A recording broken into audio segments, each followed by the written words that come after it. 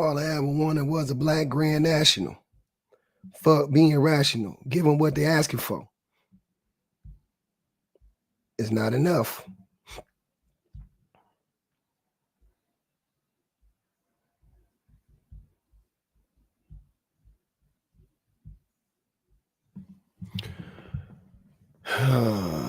Yo, what's goody?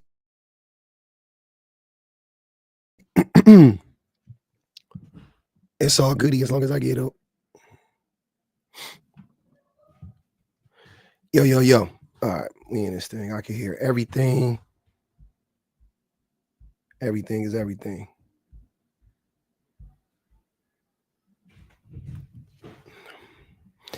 Yeah, we cracking.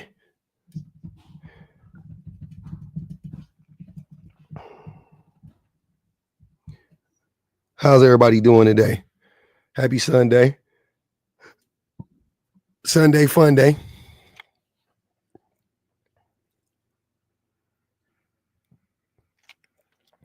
I did take a day off yesterday. Well, from live. I didn't take a day off completely, but good fat food. That's right. I'm with you.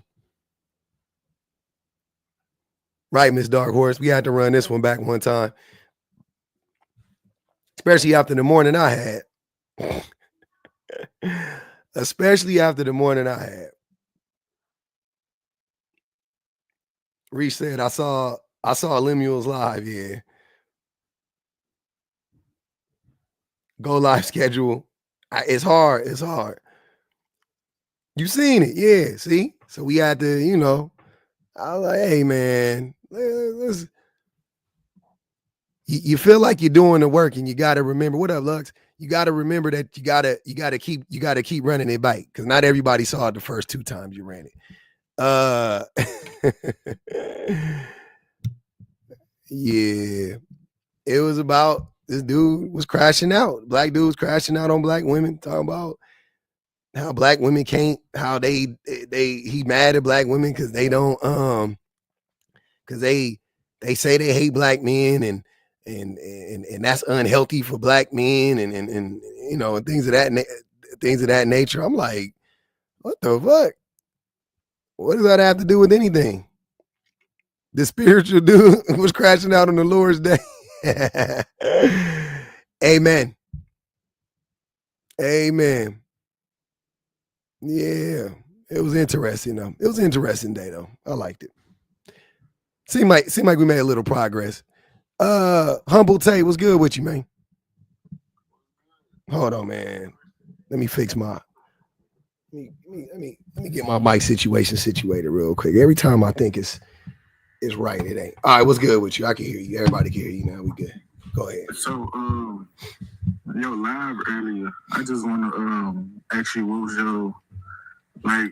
your actual reasoning like behind what you were saying? Because I'm pretty sure, like, I'm probably the youngest in here. You know, I'm 18. You know, I'm learning. I'm trying to learn this stuff. Mm-hmm. I don't go to college, but you know, I do trade school. I do HVAC. So, right. And like, I'm not religious. I'm more like spiritual because you know. And so I'm just on my own path right now, just, you know, searching. You know, I just wanted your response. You know, what you was actually saying on live. What part though, specifically? Basically, like when you were saying, like, just the women, like, cause y'all was arguing how men and women, how he's saying, like, what you was saying, like, it's not, like, he was saying it's not healthy for women to like talk down on men and stuff like that. So basically, I was just like trying to get your look on that. Yeah, well, I didn't get that it wasn't healthy for women to talk down on men per se. He was saying it wasn't healthy for women to like hate men or like have this like resentment to men or whatever, or for men or whatever. And I was like, why isn't that healthy? And who does that, and you know what I mean? And who does that affect? Yeah. You know what I'm saying? So I don't think women talk down on men. I think yeah, I don't either. It come from, like, if it is, it's probably coming from both sides. That's what I'm like. What do you mean? What do you mean? It's coming from both sides. What you mean? If a woman talking down on a man, probably the man talking down on a woman. That's what I'm saying. Well, no. Majority, it could have been how they've been raised, or what they've been taught. No. I'm saying women don't talk down on men. They just tell the truth about men. That's not talking down on men. You know what I'm saying? Like that's the difference. Like men talk down on women. No doubt about it. Men lie about women. They call women out of their name. You know what I mean? They all that type of stuff. That's talking down on a person. But if a woman says that this is how, hold on, wait, brother. If women are saying this is how men are hurting us, that's not talking down on men. You know what I'm saying? Yeah, I get what you're saying. But like men, I feel like men look at women as like they're supposed to. Cause my take on it, I don't think women actually supposed to be under men. That's how they place them.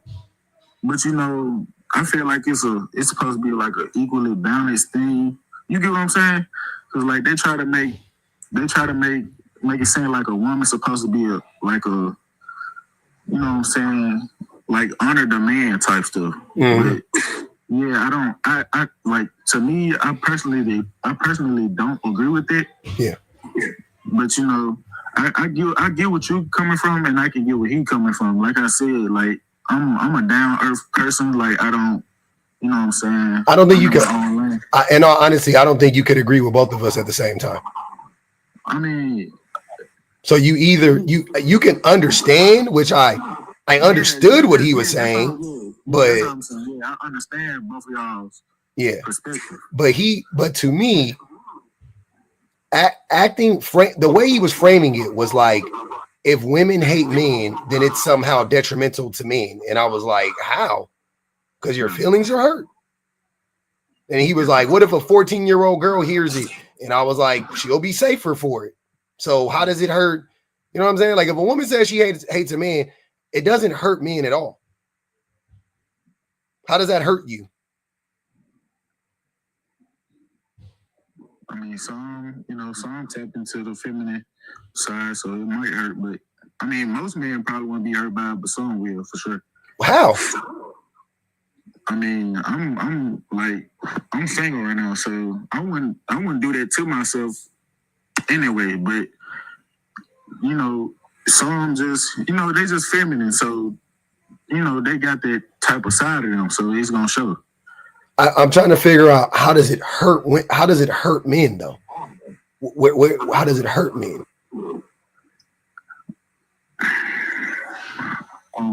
I can't speak on that. I never went through it. I can't speak on it. Yeah, that's what I'm saying. So I see it. Of course, I see it around. Okay, how does it hurt men when you see it around? What do you see?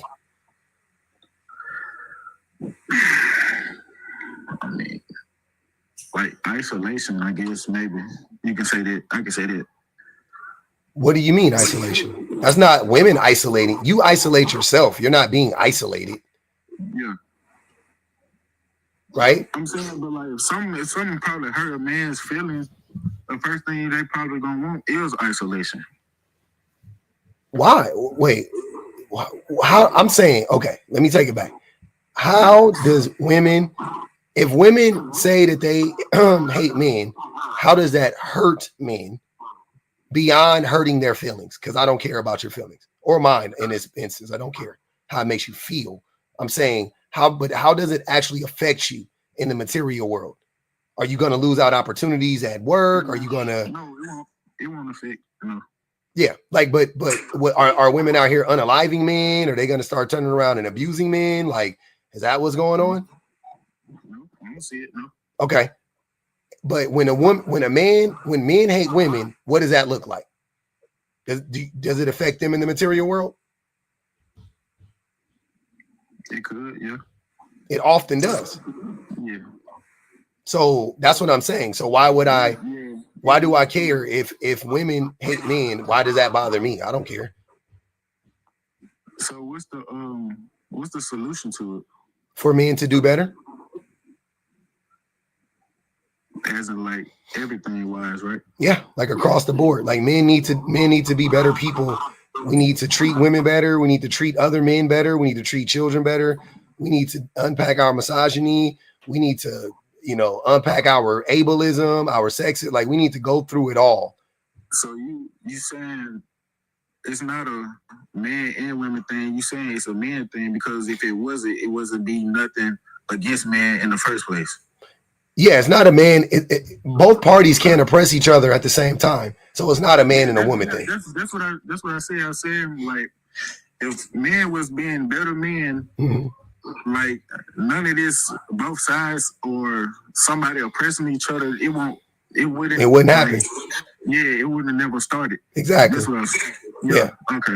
So at its core, it's men are responsible for fixing it because we're the ones responsible for perpetuating it. Okay. Right. Okay. And to answer your question, like treating each other better, like we could talk about it systemically and we could talk about it interpersonally, right? But I think that for right now, interpersonally would be beneficial to you, right? So, like for an example, how you treat women, like how you view women, when you look at them, when you see a woman, do you see her as a human being or do you see her for like the things she can do for you, or do you see her?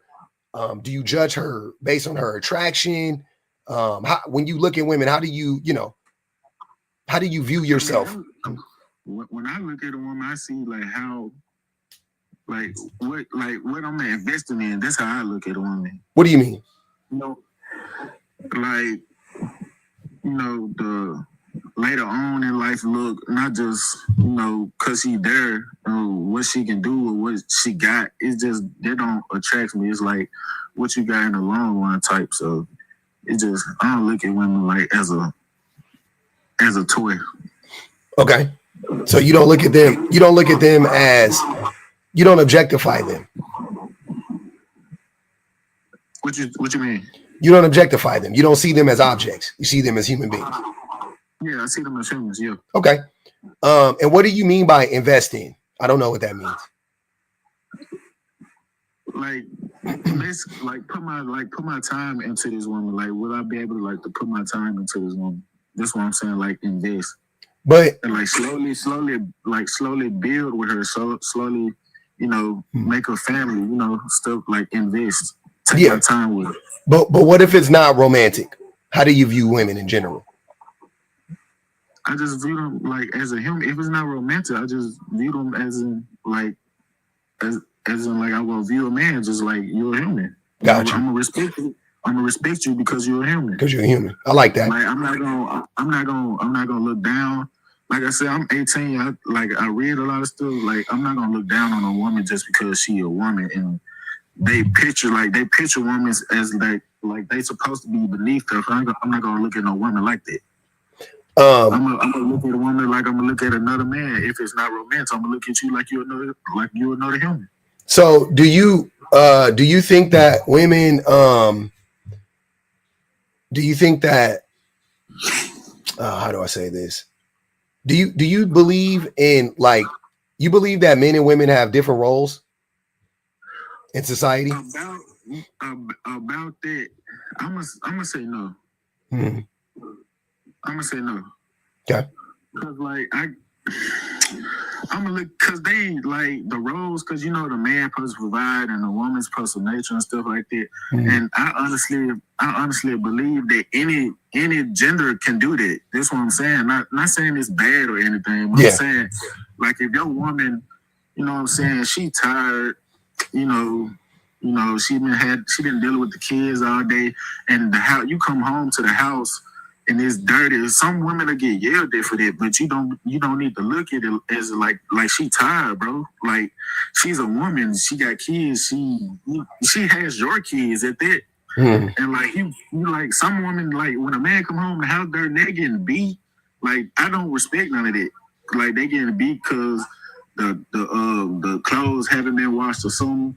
That's what I'm saying. Cause like I had this talk with like a pastor and stuff like that. I was telling him, like, I don't believe in roles. I believe in whoever can do it, then do it.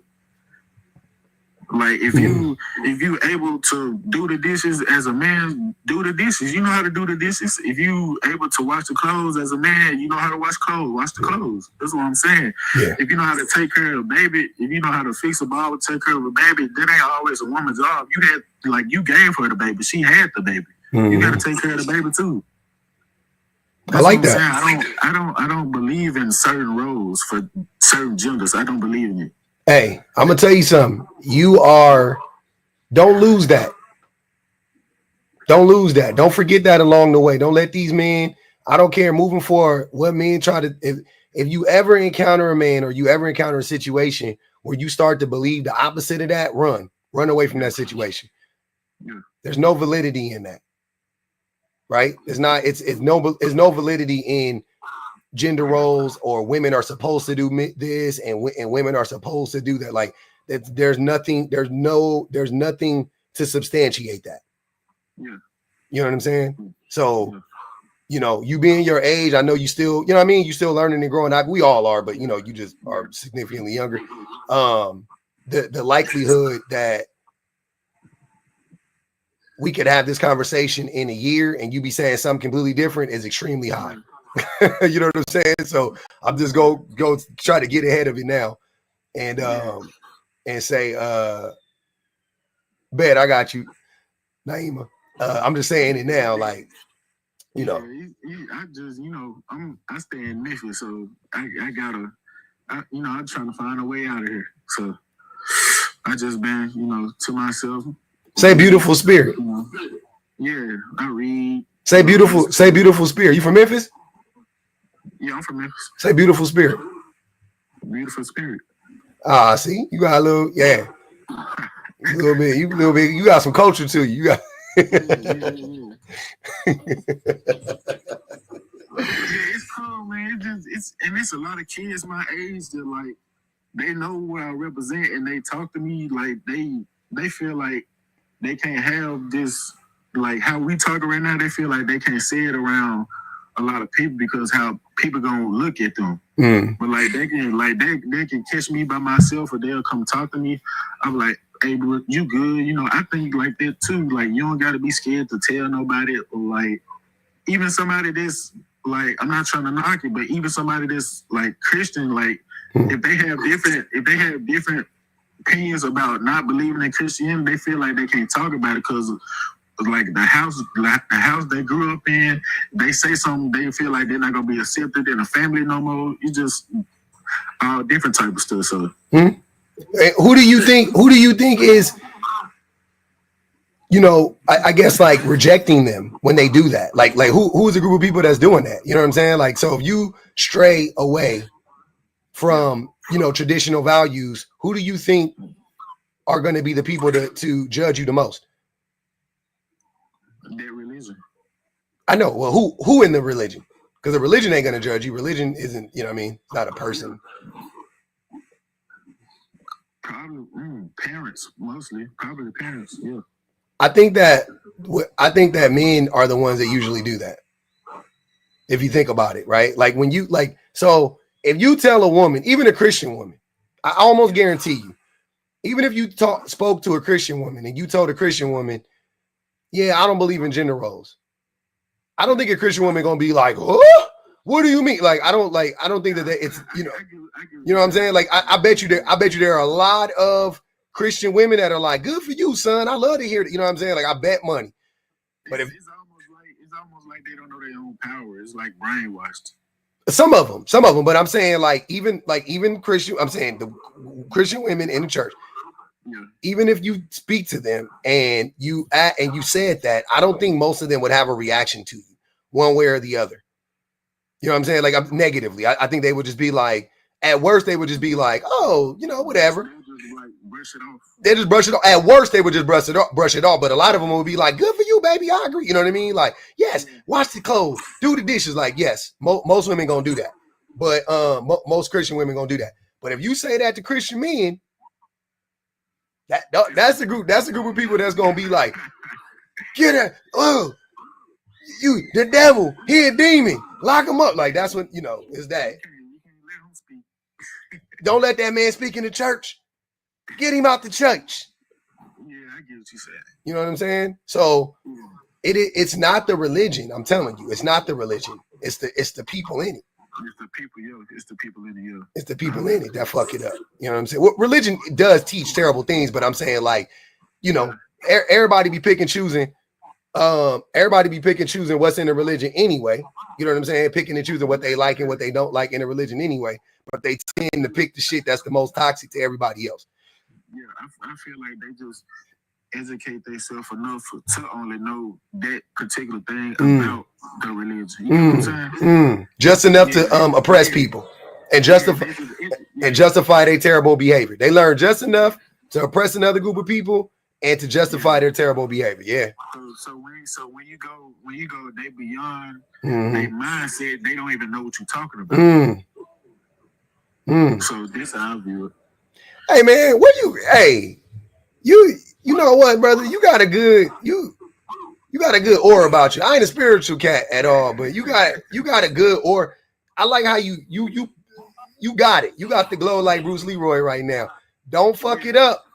I do not. In 6 months, if I catch you on one of these fucking lives yapping with these weird niggas, I'm gonna clip this up. I'm gonna save it, and I'm gonna fucking bust your ass out. No Diddy. I'm gonna put it up. I'm gonna be like, him? He was up there talking about what? Not Humble Tay. No. I'm on my own world right now. Bet. Your train of thought ain't going nowhere. Bet. Okay. It's just gonna get stronger and stronger. You gonna it's just gonna get wiser, stronger. There you go. Yeah. Yep. Don't let none of these niggas lie to you. I don't care. It don't matter. If something happens, some woman break your heart or whatever. That's her. She fucked it up. Whatever. See, I used to be a nice guy. Now I gotta be Mr. Bad. Like no. You can't. What's crazy? I don't even attract women my age. I attract older women. It's just like how much older? Huh? How much older? And when did this start? It's 17. And how you said women? You was attracting women? Yeah, it was like How old? Cause I don't want to put nobody in my business, but the oldest woman I had intercourse with, she was 25. And how old was you? I was 18. Yeah, I was 18. Oh, okay. I mean, that's bad, but that ain't okay. Okay. That's bad, but that ain't, you know what I mean? Like, that's bad. I wouldn't do it, but then you know how I look, I got facial hair, I got, so facial hair. Ain't enough facial hair in the world to overcome being 18, my guy. I ain't gonna divulge. Yeah, I got a lot of facial hair. I know, but when they talk to you, you an 18-year-old. You know what I'm saying? Like at the end of the day, I can't. Yeah, I don't give a fuck. Like I've never like looked at a girl like I could. Hey man, it ain't no disrespect. 18 years old is still a child to me. In my mind, you know what I'm saying? Like, I agree with that too. Yeah, it ain't no knock on to being 18 or whatever. I ain't trying to like son nobody. I'm saying that for the older folk, not the younger folk. You know what I'm saying? Like I look at 18 years old, 22-year-olds. They kids to me. Yeah. Teen, definitely anything with a teen in it. Like you a teen, you definitely a kid. That's crazy. You a child. You a child of God. So I'm with it. Yeah, I don't respect that either. Like parents. Why you let that 25-year-old woman hunch on you? Huh? Why you let that? Nigga said, huh? Why you let that? Where you meet her at, man? Where you meet her at? I think I was excited. Mm-hmm. This all it was, but yeah. So you a victim, brother? Huh? I said you a victim. Did she wait till you turned 18, or you met her after? No, she knew me before I turned 18. Oh no, Lord! Oh my God, Lord! Oh Lord! No. So wait, hold on. What did she? Wait, who was she to you? A coworker. A coworker. So she waited till you turned 18. Mm-hmm. You got groomed. For real. Don't let that shit. Hey, brother, I ain't gonna even hold you. I know. That's what I'm saying. That's the coat, the misogyny. I have you thinking that shit is a badge of honor. It's not. No, I know it. No. Yeah. Yeah, that's crazy. Because if that was a woman, if you was a woman and you was a girl telling me that, like, yeah, you know, I work with him and he waited till I turned it, I'll be like, ugh. So same shit. It's like, what the fuck? You she waited for you? Nigga, she groomed you. That's why I don't do none of that now. Because, you know, the more you learn, the you know, once you learn it, you can't unlearn it. So Hey, Reese Skyler said, this the good man they be talking about. she said, you the good man they be talking about, man. But yeah, man, make sure, yeah, be careful with that shit moving forward. Don't be letting no 25-year-old women hunch on you like that. I know it's I know it's exciting. You know what I'm saying? I get it. It's ass. You know what I'm saying? I know. But yeah, go on and pass that up. Don't let that one go.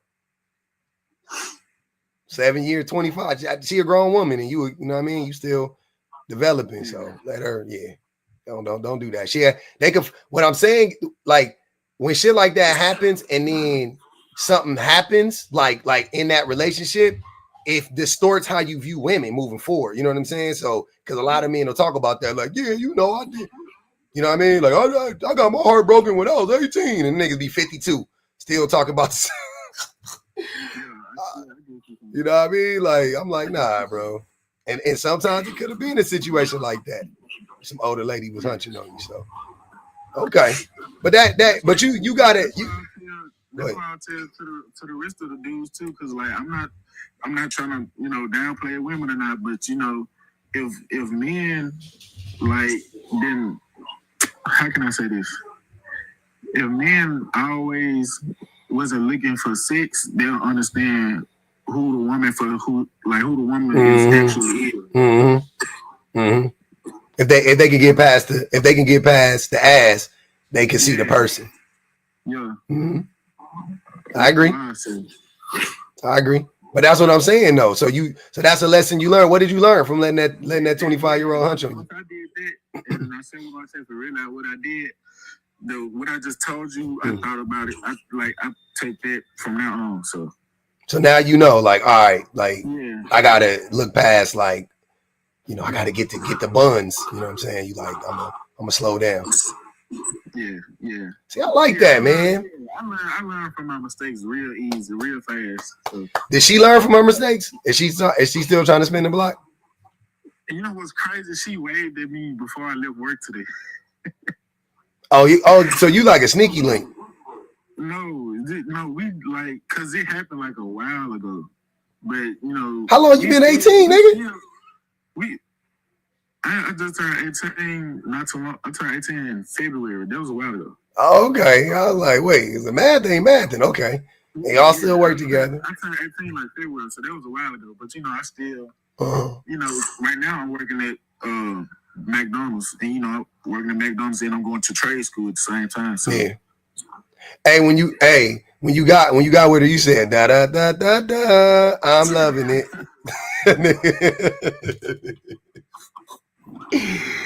Hey man.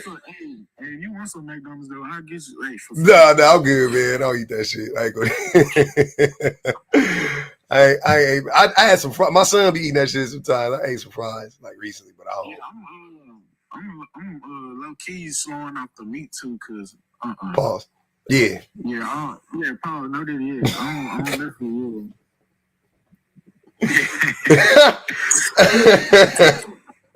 Yeah, no did it, man. No did it. Yeah, man. But, you know, it's not healthy for us, but you know. Definitely not the meat from McDonald's. That shit 13% kangaroo, I heard. Yeah, I would not. Yeah, don't eat that. That shit a little kangaroo in there. Yeah, I appreciate you for having me, you know, come and talk and stuff, because I got an exam this week, so I got to study. So good luck, brother, man. Hey, I appreciate you coming up, Tay. Have a good day, fam. I appreciate y'all. No problem, man. Hey, man, let's get them likes up. Let's get the likes up, man. Share the live with 10 of your closest haters, and with your friends if you want to. Humble Tay, solid dude. Never digested after decades is crazy. Come on, man. That's crazy. Crazy.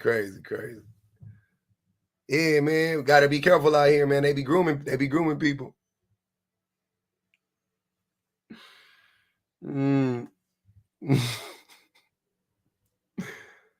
Oh man, I hate y'all so much in these comments.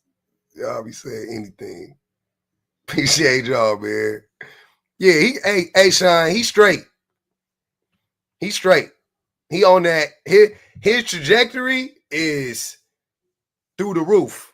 You know what I mean? His trajectory through the roof. You know what I'm saying? So, yeah, he just got to keep doing what he doing, and he gonna be all right. Yeah, we had to get to the bottom of that shit. It was a little. It was just a little. But everything added up in the end, so I'm good with it. Everything added up in the end. I'm good.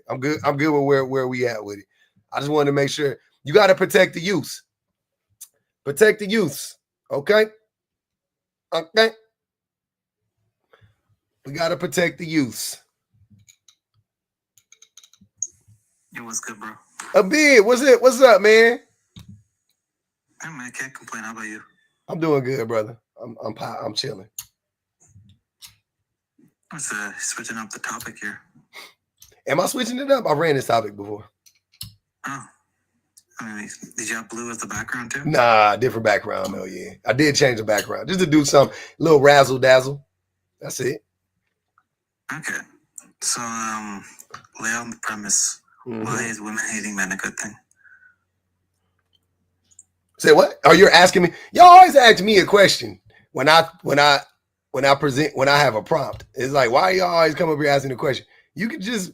I'm assuming that you agree with the prompt. Otherwise, you wouldn't have it as your prompt.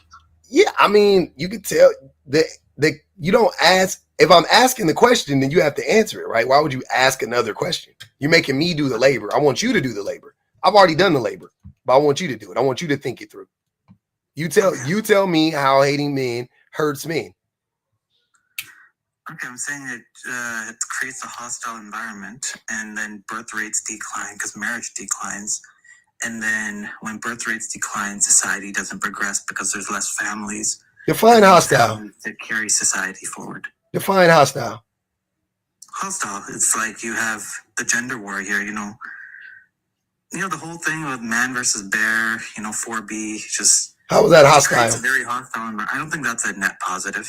People just fearing each other. Wait. I'm asking you, how is that hostile? Women aren't hostile towards men. So you mean you're right. It does create a hostile environment. You know what? You are right. You are 100% right. When women hate men, men get upset, and then they have a lot of hostility towards women, right? As if they already didn't, but then they have more hostility. You're right. You're right. But women don't create the hostile environment. Men do that. Men could just choose not to be hostile. You don't think some women live through the trauma of other women? Like if a woman gets cheated on, she'll tell all of her friends about it, and then she'll take pride in the fact that her friends are now scared of men. That doesn't create a hostile environment. Through their friends, that's a big issue. No, that's what men. That's what men do. But that also wouldn't create a hostile. Like when you say to me, when you say it creates a hostile environment, I'm interpreting that one of two ways. Either both parties are hostile towards one another, or one party is hostile towards the other, right? Women aren't hostile towards men, so that eliminates both parties being hostile towards one another. So it only leaves one party as hostile, and that is men. So it doesn't create a hostile environment. Men create a hostile environment. A more hostile environment, by the way. It's already hostile. Whether women hate men or not, the environment is already hostile for women. No, right. But women coming here and saying, all men ain't ish, and then just complaining nonstop. Like, we've been on TikTok for a while, man. Like, I've seen these conversations. You don't think a lot of women have a lot of vitriol towards men, and they just make blanket statements that apply that to all men and say, these men are the problem, these are da-da-da-da-da. And it's kind of like, okay, you're bringing this negative energy into the world, and you wonder why misery is like betrogging you in your daily life. Betrogging. You can't have a positive outlook. I love that word. No, that's not what's happening. Misery is following women because men are following women. You're almost there. You're acting like it's like some mystery. Like, I wonder who's harming the women. I wonder how the women are being affected. It's like men are doing it at the end of the day. Like, it doesn't matter however you slice it. At the end of the day, men are the ones who are. Hold on. Hold on. Is on the women. At the end of the day, find good partners that aren't going to hurt you. It's not enough. There's not enough good men to partner up with every woman or most women. There's not enough, unfortunately. So what do you want the women to do? It's not even close to enough. It's not even close to enough. It's not even close to enough. It's definitely, you're making it seem like every man out there in society is bad. Half of the I'm not saying every man. Half the responsibility is not on the woman. That's not how it works. That's not, it's 100% of the problems can come from one person. So it's not like the woman has some duty to fix that. So not half of the relationship is hers. If a man is cheating or physically abusing the woman, that's not, she needs to figure something out. Like, what the fuck? That's on him. No, but it starts before that point. It's, where were you vetting this person? Why didn't you get your family involved? Why did you, keep secrets? You should make this person should be vetted across multiple lines. Then I'm not saying it's 100% foolproof, but it's like all this stuff doesn't happen in a vacuum. Someone doesn't just wake up one day and start being abusive. There's patterns. You don't see them. But I'm gonna let you listen to something real quick. Clarice said, men like a bead, make the poom poom shrivel and dry up. I'm gonna let you hear something, because this is what's going on, right? And you keep doing the same thing. It's like at the end of the day, somehow, some way, everything needs to revert back to women, and that shouldn't be the case.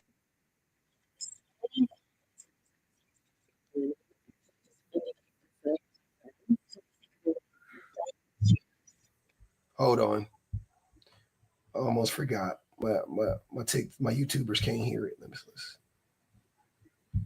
All right, it's a good one. I like this one. Okay.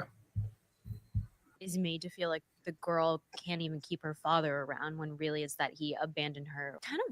It's kind of wild that so many common phrases used to shame women actually just indicate the failures of men. So if you think about it, daddy issues is made to feel like the girl can't even keep her father around, when really it's that he abandoned her or mistreated her. A single mom, a man left his partner and all of the responsibilities of their child, but she stuck around, handles it all by herself, and yet is shamed for it. A psycho ex, a woman reacting to being mistreated, is made out to be irrational. A trophy wife, somebody who is objectified and only valued by her looks, when really it says more about the guy who chose her because of that. Or bad taste in men. A woman is criticized for choosing partners that harm or fail her, when really the fault lies in the behavior of the person doing it. So I think that it is imperative for men to stop blaming women for the things that men do. I think that's really like stupid, because you just talked about vetting, but how can a woman vet her father or her uncles? No, you're saying that there's a problem with their brothers and their family, because at the end of the day, you're going to have your best interest for your sister at heart. That's not true, though. A man should have the best interest for his daughter. He should, but he doesn't often. You're saying that men actively would like their own daughters to be in abusive relationships? I'm saying men actively abuse their daughters. But do you think they'd be happy if they found out another man was abusing their daughter? Wait, why are you brushing past that part? Rewind. What do you they are abusing physically, emotionally, mentally, sexually. Men are abusing their daughters. The average man is not sexually abusing his daughter. I didn't say. I just gave you all the different forms of abuse. Why did you focus on that one? You couldn't argue against the rest of them. Don't do that. I'm not stupid. What are you defining as abuse? You're saying spanking is abuse? Yes, spanking is abuse. Gaslighting is abuse. No. I got whoopings, bro. Yeah, you shouldn't have. And look how you turned out. Whoopings are terrible. Okay. Gaslighting, the same things that men do to their romantic partners, they oftentimes do it to their daughters. They do the same shit. They neglect, they physically abuse, they emotionally abuse, they lie, they manipulate, they do the same thing. Listen, there's a lot of good men out there. Why are you picking? Wait. I don't wait a bit. Hold on. You cannot ignore what I'm saying. You have to sit with it. Don't do that. Yeah, but you're putting blanket statements on all men. You're saying I'm not. It's statistically a fucking fact. The question is, you're a woman, right? You're like 25 years old, and you're looking for a good man. You're gonna assume that your brother and your father and your uncle and all the other men in your family don't have your best interest at heart. Like, isn't that such a negative outlook on like? I don't care about it being a negative outlook. It's the reality. And what I'm saying is most men do abuse their children, boy or girl. But since we're talking about daughters, like to my point, how can you vet your own father as a child or a daughter specifically? You don't, but eventually, if this guy's truly abusive, then the legal system will have it. And that's not true. You cannot take somebody to jail for being controlling. You cannot charge a father with being manipulative. What are you talking about? That's not how it works. Fathers should be controlling in regards to their daughters.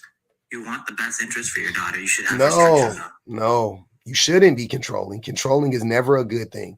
And men are even if they're not controlling, they I think the number one form is men are neglectful. Yeah, well, you don't want your daughter to be a teenage mom. That's the thing. You should have safeguards. You don't do that by being controlling. A lot of girls, strict parental values. Yeah, and they get pregnant. Those are the girls who get pregnant the most. If they had you enforce morals, and then you teach them the fear of God, first of all, then they wouldn't be opening their legs. That's not true. Yeah, nobody.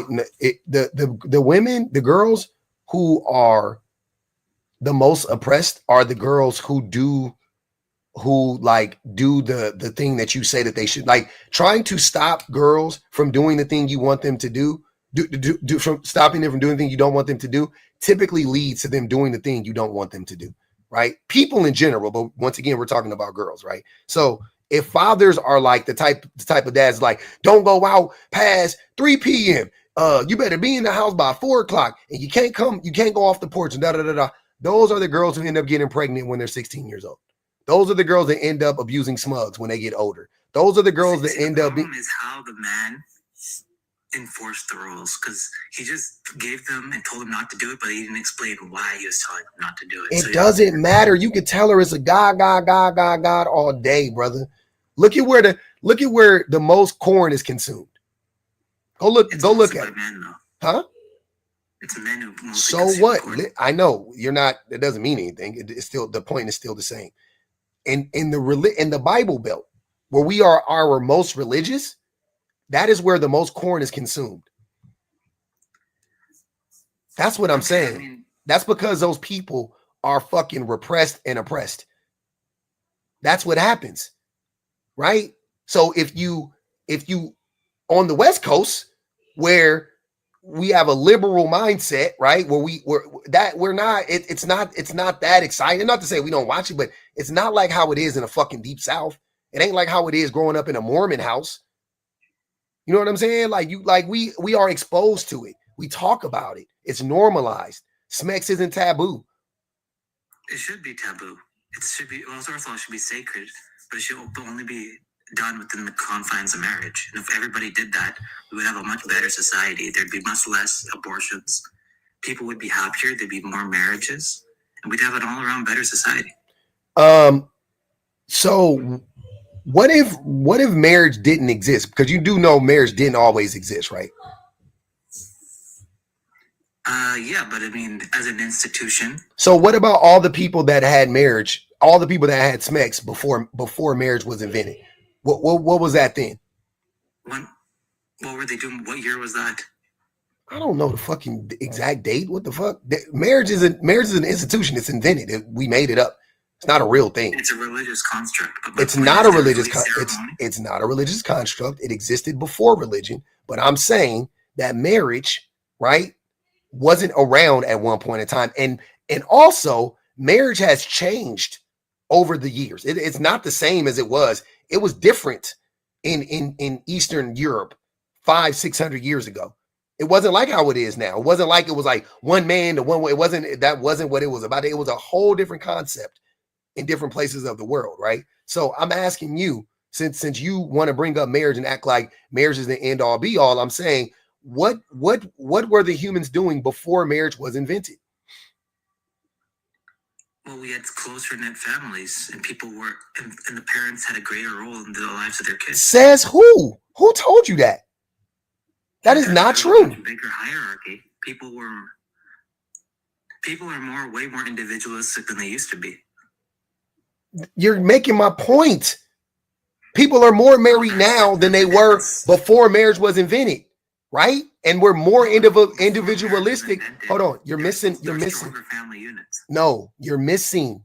You don't even know that you just gave it away right now. You just did it. You just summed marriage up. Marriage is the thing that makes people more individualistic, right? Because it isolates you from the community typically. That's what marriage does. That's a part of it, right? It doesn't have to be, but typically that's what happens when you get married. Now you are isolated from your community.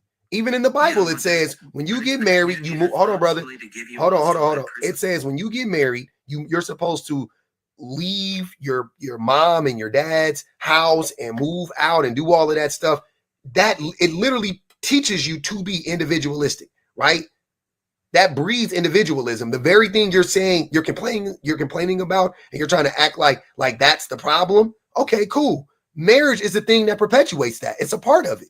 Marriage is definitely a part of it. Marriage is a part of the nuclear family. It is a basis of the nuclear family. The nuclear family perpetuates individualism. It perpetuates capitalism and consumerism. It is doing the very thing you were saying you don't want it to do. So if we got rid of marriage and we just went back to community, right? Like it used to be. That rhymed kind of. Here's where you're not getting. The nuclear family is a Western concept. Yeah, I know. In other parts of the world, they have generational marriages where you get married, then you'll go back and move in with your parents. I just said that. Take care of each other. I literally just said that. You're just regurgitating what I just said. Yeah, so the nuclear family made people more individualistic, but that's not marriage as an institution that did that. I just said that I'm talking about here. I'm saying that the thing you are claiming to be the thing to bring us together is not it. You don't need marriage to bring families together. You don't need that. That's what I'm saying. That creates, hold on, sir. That creates, that hinders generational households. So what? We got to make America value generational households. Don't put your parents in the home. So not marriage.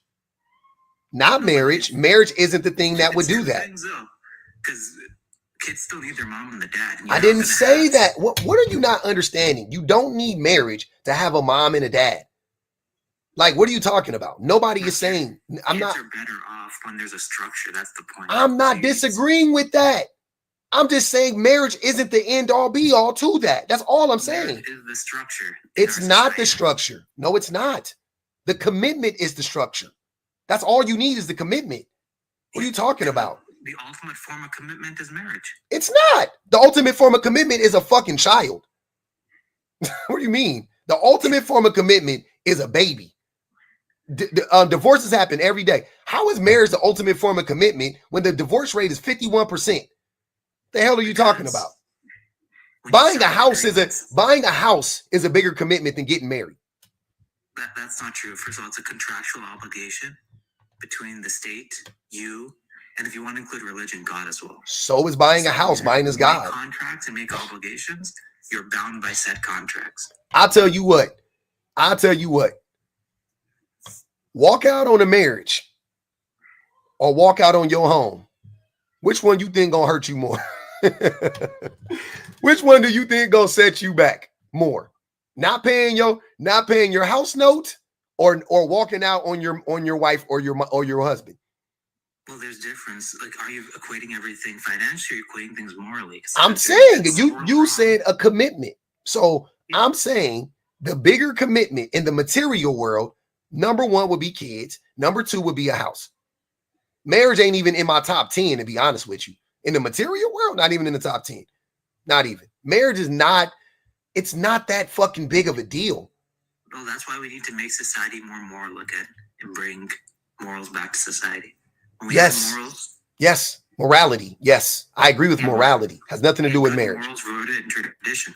No, not in tradition, but morality. Yeah. We need to progress. We don't need tradition. We need progress. We don't need to go back. We need to go forward. Right. So I'm all for morality, but the morality needs to be rooted in the idea that we are trying to do what's good for everybody or the vast majority of people or whatever the case may be in that regard. Right.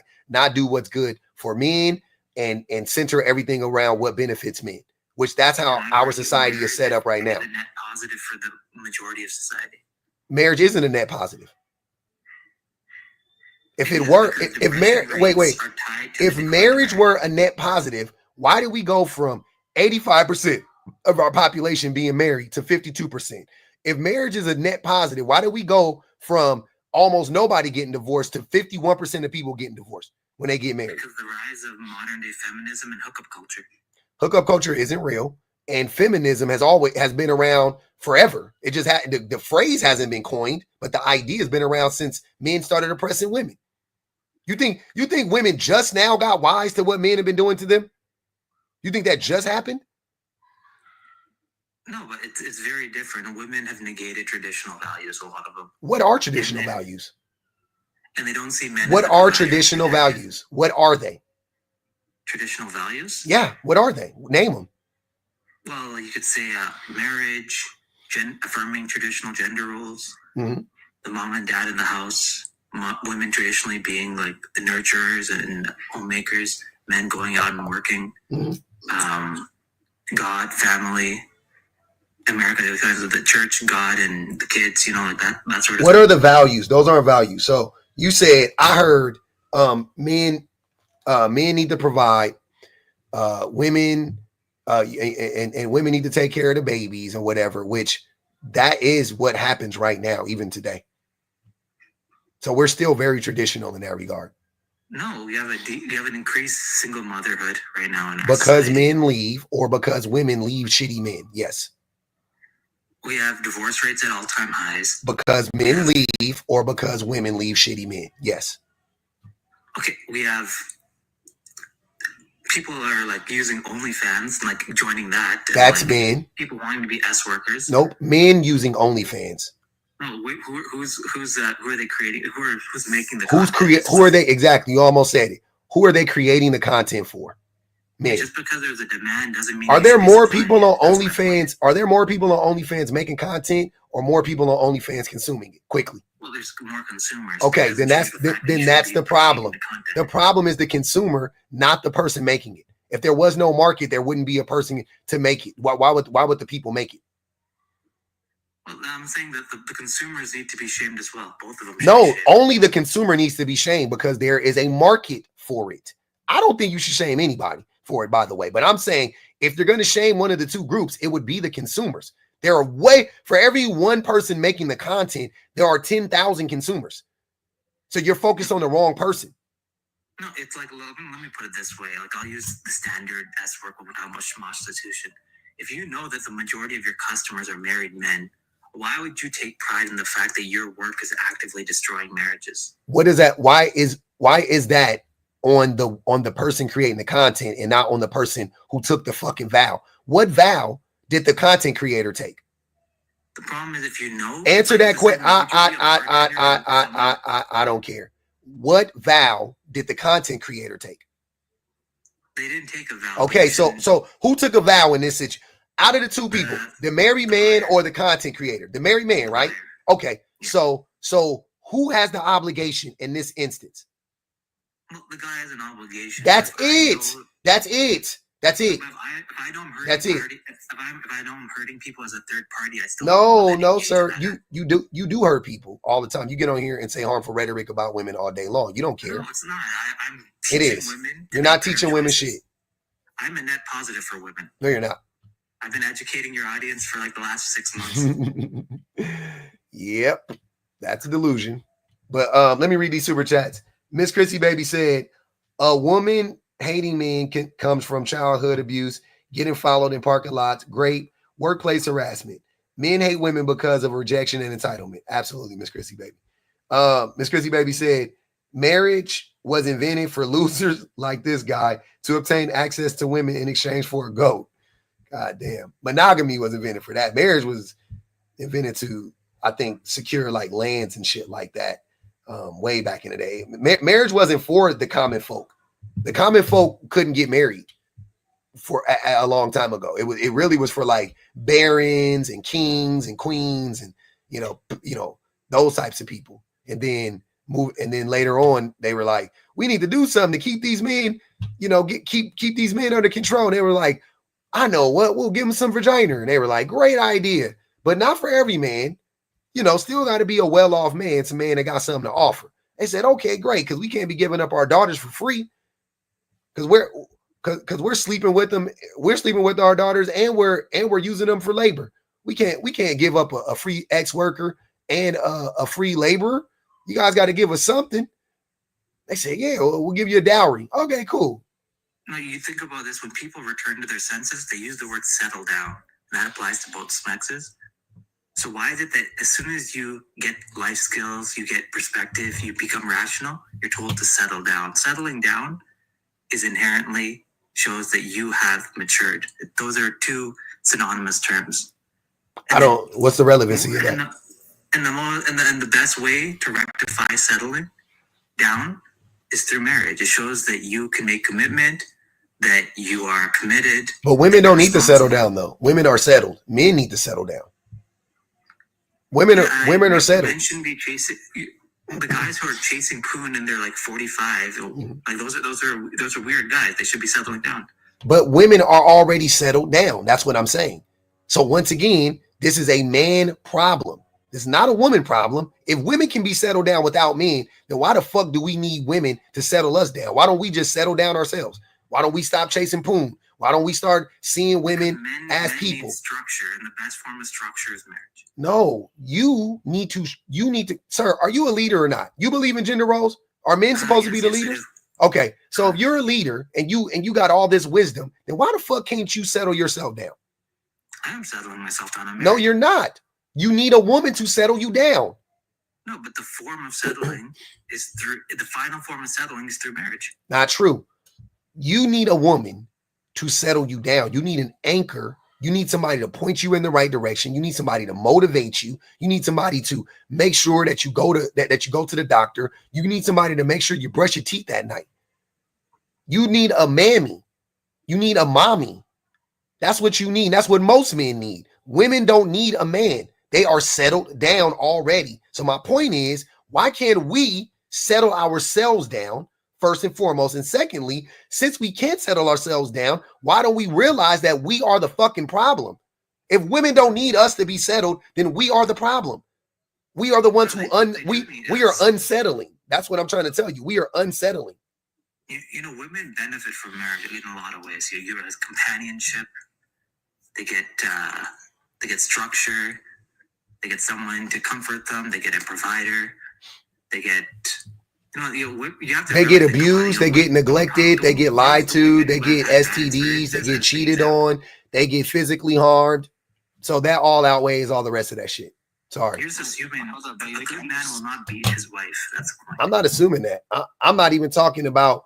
Once again, you took one of the things I said and said men do all those other things a lot, often. So why did you go to the one thing? You keep doing that, bro. Stop doing that. I know what I'm saying. I'm giving you all the forms of abuse. I'm not saying that all men, listen, I'm not saying all men do the same, commit abuse in the same way. I'm saying most men abuse in some way. So so relationships are not a net positive for women. You can't be getting abused and the relationship be a net positive. It's very simple. You can't be talking over us, brother. That's why you got dropped. I'm going to introduce you. Go ahead. Okay.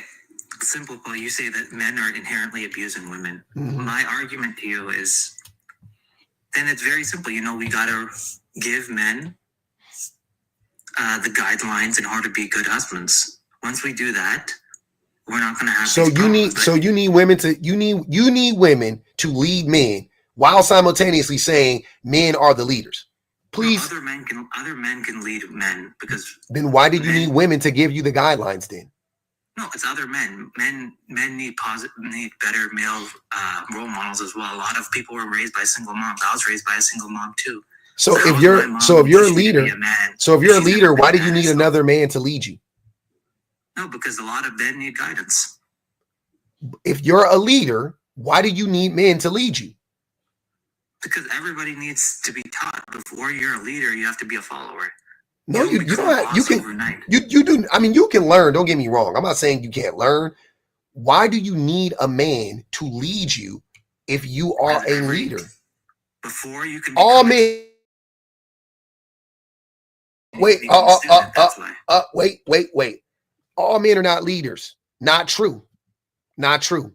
All men are leaders, because the only person you need to lead yourself. All men should be leaders. Absolutely. You need to, the first and most important person you need to lead is yourself. That's the first person. Lead yourself. Lead yourself out of darkness. Lead yourself out of trauma. Lead yourself out of abuse. Lead yourself out of being a fucking idiot. Lead yourself out of making $30,000 a year. Lead yourself. You don't need a man to lead you. You don't need a woman to lead you. Lead yourself out of it. Educate yourself. Or go get an education. That's fine. Don't be waiting on stop blaming other people for you being shitty. Stop saying it's a woman's job to stop telling men it's a woman's job to teach men, and stop telling men it's a man's job to teach men in this regard. It is your job to teach you. It's your job to learn. It is. Right? Go ahead, Ahmed. Hello, I'm 18, and I'll just wait until you guys finish. No, you're good. I'm finished. Yeah, so like the whole point, right? Like my whole point is like this, right? I can understand from your perspective, like it's true. If you're a leader, why would a leader be led by someone else? Like that's a huge contradiction in the definition of like a leader, right? Mm-hmm. But the reason why I'm saying like women hating men, like it's not a good thing, but I wouldn't really say it's like a bad thing. It's not really net positive nor net negative. I see it as like just it's not really bad nor good. If you understand, it's like neutral. No, it's not neutral. I'll tell you why. I'll tell you why it's good. Women hating men protects women from men. That's the good part. Now you tell me the bad part to make it neutral. Neutralize that. Yeah, so the reason why that's a bad part is because you're hitting on the whole demographic of people. How does that hurt? How does that hurt anybody? Yeah, no, that's a bad thing. I know you have to articulate how it hurts. You're just saying that they hate them. Cool. I get that they hate them. I told you how it helps them though. They're protected from that, right? So you tell me how it hurts anybody. Hold up. You're saying that apparently hating and like being protected, like being cautious are synonymous. They're not, like they're two. In this particular case, the hate leads to women being protected because they distance themselves from men. They don't hate men and get closer to them. They hate men and reject men. So now they're safer for that. So you tell me. Like when you're saying, when you're using women and men in this sense, you're talking about every single person on the planet. No, I'm not. I don't talk like that. If you don't understand English, just say that, because that's not how I'm talking. I'm speaking in general, not in absolutes. Yeah, look, if you're talking about it in general, that means you're talking about most people in this instance. Yeah. That's what I'm saying. It's not a bad thing, but nor is it a good thing. Tell me how it's bad. I told you how it's good. Tell me how it's bad. Because you're discriminating against a whole demographic of people. And how does that hurt? And how does that hurt men? It hurts them because. Are you asking me how discrimination hurts a? How if women hate men, how does it hurt men as a group? How does it hurt us? So the reason why women hating men like hurts everybody as a group is because, like, first of all, like I said, they're discriminating against a whole group. But second of all, they're like, you're automatically like portraying this person as like, oh, this person is exactly like this just because of other people. How does that hurt men? You haven't answered the question yet. Wait, do you know how, like, with all respect, it's like a dumb you just don't know what you're talking about. It's okay. Of negative stereotypes. Negative stereotypes don't hurt you in this particular instance. How does it hurt men? I told, look, you didn't. Both of you guys, neither one of you guys know what you're talking about. That doesn't hurt men. Hold on, wait. That doesn't hurt men. That doesn't hurt men. Not having kids doesn't hurt men. That doesn't hurt you. If you don't have kids, hold on a bit. If you don't have kids, you just don't have kids. That doesn't hurt you. How does that hurt you? That's what I'm asking y'all. Where does it hurt men at? In what way? Discrimination on its face doesn't hurt men in this case because the women are discriminating against men for their safety. It's not, they're not costing men jobs. They're not costing men their lives. How does it hurt men? That's what I'm asking you. Could you repeat that? You kind of cut out. Could you repeat that? Yeah. So if women are discriminating against men, right, in this instance, if women are discriminating against men in this instance, it only affects the woman in this case because she's going, I don't want any man, right? That's the discrimination that's taking place. She's discriminating against all men, right? She doesn't want any men. How does that hurt men?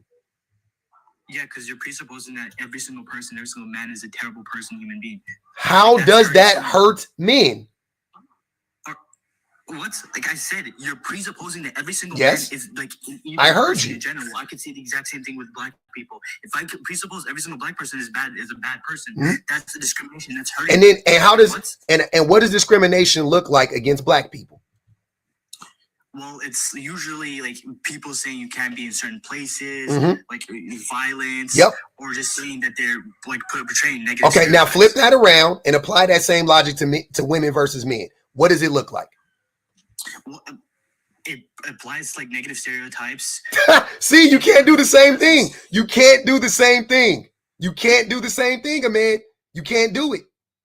See, you just did it right. You tried to, and you couldn't do it. When you said for black people, I said, yep, it hurts black people. And you named how it hurts black people. Then when I said flip it around and apply it to women, now you can't do it. See? Case closed, right? So women hating men is actually a good thing for women. It don't hurt men at all, and it's good for women. It's not a good thing because I think being alone is a net negative for society. I think says who? For men being alone hurts me. Women are, just because she doesn't have a partner doesn't mean she's lonely, sir. Why is solitary confinement considered a form of torture? Like wait. Now you're just making up stuff. Women have robust relationships with other people. Women especially. With their 5 cats. No, that's a lie. More men own cats than women, sir. You don't know what you're talking about. Don't come up here. Don't come up here with that stupid shit. You don't know what you're saying. More men own cats than women, right? So we talking about cat people. Men would be cat people, not women. Secondly, men are lonelier than women. When men don't have women, men unalive themselves. Men just unalive. They just die sooner without a woman, right? When women don't have men, they live longer. They have healthy relationships with other women, right? So it's not the same thing. You're projecting what men do onto women. You're saying, oh, it's isolation because that's how men act. Because men don't know how to be fucking human beings. We don't know how to have good, solid friendships with other men or with women. We don't know how to have platonic friendships. We don't know how to do it. So we're not hunching on a woman, right, who ends up being our only friend. There are studies that show that more women, when they polled the men and women, right, married couples, they said, who is your best friend, your husband, to the woman? And most of the women said no. When they asked the men, is your best friend your wife? Most of the men said yes. Right? So men are completely codependent on women. Codependent on women 100%. Women are independent of men. Like I told you before, like you agreed, women are already settled. They don't need us. So you're projecting what men do or how men would react to being lonely versus how women will react to being alone, which are two different things. Go ahead. Go ahead, Ahmed. Hold on. Go ahead, Ahmed. Yeah, so my question would be like, first of all, like, what was that study and what were like the clarifications and where was that study entailing? You can go look it up. You can literally look up. Just type in what I said. It'll pop up. Okay, could you like tell me the name of the study? Like, no, you can literally go do it right now. You can get off the live and go type it in right now. I don't like derailing my live with with talking about studies that none of you are going to read or care about? No, I'm gonna read it. Then go look. Look, listen to what I'm saying. If you're gonna read it, go find it for yourself. You're gonna do this. Do it at a different time. Write it down in here. We're just having a discussion right now. Write it down right now. Write down what I said. You can write down. Do married men think that their wives are their best friends or something? You know, the internet will work for you. Trust me, it'll do its thing. Write it down and go do it later. Go do your own research on your own. Right? Yeah, but right now we're just having a discussion. Yeah, host, the reason why I ask you that question, right, is because I've also read that study, but I'm seeing if it's the exact same study. That's the reason why I ask. What did the study you read say? That study is only talking about American people, not actual worldwide. I'm talking about America, sir. We're in America. I'm in America. I don't know shit about another country. I don't care what's going on in Canada. I've never met a man from Canada I like. You know what I'm saying? Andrew, if this is entailing America, then yeah, I kind of do agree with the host. Not gonna lie, America's kind of messed up. Why is America messed up? In what way? It is messed up, but I'm curious to know in what way are you talking about? I mean, I have my own problems with America. They kind of went around the world destroying basically everywhere else. Yes, yeah. Multiple countries, causing multiple T groups and these disgusting people to be in power. Colonialism is a motherfucker. I'm with you there. Basically colonialism, their empire. Canada is the same thing. That's why I wasn't arguing Canada or anything else. Yeah, I thought it was a worldwide fact. But in this instance, the oppression of women is worse globally than it is in America. Right? So this would be even better in other countries. This would make more sense, right? It depends on which country you're talking about. Name the country. Name the country. If we're talking about America or Afghanistan, yeah, Afghanistan's way worse. But if we're talking about any other countries like Somalia or something, I would say it's better. Yeah, this protects women. Women need more protection in Somalia than they do in America, right? Women need more protection in. Why do you think so? Because they have less rights. No, they don't. Yes, they do. They 100%. What rights do they don't have? What rights are women not married off in Somalia? No, they're not married off. Look, you're getting your studies completely off base. No, they're not married off. They pick who they want to get married to. Just both parents have to do. Both parents have to know about it. Yeah, that's crazy. Child brides. The craziest thing is I'll never forget this day. I had a Somalian woman on my live months ago, and she talked about how she was married off to an older man. I think her husband was 30 years older than her. She was a teenager when they got married. She didn't choose him. She said it out of her own mouth. She was in Somalia. She called me a trans woman. She asked me, was I a trans woman, by the way, or a trans man? I think I don't remember. She asked me, was I something? She was like, are you a trans woman or something? And I was like, oh, that's a weird take. But yeah, women are definitely more oppressed in Somalia. No doubt about it. Economically as well, right? They have less rights. Yeah, it just is what it is. So this is better in other countries. You name the country, even in the most progressive countries, right? Like in Scandinavian countries, this still applies. This is still cool. Yeah, and also, look, a host, right? I can understand it from her perspective because some people do that, but that's illegal to do in that country. But they do understand that. And also, I'm confused. You're saying that they have less rights. Could you provide me a rights that apparently they didn't have? Okay, let's talk about women's rights in Somalia. Let's do it. I'm actually curious, so I haven't looked into that in a minute, because I know my parents, my mom tells me about it all the time.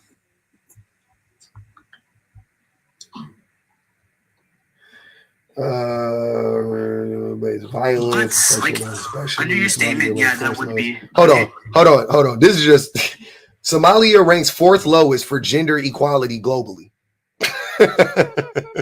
God damn, maternal and infant mortality is high. Early marriage is prevalent. Women's rights in Somalia face significant challenges. Gender inequality is exacerbated by poverty, disability, social class, and harmful practices. Women are susceptible to gender-based violence and sexual violence, especially in conflict-affected areas, because we all know that they have a lot of those in Somalia. Yeah, this is just crazy. Can they get some abortions? What about their reproductive rights? Somalia is not fair because they don't have a stable government right now. Yeah, I just asked. The Somalia. What are the rights of women in Somalia? Can they get abortions? You mean like abortion? Abortion is a net negative. I didn't ask you was it a net negative. I asked you was it legal in Somalia. No. Look, in the ideal world, abortion should be banned. I don't care what you think about it. I'm asking you, what is it? I'm saying it more than likely across all Sharia compliant countries. I'm pretty sure abortion is illegal. Exactly. No, they're not like they're not 100% legal. They're like legal. There's rules and regulations around that. But look, I mean, I haven't really like read into it, but I'm most likely gonna do more research since you told me all this. But yeah, under that statement, then I would have to agree with the background. To be honest, like there's really no disagreement with it. That's crazy. Hey, look. Hey, man, hold on. We did it, Joe. We got one. Actually, we got two because Tay was cool too. That's crazy, man. I love that, man. Let me read this real quick. I got a few super chats. Willie Dream said, just got here and already tired of the willful ignorance for the purpose of blaming women for everything he hates. Money on his head. Go peddle your morals somewhere else. They put 10 on the bed head. Bun Mistress said traditional values equal serving men. Absolutely. Bria Nicole said they want to say because we warn other women. That's what they for real. Princess Amon said, my brakes can't wait. My brain cells cannot. My app is acting crazy, but I need this 5 on Cabeza. All right, they got 15 on the bed. Go ahead a bit. We listening.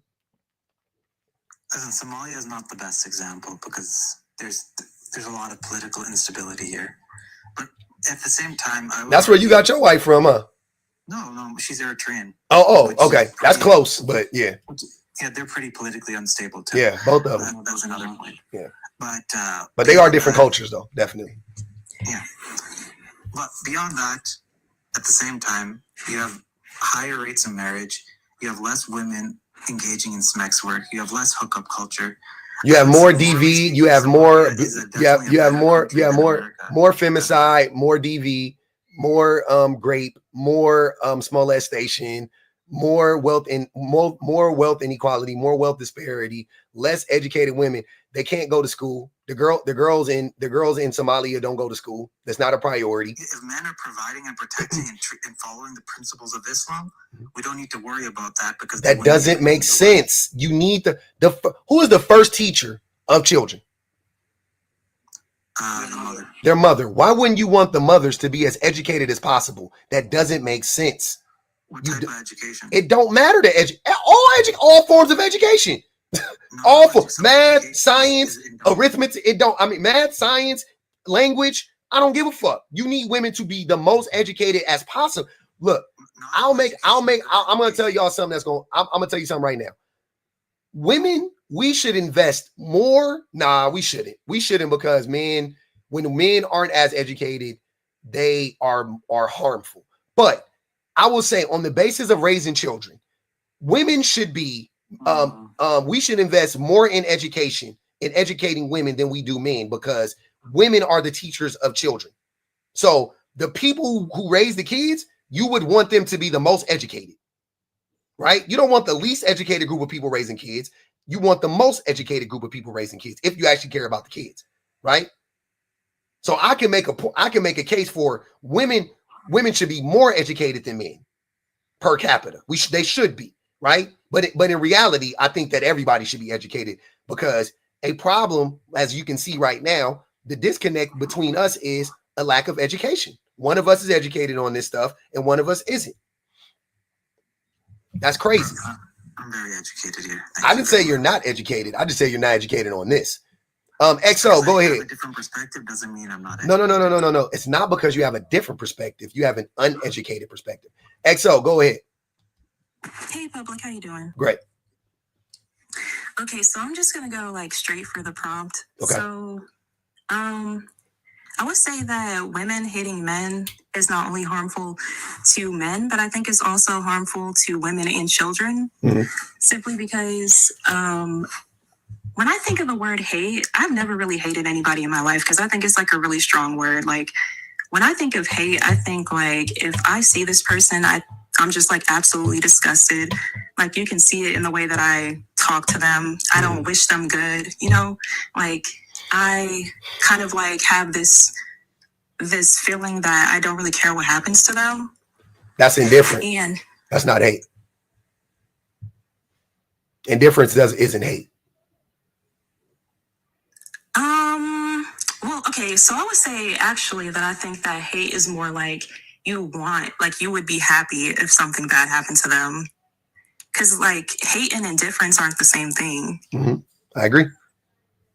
So, but you can want something bad to happen to somebody and it never happened to them and you don't be the one to do it to them.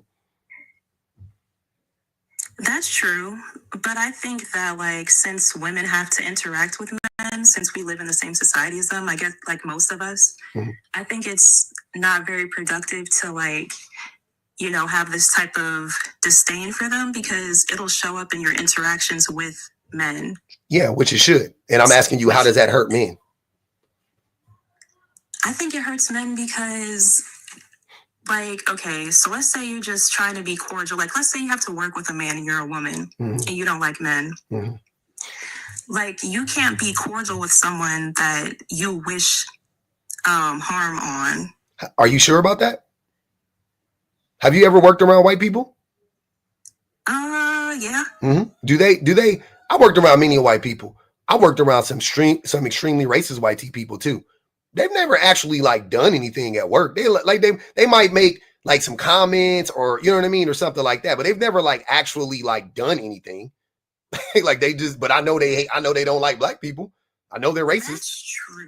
That's true, but I think that you're more likely to do something to somebody or like not be cordial with that person if you hate them. I agree, but I'm saying we do it every day though. My point is it happens every day, all day in this country. So it can be done. Do you think that most people that hate somebody is cordial with them? Men hate women, and we work together all the time. I don't know. I want to say, why do you think that men hate women? Because of all the systemic oppression that men perpetuate against women. I would say that that's probably like more like indifference though, because a lot of men don't wish harm on women. They just turn a blind eye to it, or they put their desires over the you know, like the oppression of women. No, women. That's what I'm thinking. Yeah, but men actually do wish harm on women, though, right? So when, like, what do you get when a man? What do you get from the statement when men talk about women? Women. A bit is a perfect example. He'll tell you. No, for real. No. I'm not saying you hate women, but you do wish. Well, I do think you do, but I'm saying that wasn't what I was referring to. You think women should be punished for being promiscuous? Am I correct? I think morally speaking, everyone who's promiscuous should be punished. Yeah, but you think women should be You think women should be punished for being promiscuous? No, I think everybody should, but I think you think single mothers should be punished for being single mothers? No, so you don't know the reason, but I think that ideally no one should have sex out of wedlock, and that's based off my traditional worldview. Yeah, but I've heard you say that you think they should be punished. That's what I'm saying. I wouldn't say that. I wouldn't say that. You're misnomering my stance. Okay. You shouldn't be punished, but at the same time, we have to look at the cause and effect. If you're going around and like being sexually reckless, and then you get pregnant, you're hurting yourself. Yeah. So that's the punishment, right? Is that you get a child? Like that's the consequence, not the punishment. That's the consequence. It's a causal obligation. Yeah. You have a consequence for being reckless with your body. You should not be. Some people, no one should be sexually reckless. That's my point. But when people are, there is a built-in natural consequence or consequences typically, right? Yeah. I mean, there's a lot of risks. There's STDs. Exactly. There's pregnancy. So why should we punish it further? Well, okay. Let me put it this way: if you want to make an abortion argument, or no, I'm just asking you why do you? That's a good one. Do you think women should be punished for getting some abortions? Listen, there's a thing called causal obligation. You put an independent being into a state of dependency by your actions, so you're morally obligated to sustain that being as a, because I got you. Do you think women should be punished? Do you think women should be punished for having ABs?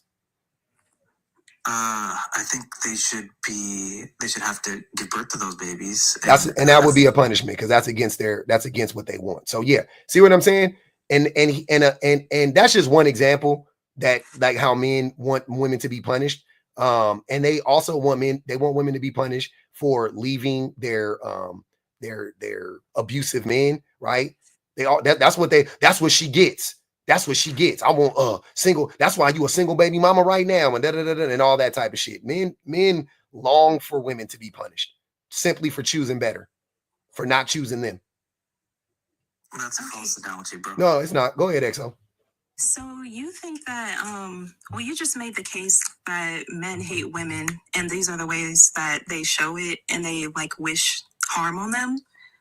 Well, also how they actively harm women. Men harm women. Fuck what they want to happen. They harm women. Does that not show you the hate that they have for women? The contempt that they have for women? Oh yeah, I've been a part of it. But I'm saying like I don't think that it would be productive for us to be the same way. But women aren't the same way. That's the point. That's why it doesn't go both ways. Because when women hate men, when women hate men, they avoid them. When men hate women, they hunt them, right? But that's what I'm saying though. So I avoid men, right? But I don't hate men. But listen, I'm not saying all women who avoid men hate them. I'm talking about the women that do hate men. They avoid men, right? You know what? I don't even know the answer to that question because I don't think I know any women who hate men. Most women who hate men avoid them. When do you see women? What group of women actively are trying to go out and harm men? The ones who go not you, Abid. Not you. I'm talking to XO. Go ahead. Well, like I mentioned, like I don't really know any women who hate men, and I wouldn't even say like the ones that are online. Hold on, XO. What I'm asking you is, what group of women? You don't know if they hate them or not. I'm saying, what group of women can you name that actually are harming men as a group? That's what I'm asking you. I got you. Yeah. So I'm making the case that they don't like. They're pretty much non-existent. Okay. But I think that most women don't hate men. But my point is, there are women who hate men. I agree. I don't think most women hate men, but there are women who do hate men. But we don't see a group of women out here that are actively trying to harm men. So I can surmise from that even the women who hate men aren't harmful to men, right? Yeah, I would say so. But I think that the sample size isn't big enough. But it doesn't. My point. I think if it was normalized, then maybe it would get to the point where they would actively try to harm men. How? You do realize that the reason why men actively try to harm women, or a reason, is because we have a whole system behind us, right? We have the whole patriarchy behind us, right? Women don't have a system. They don't have an institution. So at best it would be individualized, but it would, you know what I'm saying? Like at best, it wouldn't even be systemic. At best, it would be just like one-offs of women. Yeah, so it wouldn't be like a system or anything, but it could be like all of women's interactions with men would be unpleasant ones because we're actively trying to hurt them. But how does that hurt men? You see what I'm saying? Like, okay, so one thing that men do is like they'll put on this mask and pretend that they want to be in a committed relationship with a woman, but they do that to get what they want out of the woman. Yep. So that's something that women could do that would hurt men, but it's not systemic. But that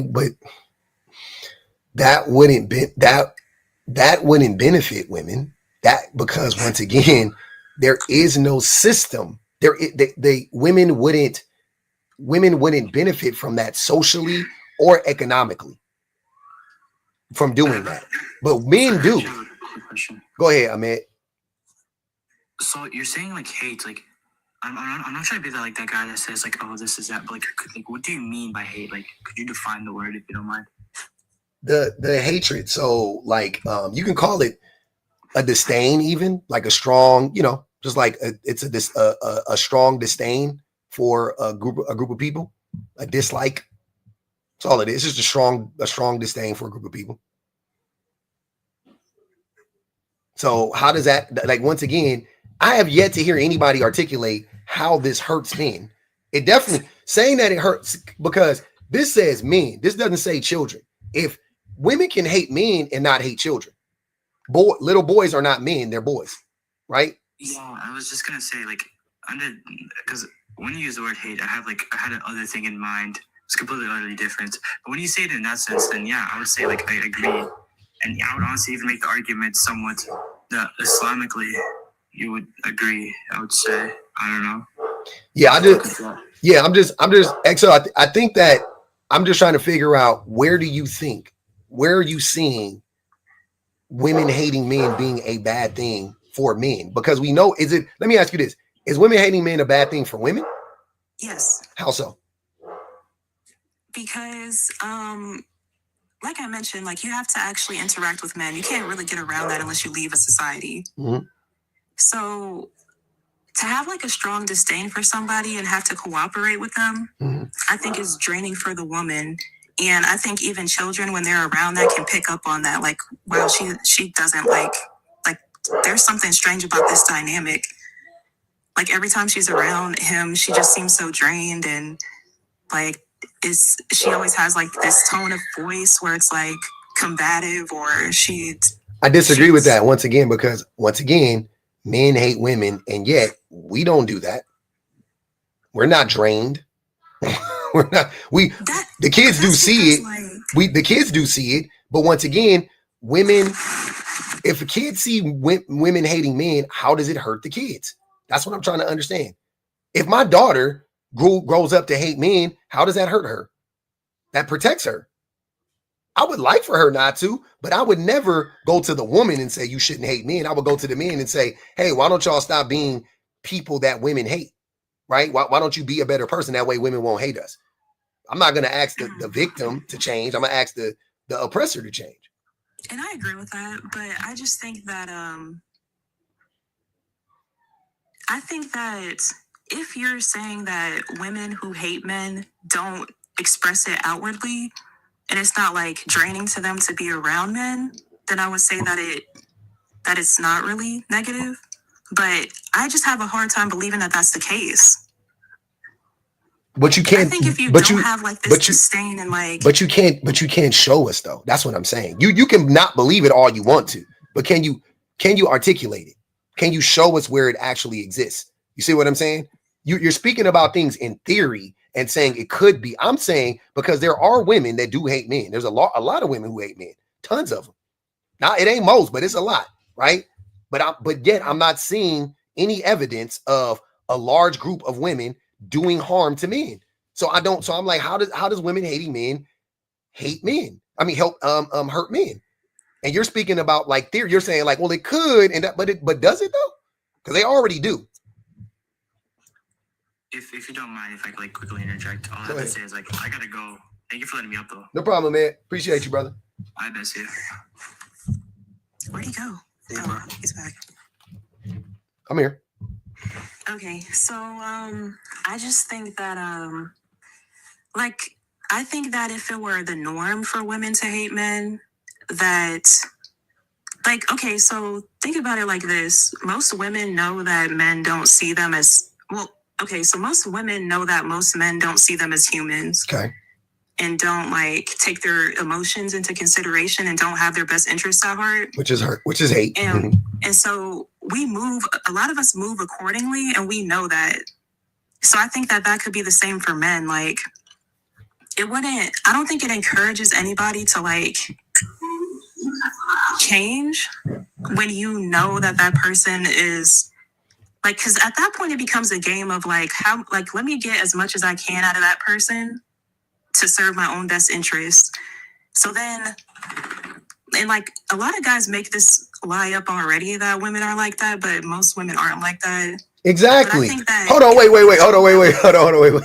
wait. Exactly. Men already believe that. You're right. Men already believe this stupid shit about women. I don't think they really believe it though. I think they just say it. Come on, EXO. Come No, on, for XO. real. Come on, I don't think XO. they really You believe just that. I said think that they men say are that to, hating women. I think they say that to make themselves look better because they know that that's what they like. Men are like, they project a lot. They do. So I think that they say that type of stuff because that's how they are, and they want to minimize what they're doing to make it look like women are like that. All of this I agree with. No. All of this I agree with 100%. I talk about that shit fucking all day long. You're 100% right. But men still on the daily hate women. They do. And exactly. And I'm saying, like, I think if women actually hated men and like they do. most of us, I think we would like join in on that game and like And try to use men as much as possible and like just get what we want out of them and then just discard of them like how they do women. It wouldn't work. Go ahead, BBG. Wait, why? Because of the institution, because of the systems. Go ahead, BBG. Yeah, it definitely wouldn't work. And it never works because of how the system is designed. Like men have a real investment in not treating women as human beings, and by subjecting them through, not only systemic oppression but through social interactions. Like it would be different if the dislike of, when men hate women, women are harmed. When men don't hate women, women are harmed. Like when men like women, women are still harmed. When men hate themselves, women are harmed. But it's not the same thing happening on the opposite end. So when women have a disdain for men or a dislike for men, just like Public said earlier, there's an avoidance there. There may even be like this, a lot of men talk about how online women love to bash men, but that's about the worst of what you're going to see. You don't see mass amounts of women harming men. You don't see mass amounts of women causing war, famine, and devastation because of the fact that they, don't like men. You will never hear on the opposite end, that there was a man's weenus or face or whatever that launched 1,000 ships. That doesn't happen on the opposite end. No, I agree with everything that you just said. But I'm saying, like, I think that it could be detrimental to women and men, but just, like, not on a grand scale like how it is for men. It hasn't been. There's no proof that happens. And women have had ample reason throughout history to hate men. And I would dare to say that throughout history they have. And it still hasn't happened. We've had centuries of experience of viable reasons for why it is women should have all-out war with men, and they have not done it. And I think that that's the major difference. When we talk about trying to understand why it is men have such a disdain for women, we can point to the fact that if men hate women, then they can dehumanize them. If they dehumanize them, then they can objectify them. If they objectify them, then now they have women that they can use at their disposal. They can either use them physically for sex, they can use them for housework, they can use them to bear children, they can use them in the workplace. Like there are so many examples of how it is women are used by men when men dehumanize them and when men are disgusted by them, or like I said, when men love them or just like them a little bit. But when we try to point to what happens when women hate men, there's just nothing there.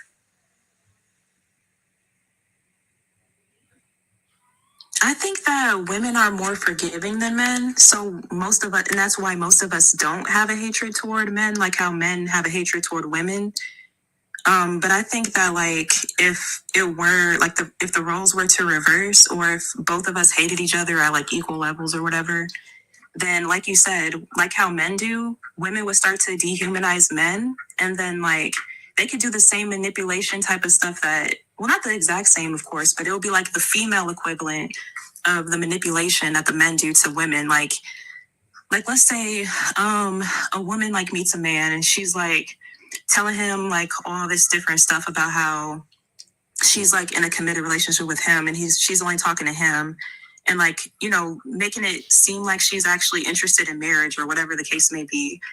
And like she ends up like just using him for his money or something, or like she sets him up like to get robbed or something like that. Like literally, because men are so trusting of women because we don't do stuff like that. So I feel like if the roles were to reverse, like that could be like really damaging. Like Because like I said, when I think of hate, I think of like it to the extreme. Like I want something bad to happen to you, and I really would do anything in my power to get what I want out of you without having any regard for what you want or like how you feel about it. But that's what I mean by it doesn't happen and it hasn't happened. And I think that that's because that's from the lens of the patriarchal standards that we have had. The reason why we believe, for sure, the reason why we believe that if it were the opposite end, that women would do something similar. And that's not even, honestly, that's not even a similarly weighing object, because when we talk about men hating women, again, I have to emphasize systemic all the time because of the fact that when we see incels and red pill men, they end up influencing policy. They end up influencing how women are treated in not only their families and their relationships, but also in business. It affects them deeply. They are harmed on a systemic level. There's this whole thing about trying to figure out how to bridge the gap between incels, and they call it I want to say they call it shoot. I can't remember what it's called, but it's supposed to be curbing their appetite for women. So they want to use SWs or ex workers to give them to incels so that these men will stop, making these manifestos and going around unaliving everybody. That's what happens when you have a man who dislikes women. Just one. You don't even need a whole lot of them. Just one. If you have a man who dislikes women, there are dozens, hundreds, if not thousands of women who are affected by that.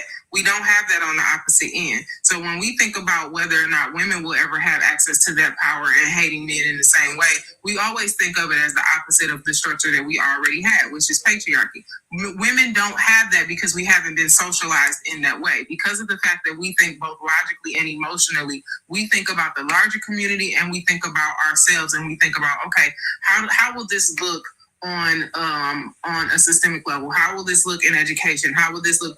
And women will weigh those options and figure out, okay, maybe I dislike this man and I won't take that out on all men. So maybe I'll key this one man's car.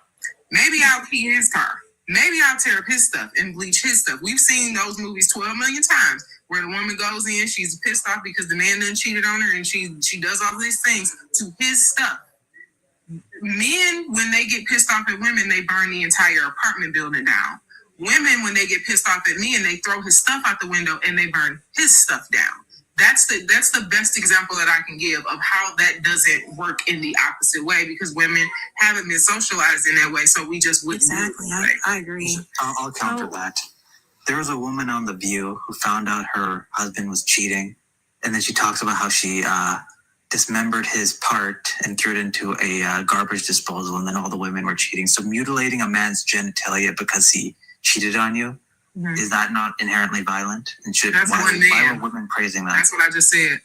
I just said that was a woman who was praising if that. That were a man on the opposite end, he would not only think about the amount of serial unalivers that we've had, where the men they have that same exact experience, but they unalive 16 women because of that one woman cheating on him. I'm not saying that it's right that the woman mutilated the man's parts. I mean, I ain't saying it's right that whatever. I'm not gonna go there. But I don't think that that's right. But also, that's one man to one woman. She didn't go around on a spree chopping off wee-wees because this one man cheated on her. That's literally what men do. And you're equating all men to Elliot Rodger, and most men condemn that guy.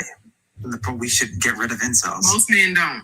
Yeah, most men don't advocate for Elliot Rodger, man. He is a weird guy. I read through his manifesto. He's a weird guy. And the problem with it, hold on, let it bid go. Go ahead, bid. Listen, the average man is not Elliot Rodger, man. Elliot Rodger was a weird dude. He was an incel. He couldn't get women, and he blamed women for all his problems. And then he went on a crazy shooting spree at his university. The average man is not that. The average man will vote for Donald Trump. Donald Trump does not advocate for Elliot Rodger either. Elliot Rodger advocates for Donald Trump. Elliot Rodger is not even alive. I know, I'm saying, but he did. He's a right winger, like most incels are. So it's all connected. It's the same thing. They all run cover for one another. Donald Trump raped a little girl too. That's the point. That's the problem. That's what the men's be missing. Y'all be missing. You think you can separate yourselves from those dangerous men, but but if you're not actively going against and opposing those men and those ideologies, then you are with those men and those ideologies. If you are apathetic, to those men and those ideologies, then you are with those men and those ideologies. I don't have empathy for Elliot Rodger, I think. But the same things you say about women is the same things he believed about women. No, he blamed women around fault because he felt entitled to women, and then he took his anger out. Sounds like a bid to me. I don't think men are entitled to women. Sounds like a bid to me. Yes, you do. You do think we're entitled to. You do think we're entitled to women. You do. Yes, absolutely. I think marriage creates an inherent obligation or like contractual agreement. You keep trying to wiggle up out of that shit. Entitled to anything as a result of marriage. All right, let me read these real quick. Bonji Baby said, I haven't done any research, quote unquote. Then say you don't know and shut up. Oh man. ADA Roshan said, is he trying to say Islam doesn't put emphasis on being educated? Get the fuck out of here expeditiously, bro. Yeah, I think that's what he was saying. My Shining Star said, I'm so tired of pick-me's. They act like doormats. God damn. They want to say because we warn other women. I think we read that one already. Yeah, Bria, we read that one. My brakes can't wait. My brain cells. Yep, we did that. All right. So y'all still got 15 on the bed. Go ahead, 6.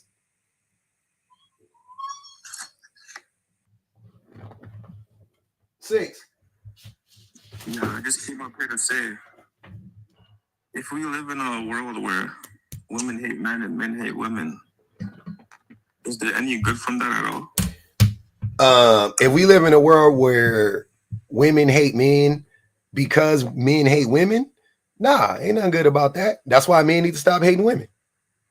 Women are safer, yeah. Yeah, women are safer in that world, though, when they hate men. That's the point.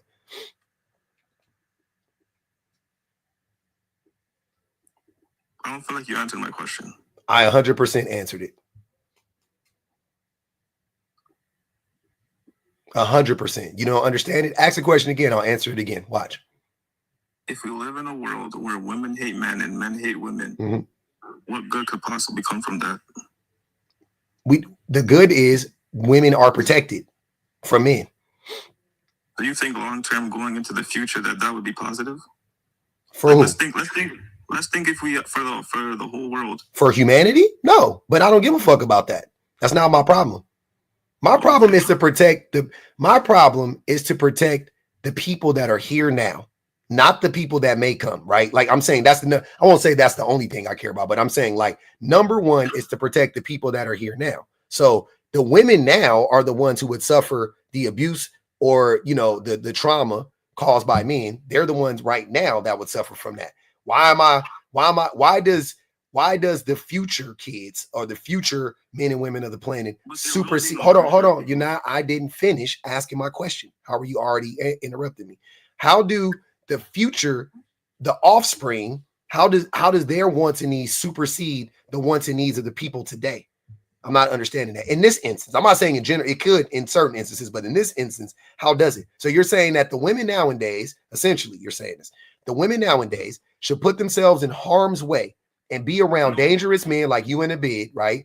They should go around men like you guys and be completely unhappy, unfulfilled sexually, and just suffer through life, right? Just so what? We can have kids and keep growing as a society so we can keep sending off our sons and daughters to war. So we, you know what I'm saying? Like, I'm not understanding. So we could buy more Nikes for what? No, I'm not saying that you guys have to be with a man. You can do your 4B thing if you want to, but. Who is you? Huh? Who is you? I'm married and I'm a man. No, not you. I'm talking about.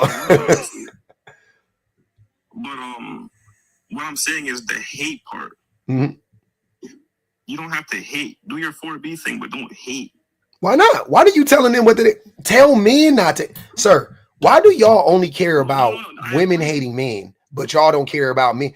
Y'all should have way more smoke for men hating women than women hating men. That's all I'm saying. I don't think either side should hate each other. No. You should have way more smoke if you want, one side is reacting to the other side. So if you believe that neither party should hate, then all you would have to do is focus on one side, and then this side won't hate this side, right? That's all you got to do. Done and done. We're all done. But you don't care about that, clearly. I can counter that point. If you're saying women are at a risk no matter what, then they'd be at a risk whether they're in a relationship or not, or in a relationship. But at least if they didn't hate men, you'd have a man there to protect you. They're at more of a risk by the man, and they're at more of a risk from the men who are closest to them. So random attacks of violence are far less likely than your husband than your husband attacking you, than your boyfriend attacking you, than your brother attacking you, than your father attacking you. Those are the people that are far more likely to attack you. Far more. Some dude you went out on a date with, some dude you rejected at work or something like that. Those are the people that are far more likely to attack you. Not some random weirdo while you're walking down the street minding your fucking business. Not some dude at the gym that you never paid attention to. Not that dude. Not saying it doesn't happen, but those shits are rare. Rare compared to your daddy going upside your head, or your boyfriend neglecting you, or some dude at the bar throwing a drink in your face because you said no thank you to their number. You rejected their passes, or whatever the case may be. You're far more likely to experience that type of behavior from the men who you know, or the men who are your closest in proximity to. Here's my point here. That's why you need to find good men. Great point, a bit. Everybody applaud for a bit. Hey, great women. Hey, women. Just find good men. Hey, women, just find good men. Though we all look alike, and 99% of us sound alike, and we all get the same haircuts, and we all listen to the same music, and you know what I'm saying? And just find you a good one somehow. You can do it. A bit said so. It's funny because we've never heard that before. We haven't heard that this minute. You're right. We haven't heard that in the last minute. You said what? What's a good man? Question two. I don't know how to say his name. Is a bit, yeah. Yeah, because you blocked my main account, bro. I can't come back on that one. I did block your main account? I thought I looked. I'm going to look it up again. I'll unblock it, brother. Go ahead. I'm sorry. Go ahead. Appreciate that, bro. Yep. But anyways, yeah, it's one who adheres to traditional values that provides and protects.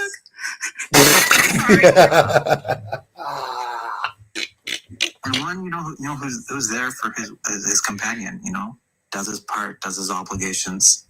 You know, yeah, genuine good person, a true companion. You know, your other. But the thing is, though, traditionally, men have you had a history class in high school? College, anything? Yeah. Because traditional men were not good people. Are not good people. Why do you speak generally when you say that, though? Because they're not. I would argue that women were happier back before the sexual revolution. That now, there was higher rates of marriage. There's more children. There's more families. Them women was getting great. There was more consent, more of a sense of community. Why you think our grannies had 19 kids? You think she signed up for that shit, or you think that man was hunching her every time she was ovulating? Well, listen. Against her will. It's hard to say. It's hard to say. It's not hard to say. The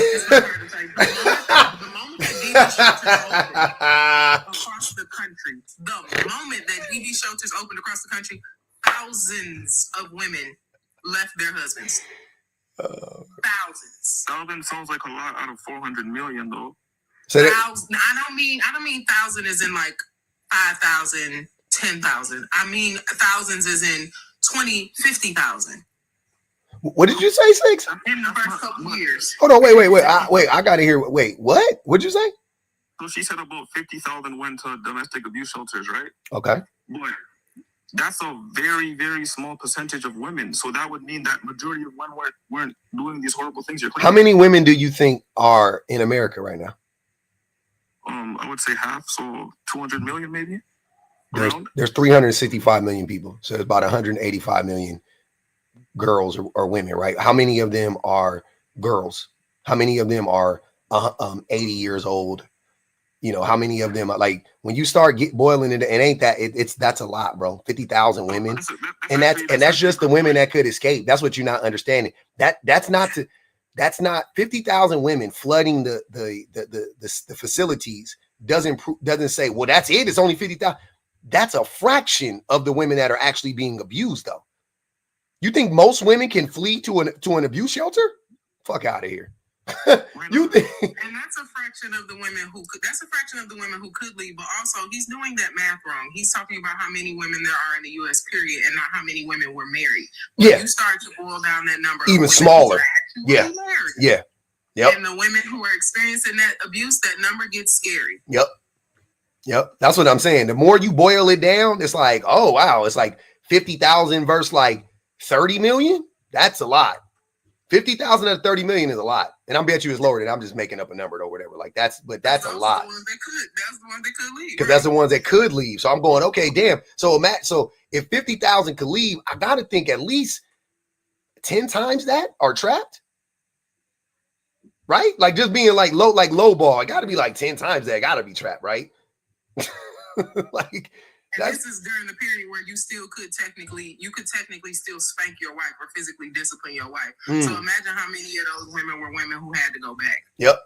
They used to run ads. They used to run commercials in broad daylight showing men spanking their wives. That's how normalized it was in our society. No, for sure. I used to be an art history major, and one of my classes, we had to, like, we studied different time periods in art, and one of it was talking about it's considered modern, but it's not, obviously it's not modern. And I can't remember exactly what time period it was, but it talked about like from the 1910s to like the 1950s, I'll say is the time span. But it talked about all of these ads that had like men who had their wives like bent over their knees. Yeah. Like one ad, a guy's head, I mean, a girl's head. It was like several women's head in the ground, like they were like heads of cabbage. Yeah, I seen that one. Well, no, it was one guy. He had his foot on his wife's head. Oh, I seen that one too. Yeah. Mm-hmm. I've seen that one too. Mm-hmm. And this was like common practice. Like this wasn't something that was America. That was in America. Yes. That was like Van Heusen. That was like it was like get the shoe that'll drive them crazy, like some shit like that. It was like it was a crazy. You'd be like, what the? It was like 1958. It like wasn't that long. Like our parents were like, my mama was alive. She saw those ads. Like I talked to her about it. She was like, yeah. She was like, yeah. Everybody did that. The average man would want to do something like that. Look, somebody put it in it. Somebody put it in the chat. I haven't looked this up, so this sounds about right.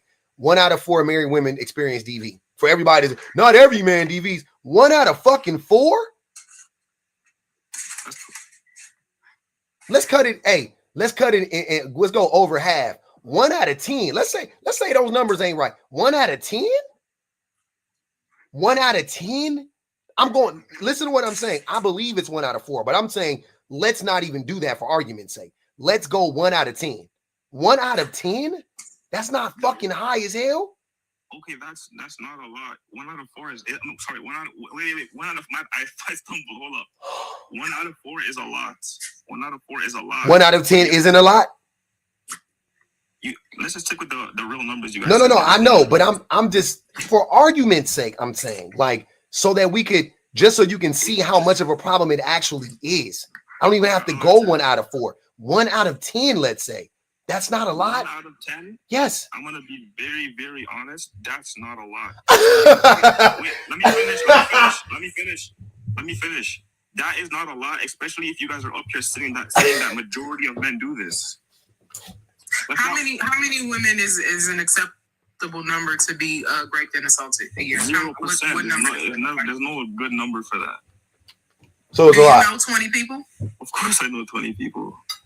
Okay, so you know 20 people. Pick 2 that you feel like it would be okay for them to be DV'd and raped and assaulted. No, but just pick 2. It's never all right. But what I'm saying is you can't sit up here and say no. Pick 2. How did you ever butt after that? It's never all right, but the math is not mathing. You guys are up here saying that majority of men would want to see women's heads off their bodies. Who said that? And who said that? You guys talked about that guy. you guys just talked about that guy doing that crazy shit in America, and I was like, do you think majority of men want that? And BPG said yes. That was an ad. Go ahead, BPG. Please respond. I did. And I mean that. We have too much proof of that. Like the way men, honestly, I feel like men are at a point now where y'all are just blatantly in denial. And I think that I'm at a crossroads where I'm like, let's just stop lying. We need to stop lying to y'all about what's actually happening. When you have a president and an entire cabinet of men who have allegations that could probably wrap around the world twice, yes, that's when you have to start being honest about the fact that that is not something that bothers most men. When you look at a lot of these high-profile cases and the way that we have conversations around the Me Too movement, it tells you that men are perfectly fine with women being raped and assaulted and seeing their heads roll. They don't mind when you talk about being pro-choice or pro-life. Anytime you tell a man, well, some women need it for medical purposes. It's not something that, the fact that they even think it's recreational ADs is absolutely insane. But when you tell men that women need this medical procedure in order for them to not be unalived, and they say, well, it's not that many, then they have accepted that there are a number of women that they are okay with being unalive for the sake of a bunch of other women that they do not know giving birth no matter what. Yes, that is, yes, men are okay with that. Can I say something real quick? First off, Luxie, unmute me in the comments. But back to BPG real quick. Look at this. What makes you feel that we're okay with that? Is it because we're not standing up and saying yes? Yes. No, it's because I read. No, fuck that. Yep. Nah, that's exactly what it is. That's exactly what it is. Fuck, nope, that's what it is. That's what it is, because y'all don't say shit about it. That's exactly what it is for me. That's exactly why I know most men don't give a fuck about it, because y'all don't say shit about it. But y'all come up here and fight me tooth and nail about women hating men, but you won't fight tooth and nail about women. You won't fight tooth and nail to stop the oppression. Y'all don't care. You don't give a fuck. I don't think there's women who don't tell the truth. Huh? Not when it comes to that, no. Look at Emmett Till. Here this motherfucker go. Please stop doing that. Do not, I think, hey, when y'all mention Emmett Till or MLK, I'll be ready to throw hands every time. Y'all just got to stop doing it. I don't like it. Y'all don't know them people like that. I have a question for you. So would you say that in an ideal situation, women and men would work together and that would create the optimal society? Or do you think that we could get an optimal society with us separating from each other? We can't get it with us separating. But I think that we can, I mean, in an ideal, if you're, all right, I can give you two different ways. So, well, you said ideal. So ideally, yes, I wish both of us were working together and, you know, whatever, right?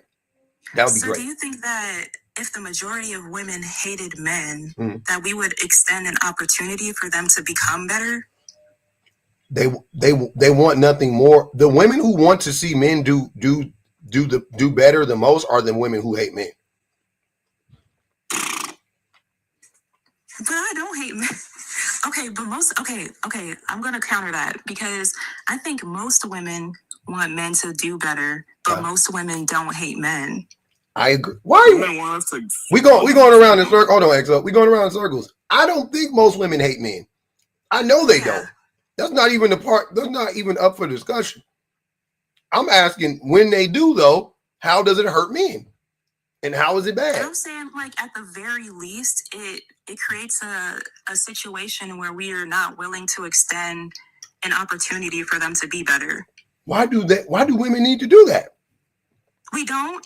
But I'm saying, like, if we want that optimal society, and especially because we can get that without women, but we can get there without women extending that opportunity. That's my point. Yeah, I agree with public on this. Men need to extend. Men need to do that. Men have control over that, not women. But if we like shut them out entirely, then we don't give them the opportunity to be better. We just automatically are like, okay, I'm not going to associate. Wait. Who told you that? Why do women have to be complicit in this at all? We don't need women to be better. Men do not need women to do anything for men to be better, right? I know, but what I'm saying though, like they can be better by themselves and outside of women's lives. But I'm saying that if we wanted a situation where men and women cooperated together, then women would have to extend that opportunity to them to invite them into our lives. What if we hate them? Mm-hmm. Go ahead, I'm listening. That's likely not going to happen. Okay, Because men do it, because men only want to, men are transactional. I agree. But that ain't women's fault. So if this, let's look at this like on an interpersonal level, like a relationship, right? If I'm the baby daddy, right? Or I'm the ex, or whatever the case may be. Cool. I fucked up though, right?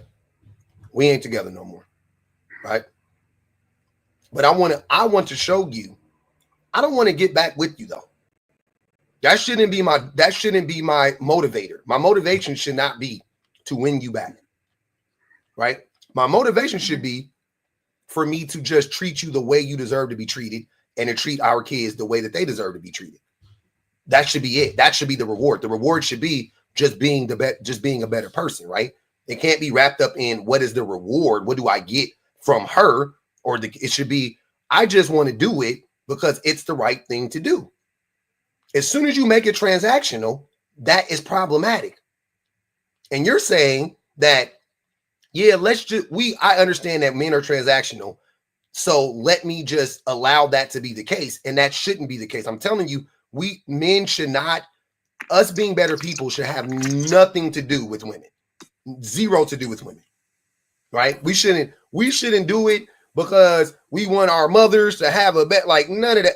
That shit should be literally because we know that it is the best thing for everybody involved. We should know it shouldn't be to get any attention. It shouldn't be so you can have access to more women. It shouldn't be so you can get back into the lives of your kid. It shouldn't be for none of that shit. It should just be because it's the fucking right thing to do. I wouldn't believe it. I would not believe men if men were becoming better people solely so they can win women. I wouldn't believe it. I would be like, yeah, so what's going to happen the first time women say no? Y'all going to revert right back to being assholes. Right? These are the same men. You're talking about the men who say stuff like, who say shit like, what do they say? They say, what if women, what do they say? See, I was talking to some dude today. He was like, yeah, you know, women say they hate men. And basically he was saying like, that's making him like not want to like advocate for women anymore. And I was like, so you were never advocating for women. No, look, let me okay.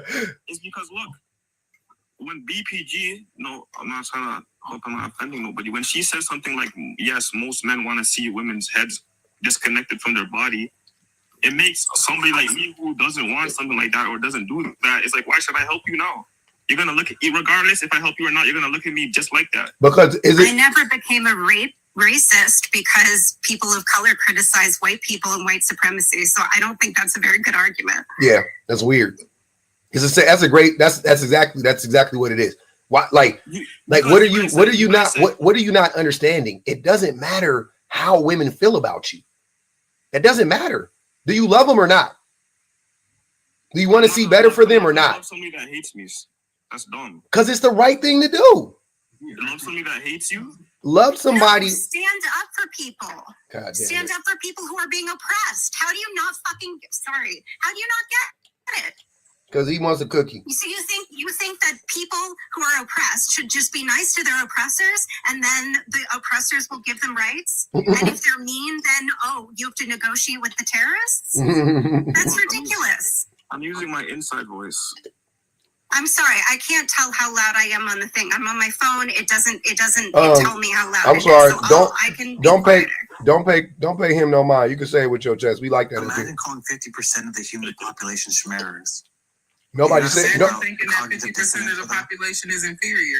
Like that's the thing. Like the gag is that women are supposed to be, you know, gentile and, you know, and very demure and very calm about meek, how they interact. Very meek and humble. Mm-hmm. Yes, about how they explain to men, can you please stop unaliving us and raping us and assaulting our children? Because it's really not nice.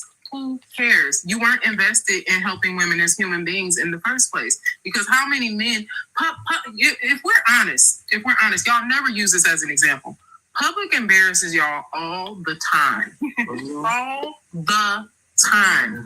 Never once have you considered that maybe I won't help men or maybe I won't be an asset to men because public embarrassed me. The only reason why that's a fact. You can use me, username DPG, because you don't even know my real name. You can use me as an example for your everyday interactions with other women because of the fact that you had no intention of helping in the first place. You think that yesterday you would have woke up and saw a woman in need of help and you would have helped her. And tomorrow that would have changed because of the fact that I told you that globally women are facing harm at the hands of men and that most men are complicit in that. Okay, look, can I say something to that? You guys, I've heard you guys up here say it's all men until it's no men, right? So how do you think a guy that's not doing these crazy things is gonna feel now? Not because you're judging him as a rapist, a murderer, and all these heinous things. So how do you think he's gonna react to that when he's not doing these things? I'll answer as a man who doesn't do those things to women. I don't give a fuck because I know it's more. I know it's more important because I actually do care about women and their well-being. I know it's more important for women to think that it's all men than it is for me and my feelings. Like I would rather women like be protected than like my feelings be spared. And then here's the thing. When you're not that guy and you're just who you are, you're your authentic self, women don't like you because people like you more. So you're good to go. Once women feel comfortable around you, they're your friends. There you go. So it all works out. So you got the benefits of being the good guy. You get all the friends and all of that stuff, right? And then you also get to protect women by not getting on the internet saying stupid shit like, I just don't understand how saying that it's all men till there's no men, how that make me want to keep being a good guy. There you go. It's a win-win-win.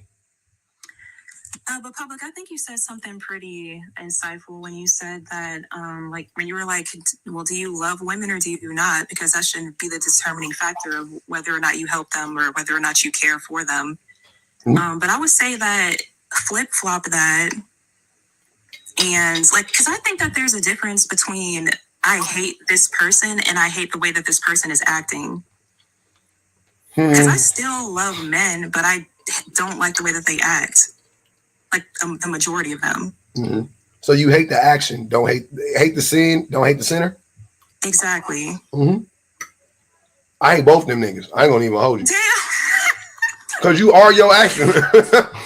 I don't know what you want me to tell you. You are your actions. But no, because like, okay, let me like kind of like use a child as an example. So even when your child does something that you don't like, you still love your child. You don't like their actions. Well, you still give them the opportunity to improve. Hold on, wait. Be quiet, Six. But wait, XO. They are kids, right? So of course you excuse them for more stuff. And B, my babies don't be trying to hurt me. My babies may do stuff that I don't like, but they don't be actively out here trying to hurt me. They're not oppressing me. Not the same thing. And let's also point out for the record that there are sons who unalive their mothers. There are sons that commit other kinds of horrific violence against their mothers. And there are sons who support their cultural incentives to have power over their mothers. Not sometimes in the US, but primarily in other countries where that's more of the cultural norm. And these are we're not talking about children here. Men are grown. They're responsible for their own actions, their own words. When these men come up on here and they say ridiculous things about women and about how they think the hierarchy should operate in the world, when the rest of us are trying to dismantle hierarchies, they are responsible for how they are participating in those forms of oppression. I got to read some super chats and some other things. My Shining Star said, No, I'm sorry. Oh, okay. Willie Dream said, please tell me how to pick a non-abusive father. Teresa said, happy women don't have revolutions. Damn, that's a bar. Honey Lamour, welcome back. Sherry Johnson, child bride, married at 11 to a man, birthed 9 kids. By 27 is still fighting state to ban underage marriage before 18. She lost both bills in Senate. She's now 65. Jesus Christ. Heidi Sausage put 10. Oh, you put that on 6. Constance said that's not a lot, quote unquote, sir. It should be 0, but okay, 6. I literally said it should be 0, and it's never okay, but okay. Then you said but. Once you said the but, it was negated. They put 10 on XO here. They said 10 on XO. No. Yeah. Stop putting I'm just trying to spread peace because, like I said, I think that you can separate the two. I think that you can go, I hate how men act, and I hate what they subjugate us to, if that's the right word. But I don't hate men, because if you hate men, then you kind of pass up on the opportunity to be in the corner of men that are in your corner. No, because they're still supporting us. They support us. Like, look, plenty of us have boyfriends, husbands. They support us, and they think most men suck too. But so Public said that women that hate men actively avoid them. So if you're actively avoiding men, you're also actively avoiding the good men. Not necessarily. Not necessarily, yeah. You don't know which ones are the good ones. So how are you differentiating?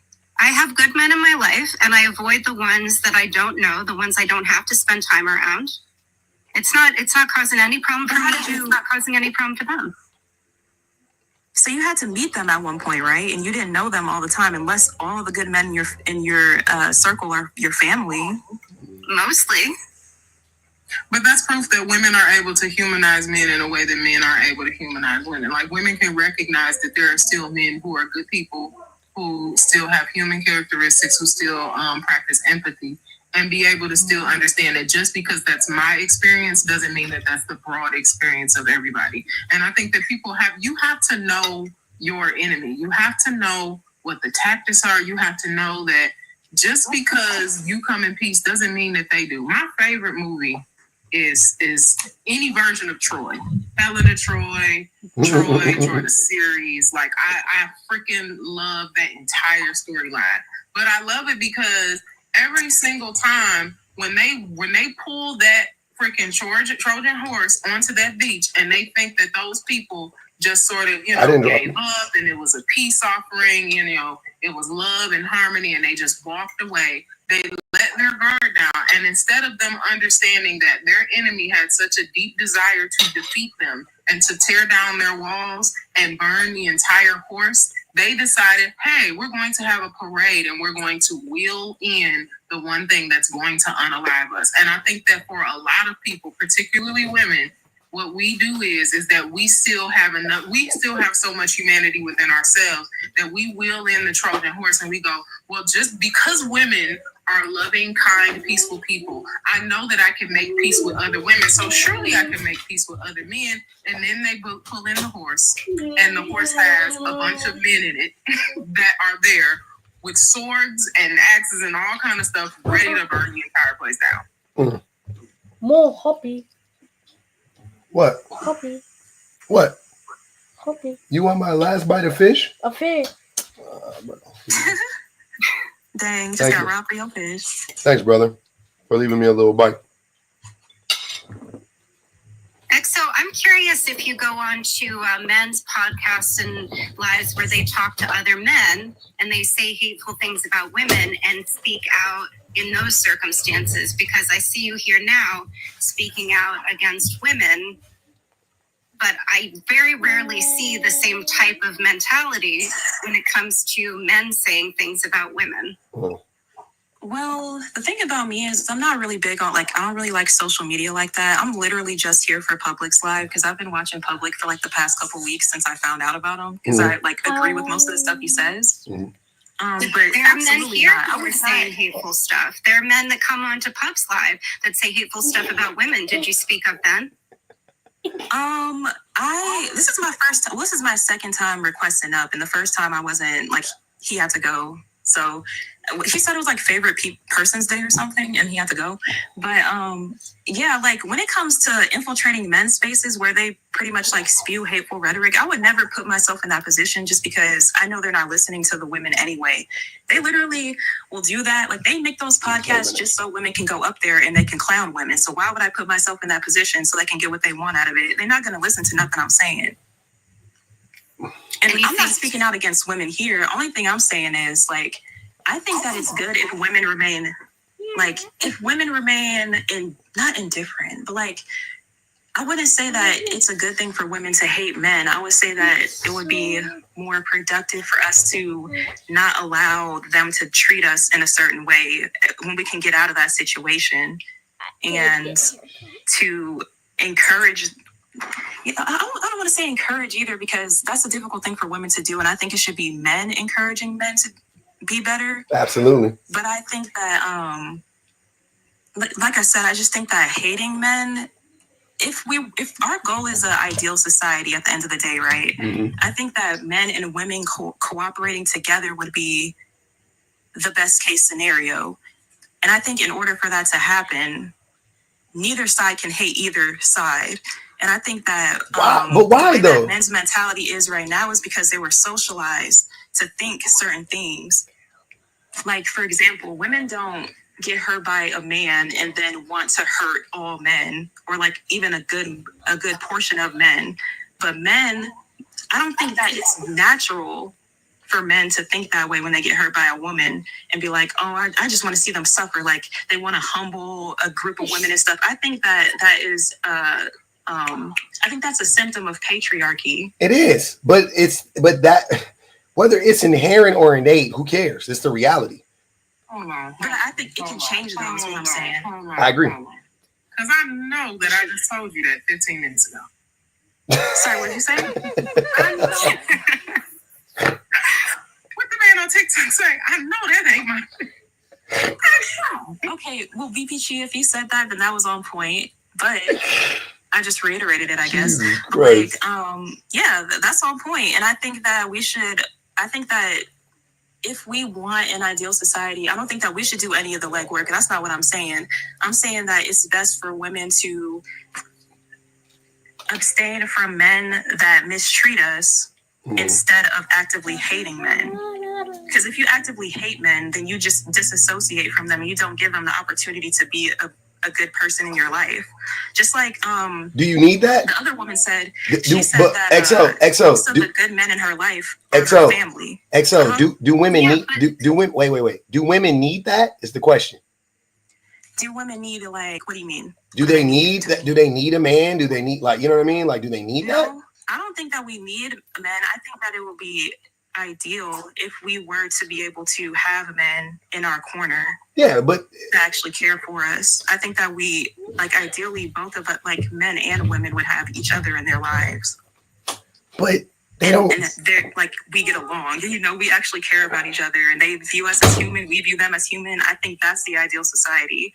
They put How are you promoting that though? Because what you're saying right now is that women should be nicer, essentially. No. Like that's what I'm getting from you, rather than, because we're not saying hate as in we're gonna go hurt men. Yeah. What Public's been talking about is self-protection. Yeah. That's what we're talking about. I think self-protection and hate are two different things, though. But wait. In this case, they're not. One leads to the other one. That's what I've been trying to tell you. When women hate men, it leads to them abstaining and moving further away from men. So then they become more. Like the lady said, she said that she actively avoids men, but not the good men that she has in her life, which happens to be her family, because of course she's avoiding men. I mean, do you want to know why I say that? Do you want to know the reason why? And I have male friends as well. I've been in a 6-year relationship. I have good men in my life, and I have vetted them carefully. The reason why I do not let most men get close to me before I vetted them thoroughly, it's specifically because I have been attacked by acquaintances. I have never faced that from somebody close to me. I have faced it from men I allowed in my vicinity who I had no reason to fear. So as a result, I do not let men in my home. I do not allow men that I have not vetted thoroughly to be close to me and in confined spaces. It is important that I protect myself, so I operate as a defensive mechanism to have to vet men thoroughly if I want to have them be close to me. Yeah, that's It a is good self- thing. That's a good thing. But I think that's a little different what from up? you saying that you avoid, like, because if you vet men, that means that you're actually not avoiding. Well, you could be avoiding them, but you at least let some men into your life. Wait up. I gotta read some things. Bud Mishra said, $10. This is for XO. Men say they hate us right now. Sorry, girl. 10 on your head. That's 20 on her head. Mona Lisa. Hold on, wait. I got you. Hold on. Oh, it said, this is for XO. Men say they hate us right now. Sorry, girl. 10 on your head. Mona Lisa Makeup said, ask that pick me, would she feel comfortable locked in a room full of women or men? Dude, I'm not a pick me. First of all, I don't even have good men in my life, and I'm single, and I'm okay with being single. I'm actually at peace with being single. This is the most at peace I've been in my entire life. Wait, you sounded like you contradicted yourself a little bit. Because, like, okay, I can admit, right, that most men are like most men are abusive. But that I don't hate men.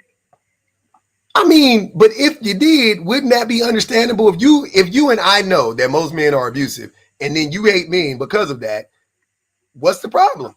Yeah, I'm not saying that it's not just like I can understand why women would feel that way. I don't think that it's the most productive because it leads to certain things like how, like, I'm sorry, is it Zone 4? Like, I don't know. Yeah. But yeah, she said that. Okay, so I'm sorry, I'm all over the place. What I'm basically trying to say is, in the ideal society, men and women would get along, right? Yep. And so, in that ideal society, we can't you're saying we won't get. You're saying we can't get to the ideal society with women hating men, but I'm telling you we can't, because this has nothing to do with women. That's what I've been trying to tell you. The same way we can get to if black people hate white people, how does that affect racism and race relations? If black people hate white people, how does that affect race relations? Like, I'm saying, can racism end with the participation or without the participation of black people? With or without it, I'm saying. Damn, I'm about to get another 10 on my head. You asking for it at this point. Okay, so listen, I know, like, certain people say that black people, and I think you even have this idea that black people can't be racist because racism is systemic. Yeah. But when you look up the definition of racism, it's really just like discrimination on the terms of of something, like, or on terms of race, right? Yeah. So you can discriminate as a black person to a white person. So you don't think that definitely not on the same scale. But you don't think that definition doesn't make sense? Because if black people discriminate against white people, it doesn't affect white people at all. But when white people do it, black people can be unalived. And you think that we should just keep saying that, yeah, it's the same thing. I mean, because anybody can be racist. How? I don't think that, like, clearly being unalived is way worse than anything that a black person would do if they didn't like a white person. Mm-hmm. But I would say that it would still be racism, like, if that's bigotry. They were like, that's bigotry. You could be a bigot. A black person could be a bigot. I don't think a black person look, I'm gonna say this: black or white, don't matter. In any system, in any society, if you don't have systemic power, you can't be racist. Like, I don't think women can be sexist. How? What the fuck does that look like? You can be prejudiced. You can be a bigot. Yep. Those words way closer describe what it looks like when black people don't like white people. But when white people don't like black people, it looks completely different. And if you can say those words and they mean the same thing to you, then we're not having the same discussion. Because I'm like, what the fuck? And that's what white people have been trying to do this whole time. Who fights harder for the idea that black people can be racist other than white people? White people be unaliving on the idea that black people can be racist. They will unalive on that shit. They will die on that hill every day of the week and twice on Sunday. Oh, no. Black people, they'll be at the top of their lungs. Black people can't be racist. Black people can't be... I'm sitting there like, okay, can black people? All right. They'll scream at the top of their lungs for that shit. But that don't make it true. Let me read these super chats real quick. Miss Truth Teller said, women avoid men when we hate them, but men harm women when they hate us. Women's hatred is harmless and a form of self-protection. That's what we've been saying. I mean, at its core, that's what it's all about. Sharon said, buy Pygmisha with your fake account 6 figures. Oh my God, I don't use social media. It's not fake.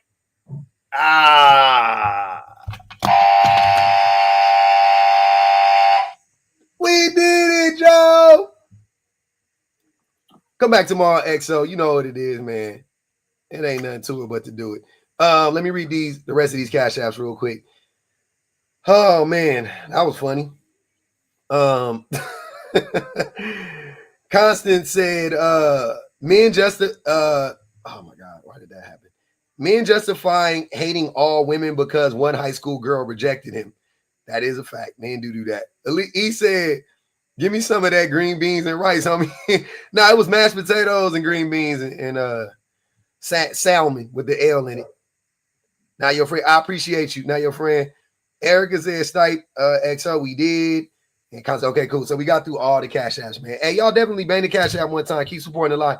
Keep the live alive. Reese Skyler said, she got to go. You can't sit on the fence forever. We listening. Y'all go ahead. Go ahead, Prototype. What's up, bro? Chilling, man. I'll be right back. I gotta get something to drink. Oh, shit. I was going to be talking to you. I'll wait. I'll let somebody else cook until you come back down. No, you go. Nah, go ahead. I don't know. Yeah, you can go, BPG, or one of you guys can go. That's fine. I don't care. I told y'all Prototype don't be talking to us. He just be talking to Cook. That's sad that EXO left. I'm kind of glad. But yeah, I think a lot of dudes are kind of in denial about whether or not they are experiencing their own hatred of women, and I think that that's the reason why it's very hard for them to admit that other men also do, because that's a tough pill to swallow. And I think for most people, for most men and for most women, at some point in life, you almost stomach that you are going to be around men that you can't trust. Like there's and we know it's not happening on the opposite end with women. We know that, there are women that you feel like you can't trust. But for women, truthfully, 9 times out of 10, when women talk about women that they can't trust, they talking about scheming women who may or may not be trying to sleep with they dude. Like that, that's usually what that ties to. But as far as like feeling like you're around women who are unsafe around your children, or feeling like you're around women who may try to unalive or, rape or assault your children, the likelihood of that being fearful women, and it's not to say that it necessarily shouldn't be, because you probably shouldn't trust anybody with your family or whatever. But we know that that's not an underlying fear for women. I think that it's much easier to be in denial because once you get to the point, that's why people call it being woke. When you get to the point of being awakened to how often these things are happening and how many men around you aren't safe, the world gets a little bit smaller and it gets a little bit scarier. So, I mean, I get it. I understand the investment. That doesn't make it less true, but I understand the investment. Mm-hmm. All right. I'm back. Go ahead, Prototype.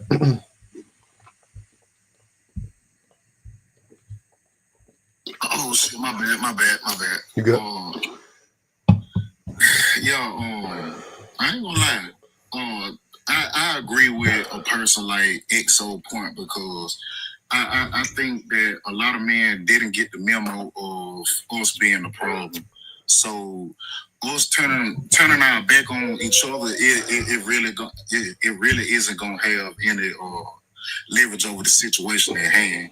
I'm not saying that women have to deal with us or deal with us or anything like that, but to tackle your point, I don't think aiding men is a good thing. Disliking, yes, because that gives the men that's actually trying to do the work a sense of it can get better in the future. You know what I'm saying? But I just wanted to hear your. I'm not understanding why. Once again, I get so tired of men acting like women need to give us anything for us to want to be better people. I don't understand that concept. I've told you guys this a million times. I don't care what women start doing tomorrow. I'm not about to start hating women. I don't care if my wife cheat on me. I don't care if I meet 10 women in a row and they lying to, like, I don't give a fuck. What does that have to do with anything? Let me ask you before you get in too deep into your conversation. Where did you get that from? Where I get what from?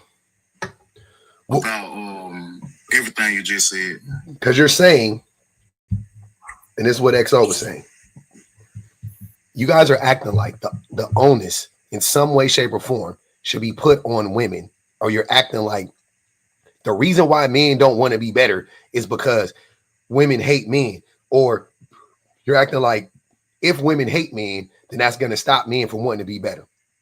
All of those things are false. That's what I'm saying.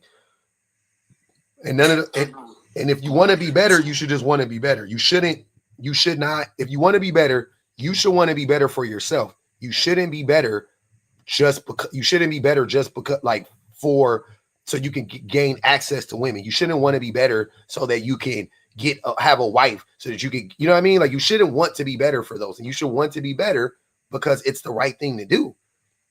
Right? Yeah, I agree with that. I did not say that. That is what you just said. That's what XO was saying. I didn't say I want a woman. I didn't say I was gonna change because I want a woman. I didn't say that. I'm just saying for the engagement, because a platonic relationship, a work relationship, it don't matter. Like, it's still gonna have some kind of controversy if it's any kind of malice intent in your brain between the two gentlemen. I'm just saying it doesn't matter. Why does that matter? Right? It matters. It matters because we got to coexist in this. We got to cohabitate in this big ass world. Like, that's what. That's even like men. But when women hate you, nothing. But prototype. Men need to be more vulnerable to men too. Like, but prototype. When women hate you, it doesn't affect you. That's my point. So why does it matter? When women hate you, you're not affected by it. Who cares? To me, when women hate you, it's a. To the men that can understand this, it sets something off in your brain that you're not enough, or you're not doing something right. You're not enough. That causes more oppression to something else. What? Or back towards them. Oppression? Yes. Can What? I ask you something? Can I ask Prototype something? Go ahead. Anything put your mind to. Go ahead. So I'm a white person. Do I need people of color to extend a hand to me in order to be against racism and racist oppression? Is that what is required in order for me to stand up and be against the forms of oppression that affect people of color? No. So why are you expecting women to extend a hand to people who are hurting us? Do you understand the comparison? Between racism and the interest. No, I don't. I honestly don't. So you think if white people were killing black people or unaliving black people at the rate that men unalive women, sexually assaulting them, had denied, I mean, many of the things are true, right? Denied them access to jobs, denied them access to owning property. Many of those things are direct parallels to how white people have historically and presently treat people of color. So okay, why? Can I ask you a question? Oh, no, you wasn't finished. I'm sorry, that ain't fair. I'll go ahead. I would like you to answer my question first, if you can. Mm-hmm. Why would it need? Why would I have to require somebody else who is currently being hurt by people like me, where I am benefiting from it? Why would I need them to reserve some kind of compassion for me in a system where I am benefiting from their oppression in order for me to stand up and do the right thing? Why would it matter? I could go my entire life and never meet a single person of color who's ever talks to me, and I would still want to be against a system and personally be against treating those people as inferior. It wouldn't rely on those people extending welcome to me or being nice to me or reserving any kind of kind feelings towards me. It would just be the right thing to do. And as a person with power and privilege in that system of oppression, the onus is on me to stand up because I have more of a voice to be able to do something to change that system. Yep. If the responsibility is mine, not theirs. Now, granted, in most circumstances, it does require the oppressed people to speak up because oppressors want to maintain the system. That's why oppressed people have to speak louder and stand up for themselves, because oppressors will not do it. They will maintain the system as it currently exists because they benefit from it. But what I was saying was if white people was like, we don't need black people to do that. We're gonna take, you know what I'm saying? Like, we're gonna do it now. They wouldn't need us. The system, they could literally tomorrow, the system could be done with if white people was like, we're gonna, you know what I'm saying? Like, we're gonna do away with racism or whatever the case may be. Racism wouldn't exist tomorrow. You don't need black people in the fight. To end racism, you do not need black people in that fight. You don't. I'm saying I get it the way the world is set up, you do, but I'm saying, like, in theory, you don't though, right? You don't. Just like black people couldn't actually like cure, like we couldn't stop racism on our own. We can't do that. We need white people to whatever. And when I say that, I'm saying, I mean, unless we get some nukes, unless we get, you know what I'm saying? Like, I don't know. But with what we have right now, it couldn't happen, right? Like, we couldn't do it. We would need white people to be like, yes, I'm in on this. And they would have to help us. Or white people could just be like, you know what? I'm like, we're done with this. And they could topple the system themselves. Men can topple the system ourselves. We don't need women for anything when it comes to stopping the oppression of men, women, and children, right? When it comes to toppling the patriarchy, men don't need any help outside of men. That's all we need. That's it. That's it. It doesn't. So I'm not understanding why is it important for women to be nice to men or whatever in that regard? Like, why wouldn't men just be like, okay, the right thing to do is to stop the oppression. Let's do it. Why is it, man, they don't even like us anyway, so fuck them. Like, what? That's weird. All I'm saying, and I what her name is, son for that, whatever, son. So I really can't answer Song for the kill. I did get it, but my thing is this: I'm not saying you really can't compare racism to what I'm talking about. Yeah, you can. A lot of men. Well, let me say this: a lot of men, they do not understand the depths of what they do. A lot of white people don't understand the depths of racism either. It's the same exact thing, Prototype. I promise you.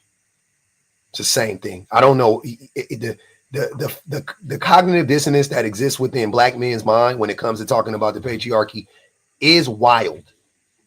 It really is. Like, I'm not more shocked by any other group of men outside of black men. Like, I get white men, I get Asian. I do not understand how black men don't understand. How black men refuse to understand misogyny. I just don't get it. It's so easy. She literally just laid it out for you. She put both of the systems on top of one another. They perfectly matched up. And your mind went, nope, not that. I'm just going to say something completely fucking different. What? It's the same fucking thing. Whatever you could say about men, you could say the exact same thing about racist white people. And if you wouldn't excuse racist white people, then why are you excusing men? Because the racism is higher than the oppression between. No, it's not. No, it's not. There are more women on the planet than there are black people. There are more women on the planet than there are brown people and non-white people. So just on sheer numbers, that's not true. And again, Prototype. What'd you say, BPG? Not be on me. Hold on, wait. Hold on, wait. What'd you say, BPG? Patriarchy came first. And it came first. Without patriarchy, you do not have racism. It is a support. Racism is a system that is supported through patriarchy, because once patriarchy was the first thing where you could like use gender as a means to infer that, you know, one set of people is better than the other. Just like you just said, you split that down the middle. Half of the world is men and half of the world is women. Quite literally. Like the number is astronomically. Can you hear me? Yeah. Okay. Yeah. The number is astronomical for how many men and women are on the planet. It's always been 50%. Like literally, it's either 51, 49 or like whatever. I think that's what it is now. It's like 49.6 to like 51 point. Yeah, something like that. Mm-hmm. Right.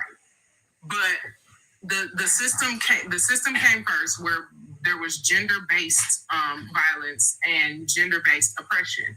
The only reason why we ended up getting to the point of, you know, capitalism and classism and racism is because of the fact that that system works so well that they realized that you could use that with just about anything else. They say, well, how else can we divide people? How else can we divide people? Okay. Mm-hmm. You have, you know, different ethnic groups. You have different tribes. You have, you know, people who have more access to poor people, you know, rich people, assets. Mm-hmm.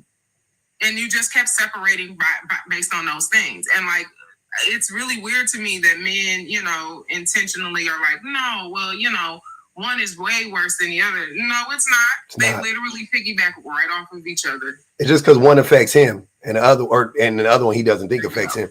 Also, I think the first ism, like this, I think it was ableism. I think ableism was first. I could because I think everybody participated in ableism, men and women, right? Like I think men and women. The only reason why ableism wasn't first was quite literally because people weren't unaliving people who weren't quote unquote able-bodied. You don't think so? They were like if you had a kid that was born, let's say, you know, in a prehistoric or a hunter-gatherer society, and this child was born with a obvious deformity, they would just unalive that child. Like that's what I'm saying. That's what I'm saying. Like that would. Though, that I think that the system. I don't have proof that ableism came first, but I will say I could see where you're going with that. Yeah. But I think that the reason why it just didn't. It probably isn't as much proof is because of the fact that the only real stance that most of us could have is that these kids just didn't survive long. And some of them didn't survive long, not because they were unalive, but they didn't survive long because it just wasn't resources available to care for them. So some of it wasn't even a matter of just, you know, blatantly being ableist, but you lived in this time where people were living to be like 25. You know what I mean? Like, it's, you know, that shit crazy. It is. It's very strange. Living to 25 is woof. I will say though, there is some evidence that some early civilizations did do what they could to keep people alive. So that's if they had deformities, if they got injured. There is some evidence that some of those early societies were doing their best to take care of people that were different. I want to go to Life of Sissy? Yeah, well, it's Life of Sai. Sai. Okay, there you go. I'm with you. Go ahead, Life of Sai. So I was just invited up by, I guess, one of your moderators, Lux. Yep. And I was just in the comments. I got in here when XO was in here, and I personally don't feel like I have a problem with her. That's the only thing, because I felt like I'm not going to call a woman to pick me and degrade her and insult her because of her opinion. Like, I feel like as someone who actually likes women, I don't insult them because of their opinions. So that was my issue, is that people were insulting her and calling her pick me because of her opinions, even though that they're here for women. So it just confused me how everyone loves women until like they don't agree with them. And now they're going to insult her and call her names and all types of stuff, because as somebody who dates women as well, I'm bisexual. I've had bad experiences with men and women romantically. So I have hate for men and women on different levels because of the experiences that I've had. Like on a whole level, I think it's easier to hate men because of there's bigger issues that don't even just like they're not interpersonal. They're not interpersonal situations. Exactly. Yeah, they're systemic. Exactly. So that's why I have a bigger issues with men, but I also have bad experiences with a lot of women too. So I don't just go to hate women and start spewing stuff because they don't agree with me. It's more of like I try to see everyone's opinions, and I think that's what the problem in the comments were. I just don't really feel like I feel like calling a woman a pick-me for not hating men is no different than calling a man a simp for like liking women. You think that that's what they were calling her a pick-me for because she didn't hate men? You think all the women who called her a pick-me hate men themselves? I think all the women that called her a pick-me do hate men. Yeah. Okay. So what if I told you that that's not what where that was coming from? I mean, it's obvious that wasn't what they were saying, right? Like it was what she was saying and how she was trying to refute this. That's why they were calling her a pick-me. It wasn't because she didn't hate men. BPG had a whole conversation with her. Yeah, I know. I was here for that, but I don't think that her intentions were bad. Like I felt like she was being like I feel like she was. What are your intentions have to do with your impact? I don't necessarily think that she was thinking that way when she was talking. No, I know. I'm saying, but what is? No, I agree. I know why it might seem that way, but I like for me, like I just don't go to insult people and stuff. Like I just feel like it's like if I'm in a live and I'm like it's for like productive reasons. I just feel like you love women so much that you feel like you should tone police them. No, I'm not toning police them, but if I have an opinion as well, like they were having a problem with my opinion. Okay. So they were tone policing me. How are they tone policing you? Because I have a different opinion than them, and I express it in a different way, which is why she invited me up. I didn't request to come up here. She invited me up to express myself. but you are trying to tone police. I don't think they're tone policing you. They just don't agree with your opinion. You're trying to tone police them. I was tone policing them. I mean, like maybe give me an example, because I feel like if insulting someone is a tone, like that's not a tone. Like it doesn't matter how nicely you insult someone, insulting them is still insulting them. So I'm confused on how tone has anything to do with insults. It's not in a physical thing necessarily. You're taking it as like I'm saying like they're being loud and they were telling her to be like talk quieter or something like that. Yeah. So what do you? The tone could be how the tone of a conversation is not rooted in the sound. That's what I'm saying. No, I know that. So I'm questioning how in insults, me saying that you guys shouldn't be insulting her or calling me a pick me is tone policing. That was the tone. They felt like that's how they wanted to respond to the way that she to the things that she was saying. Right? You're saying I don't understand why you guys shouldn't be able to do that, or that's wrong, or whatever the case may be. I don't think it's wrong. I'm just confused on if you like. For me, like when I have female friendships, like there's things that they say that I don't agree with at all, but I don't insult them because we're both women. We're both. I know, like, but you're doing. But I know you're projecting onto everybody else your sensibilities, right? And that it's my life, so that's what I would do. I know. Just like everybody else does it, they project their own life and their experiences and how they feel. That's a projection. Not everybody does that. I don't do that. I don't know what everybody does, but I'm just saying that most people, the way that they express themselves comes from themselves. It doesn't come from like just nowhere. Like it's from them. They talk about things and they see things and they view things based on how their brain works. So that's how everybody operates. People don't just operate off of nothing. Like we're just like some like vessel that's just existing. Like there's a brain inside of us that tells us how to act, how to respond to everything. But some of us, a lot of us, but I'm gonna speak for myself. Like I come from a place of that's not how I think, and I wouldn't do that. But more power to you. You know what I'm saying? Like as long as what you're saying or doing ain't harming me or harming other people, like more power to you. Think how you think. So do you feel like her saying that she doesn't hate men is harmful? That's that's now we getting into like gaslighting area because that's once again. But that's not. But you know that's not what it was. It was. I feel like you have like so many people that come up here and like gaslight you that you don't even know when to notice it. That is gaslighting because I've already told you that it wasn't because she didn't hate men. No, I'm asking you directly. Like, do you feel like I don't even remember what I was just saying now? Yeah. Can you repeat whatever I just said? Do you remember what I just said? Yeah, you were asking me why, or you were asking me, did she? Oh, wait, I remember. I said, do you feel like her saying that she hates men is harmful? Like, I'm just asking you, like, do you feel like her saying that she doesn't hate men isn't harmful? No, that wasn't harmful. Okay. When she was saying that men, that like, oh, if that when women hate men, it's harmful to men, that was harmful. That was because she couldn't she never articulated how it's harming men, because it doesn't harm men, right?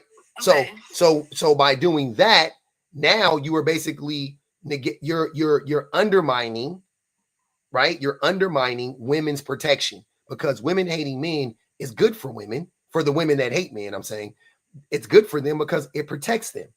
So essentially, when you say that it's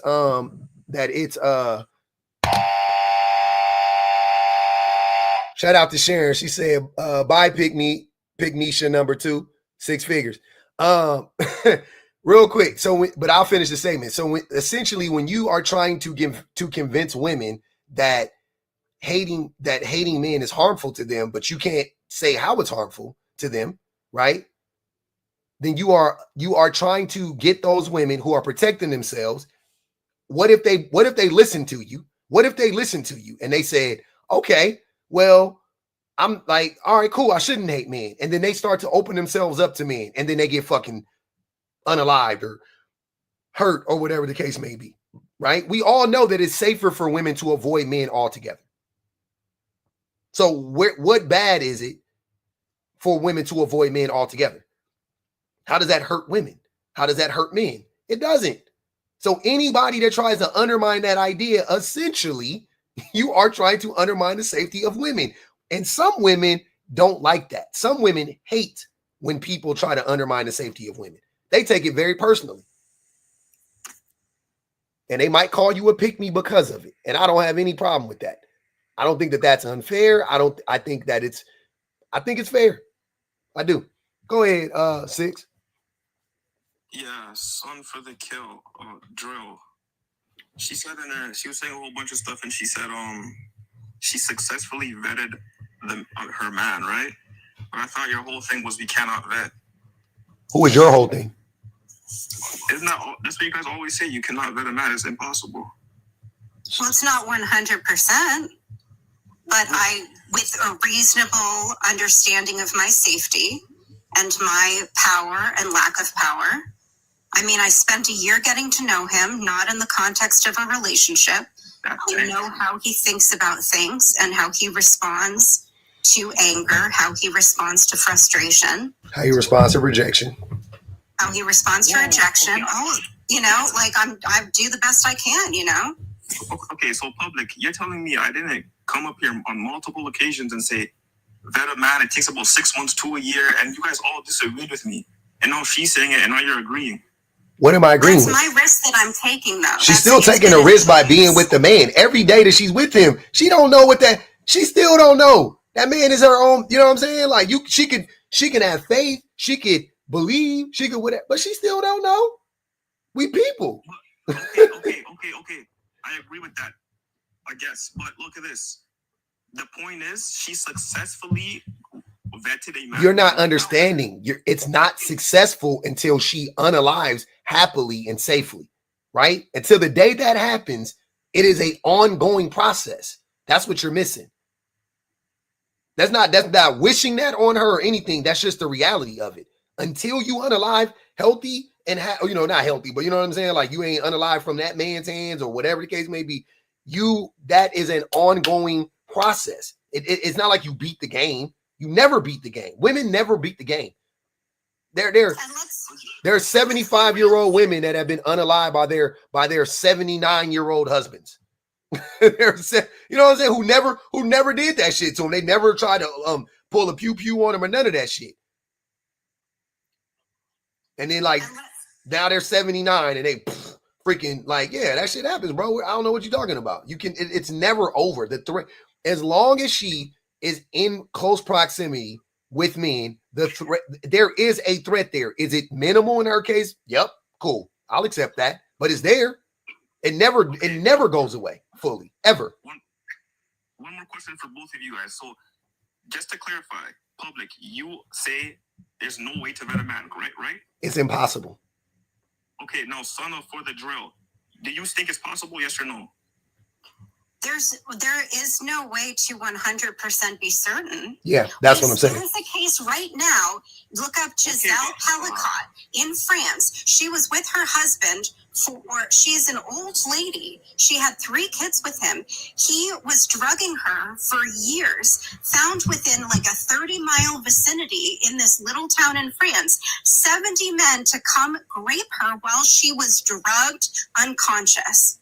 She had built a life with this man. She had no reason to believe that he was doing that to her. What about the man? I just saw a story the other day. I did a whole live on her, but I saw a story the other day where this woman was talking about how her boyfriend was giving her sleeping pills and then bringing other women into the house and sleeping with them in their house. Like, what? And I also want to point something else out. If I was extremely unlucky and my man did kill me the next time he saw me or he did rape me, you would be saying I didn't vet well enough, even though I got to know him for over a year, even though he does not live with me, even though I'm not having his children, even though I've put all of these things in place to keep myself safe. Yep. You would be saying I didn't do a good enough job because your goal here is not to protect women. Your goal is to blame women for the actions of men. Yep. And that is why you are trying to turn this around and say, look, she vetted, so it's possible for every woman. It is not. Yep. And if I were a victim, you would be blaming me just the same as you blame all of those other women. Mm-hmm. Okay, ma'am. Trying to triangulate her is wicked. And it's a sociological testing of the frame. Like, that's what that is. It's meant to constantly put women in a space where you are choosing your leader. So whatever happens to you under his leadership is the fault of yours because you didn't properly test his frame. When you were in the process of dating, what did you allow him to do and what did you not allow him to do? What did you see and what did you not see? And after you put him through these series of tests, you were supposed to be able to determine whether or not you say, and it's funny that when people talk about men control access to marriage, especially when we had a conversation about who proposes and who doesn't, the end of a dating period where you go from marriage into dating is you either opt into this man being your leader or you don't. He comes to you, he proposes to you leadership. Like that's the premise of that. He's proposing to you leadership and you take the option of whether or not, yes, I want that leadership. No, I do not. And anything that happens to you, any events that happen after that is a series of events that are directly correlated to the fact that you said yes to that leadership. So there is never a point where men actually have to be responsible for their actions. They are constantly in a space where the woman is to blame for whatever it is she's experienced. Let me read this super chat. Bud Mishra said, last comment. These men don't care because 1, this doesn't affect them without perceived loss. 2, they feel entitlement to a woman, and this would endanger that. Like women hating men, this would endanger that. Yeah. Miss Chrissy Baby said, I don't get it. If someone was on a panel saying raccoon talking points, they're a raccoon. If someone was saying racist dog whistles, they would be called racist. Pygmies are also dangerous within the patriarchy. Absolutely. Yeah, that's what I'm saying. That's what I was saying. It's like you can't Miss Chrissy, I was literally about to say that, but then we didn't get there. But I had that locked and loaded because I was like, if I was up here and I was and I was saying racist stuff, somebody would be like, "Oh, he's racist," right? Like, what's wrong with that? We don't like. The thing is, we don't really have many words for pick-me women, and that is by design. We don't really have this strong idea. We don't often call out these women, right? So it sounds foreign to say that about women. Saying somebody is racist doesn't sound foreign. Right, and we've all heard many people call racist. That it flows off the tongue easily. Sexist flows off the tongue easily. A pick me, huh? It just sounds weird. You're like, what do you mean? Oh, it's offensive and da da da da da. What word do you want us to use? Look, don't use pick me anymore. Male identified, male centered. right? That way we clock the behavior. We say what it is. Because they're acting like pick me is a slur. They're saying pick me is definitely an insult. Cool. So fuck pick me. You're male identified. You're male centered. There you go. You feel better now? That's why I was gonna come up here. I was gonna say, and how y'all doing? What up, E? I think that because XO was like her tone, and she wasn't like aggressive, at least to me. Like, no, she wasn't aggressive at all. She had a very warm voice and all of those things. I like XO. I think XO cool peeps. I just think she just got this one wrong. And I think we have a stereotype of a pick me instead of, to your point, is like we have to understand what the word, what the umbrella of the word is, right? And I also think that people aren't really mindful or have a full understanding about what they're saying and how it actually is translating in real time. And so when Life of Psy was dropped, I read her comment and she said that she was autistic. So I know that some things can be missed in translation. And, you know, she doesn't know me or anything, but I had responded to her in the chat and just was like, sometimes, like, at least, like, if you're new here or new to, like, the internet, it's like sometimes you have to, like, lead with certain things, right? Like, I mean, it's her prerogative, but if I have some neurodivergence, not autistic, but like certain things, like, you know, a disclaimer, so to speak, right? So then people can understand like what your line of questioning is coming from. Maybe they'll have some more patience or understanding as to like why you're asking the certain questions that you were asking. I think that's why she was also missing why people were calling XO a pick-me, because pick-me wasn't aggressive. She wasn't being derogatory, so to speak, but her questioning and her rhetoric would fall under that umbrella. And then lastly, the prototype, I'm like, I feel like, you know, sometimes you have good energy, right? But I think that your level of comprehension is a block, because the fact that it was very, very clear that Sohn gave you a great correlation. I mean, it was literally like kind of a 1 + 1 = 2, a correlation of how what you were saying is literally a 1-to-1 in a racism kind of comparison, and you still missed it. And it's unfortunate because, one, I think your comprehension is lacking, and two, you as a grown man need to be more responsible about the words that you say, because you don't even understand the words that you were saying, which is really, really weird.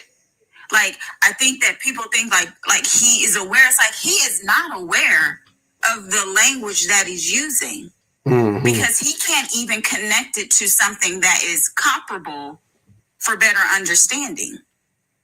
I just don't get that. I think that's very, very weird. I don't know what that is. I can understand you not comprehending, but you're not understanding the words that are actually coming from your mind out of your mouth.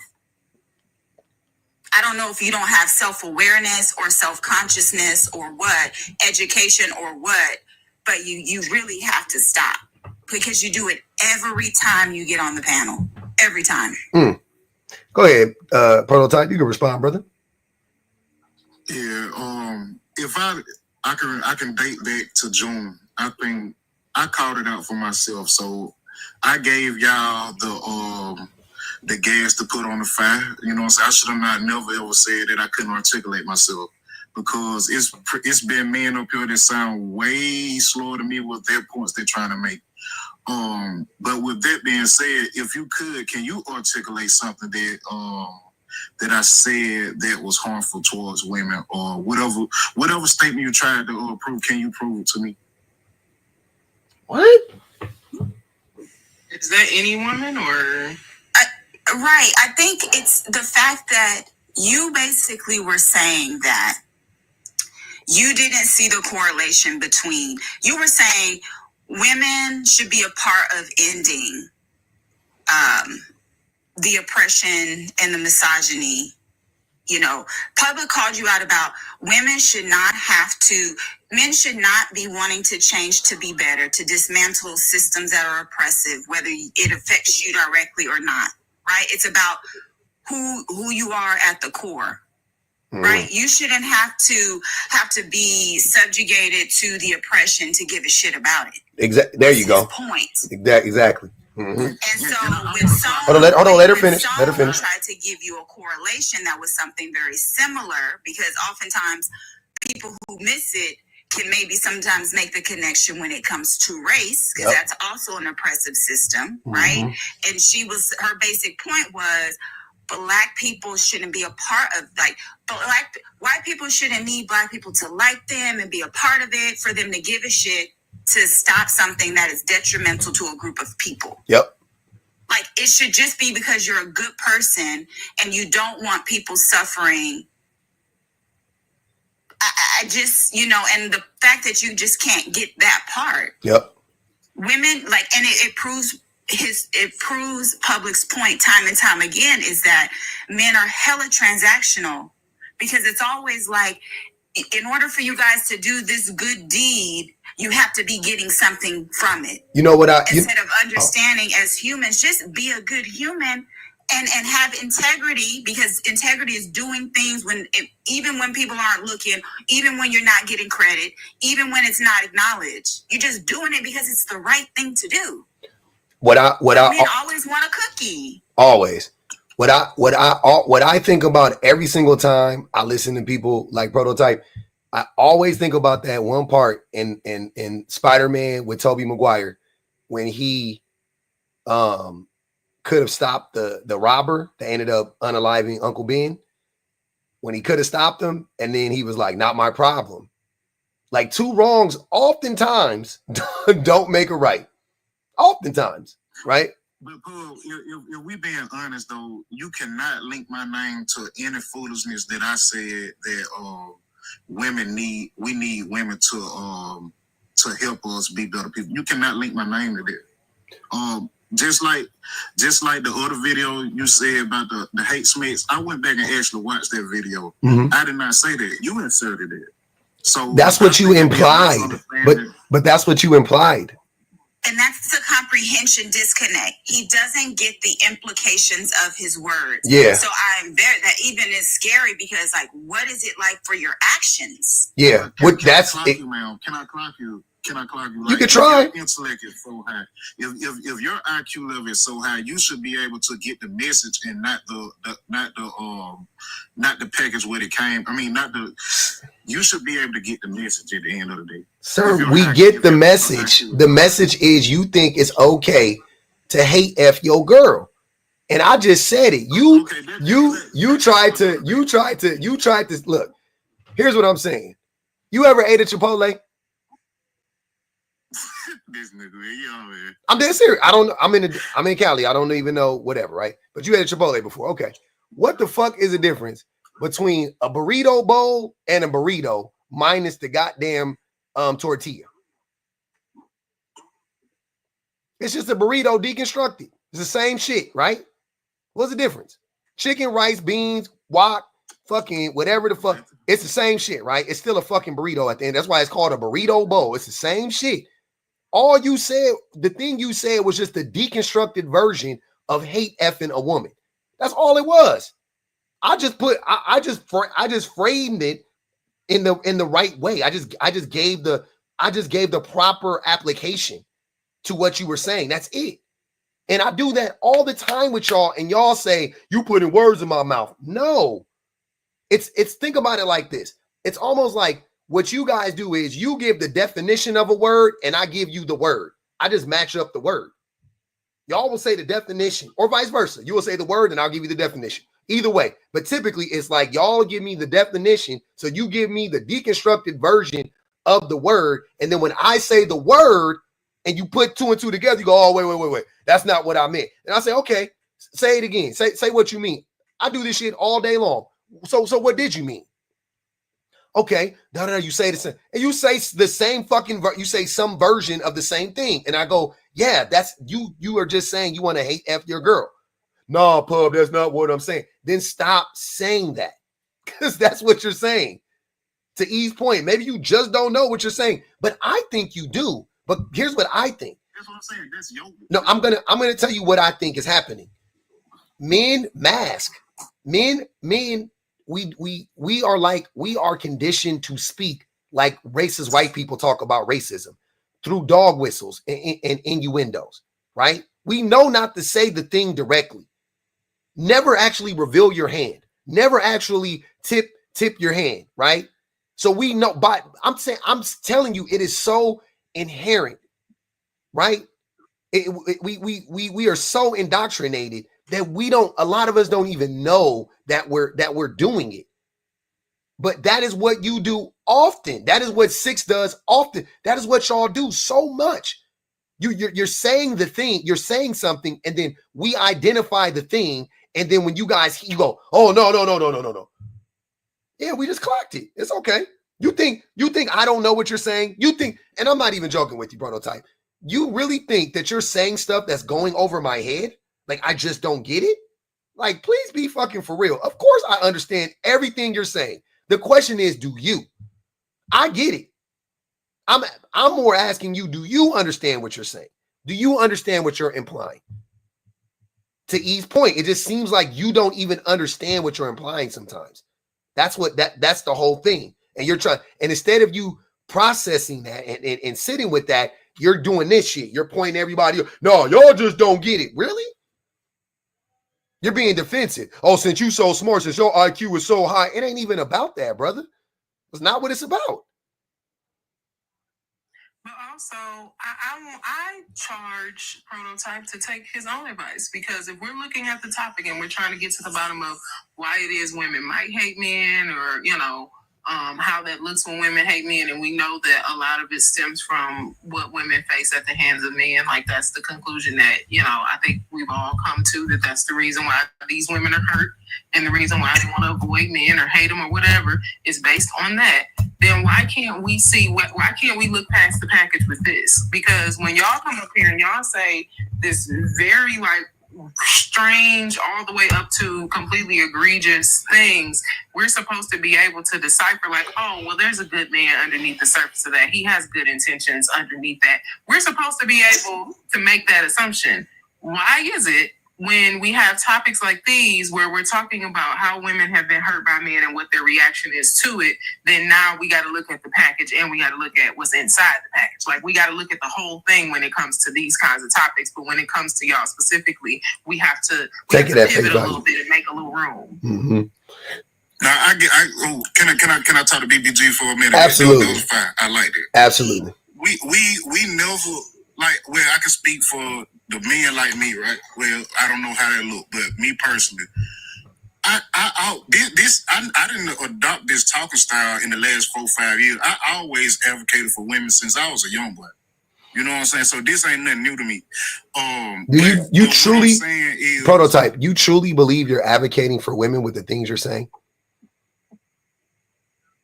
Yes, Paul. And the reason why I'm asking you that, okay. So if you feel like you're advocating for women, then why don't you think that a pivotal piece to advocating for women would be to listen to women? I do, Paul. Okay. Now, if that's the case, if most of the women that you claim to be advocating for don't think that you're advocating for them, then shouldn't you listen to them?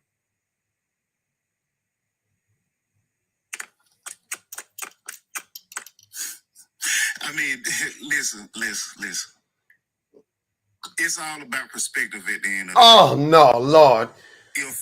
Oh, no, Lord, say it ain't so. Oh, no. Oh, no, Prototype. Oh, my God. That's why I think the comprehension is not here. I mean, it's just not here, because this is not campy for real. Right? Come on, family. Y'all decorate y'all points how y'all want to, right? Go ahead, Prototype. Respond, brother. Go ahead. I want you to answer the question, though, but I was just going to say yes. Okay, go ahead. Go ahead, Paul, yes. I'm listening to you. I asked the question. You were going to pivot. So I'm just a little disappointed. Go ahead. All I was going to say, it's all about perspective at the end of the day.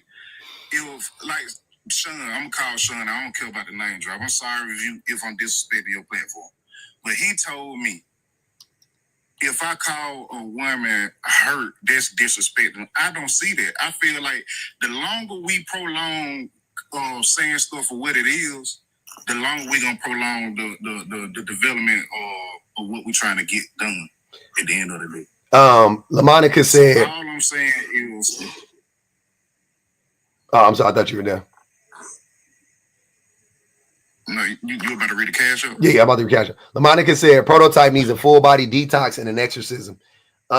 Miss Chrissy Baby said comprehension is truly a problem, and the gap between men and women is the level of education. The ego is too high to have a willingness to learn and evolve as men. Facts. Oh man, it's sad. Intently purposeful. What's up?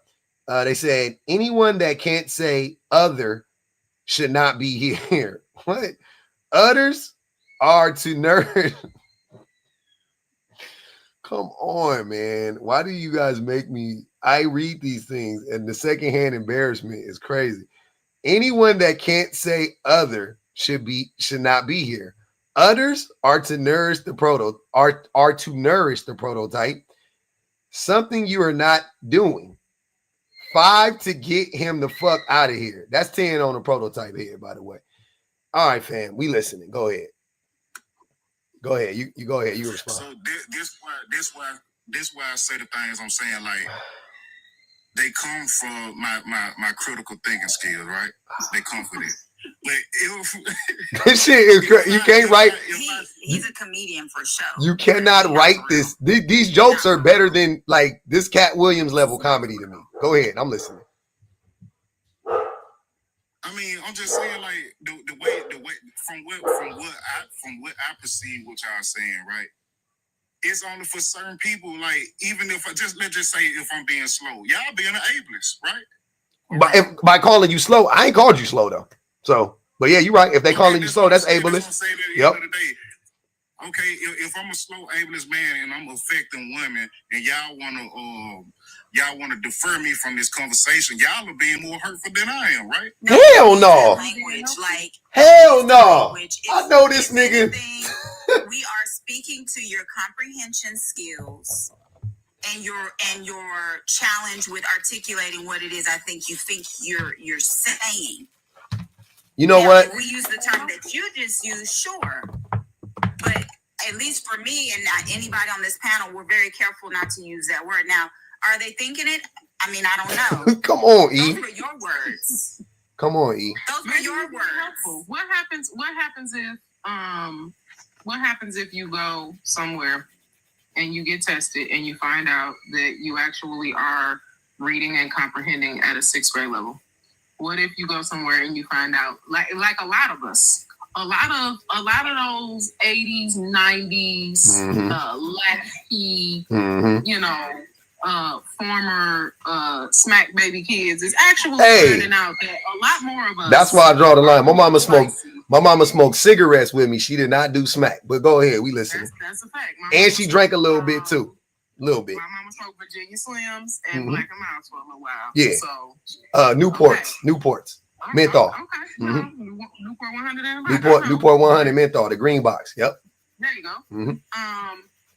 What if maybe there's a little bit of neurospicy in there? And honestly, there are things that you learn in these conversations, even about yourself. I had somebody, this is no lie, I actually had Vanity tell me, I can never remember what it's called, but it's like a dyslexia for math.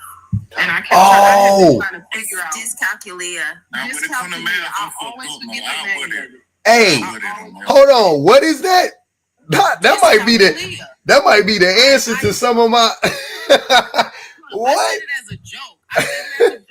That if you give me a book or you give me something to write, I can do it literally in no time. I'm doing my homework right now as we talk. And I'm busting through these slides like absolutely nothing, just typing away. It doesn't mean anything to me. But if you give me math, I need at least a week to do it because I get overwhelmed. My mind gets cloudy. I just cannot do math. What if maybe some of these times you're not offended in these lives maybe some of these times you are looking at, okay, am I actually comprehending what is happening in this conversation? Why am I looking at this conversation and I'm taking it literal? Because a lot of y'all also come in here and y'all be like, y'all say things like not all men when you see men in a sentence, when you know that if you're in a group and somebody says those men over there did this to me, you know that they're not talking about all men. You know that they're talking about the men that they're pointing to.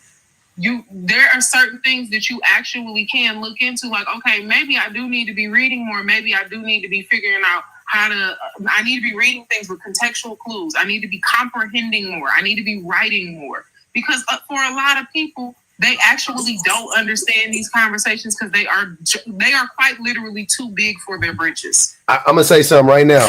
I 1,000% guarantee you, if I had a prompt up here that said, women ain't ish, no man would come up here and say, not all women. They wouldn't need no clarification. None. They wouldn't. None of them would come up here and be like, not my mama. Not one of them. None. But when I say men, they go, not all men. Shut the fuck. You know I ain't talking about all men. Stop. Stop. Prototype. Empathy for other people and their experience and asking questions when you don't understand doesn't require a high level of understanding. It just means you need to ask for clarity if you don't understand something. Right. And that's okay. Yep. We are always happy to clarify.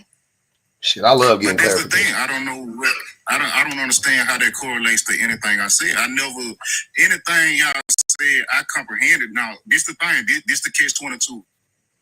I comprehend everything y'all say, but I disengage when I feel like the conversation is no longer going toward what I actually said. So if y'all want to tackle that, that'll be something. But at the end of the day, I don't want to be egotistical about what I'm saying because I know who I am at the end of the day.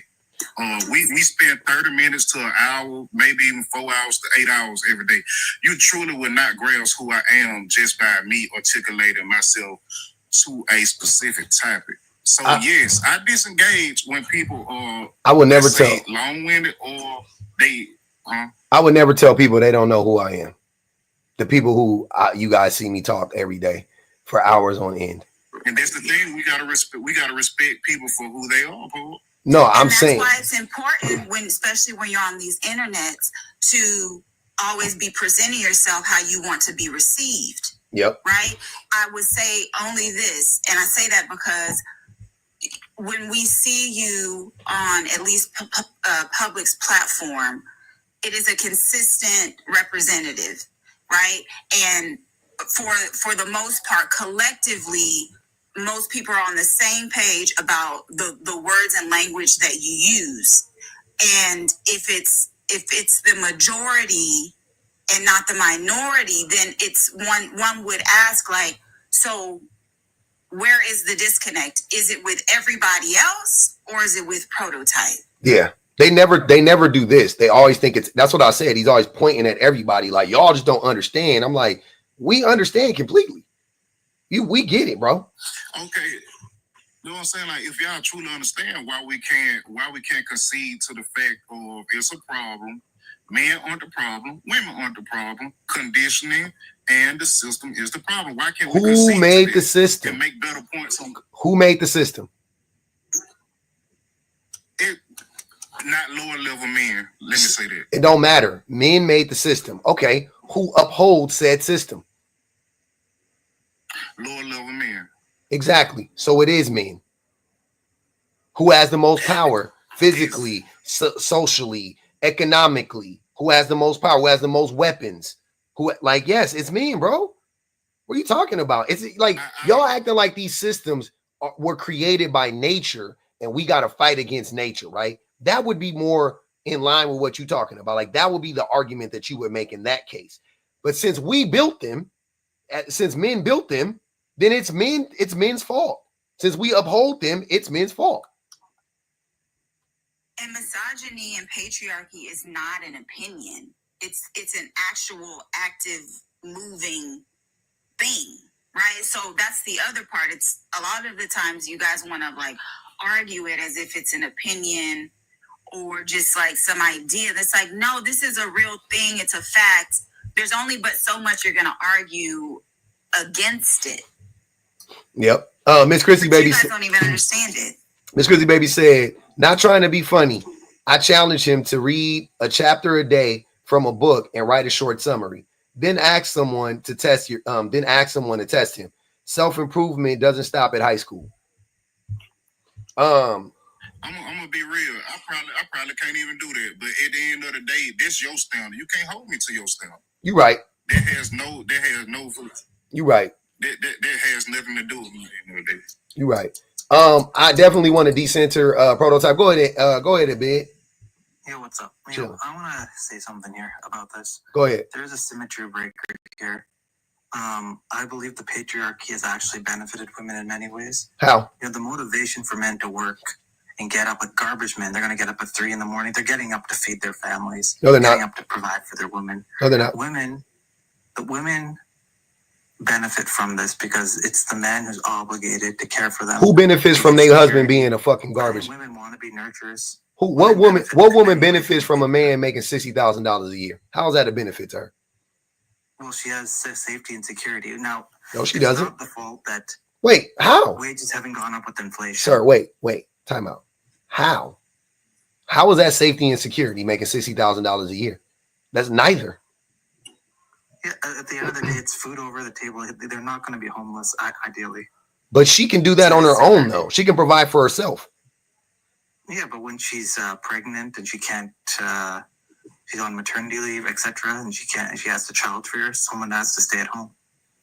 Who decided that she would need the resources and not have them? Who set up the system in which resources are automatically denied to her unless she gets a man to support her while she's pregnant? Who designed all of this? Well, nature. Why is what the system works? What? He said nature. No. Yeah, well, see, when you go, typically women are the ones who get pregnant, and they nurse the baby. Mm-hmm. And that's not the question I asked. Sometimes you got to pick between that and working full time, and you can't work full time.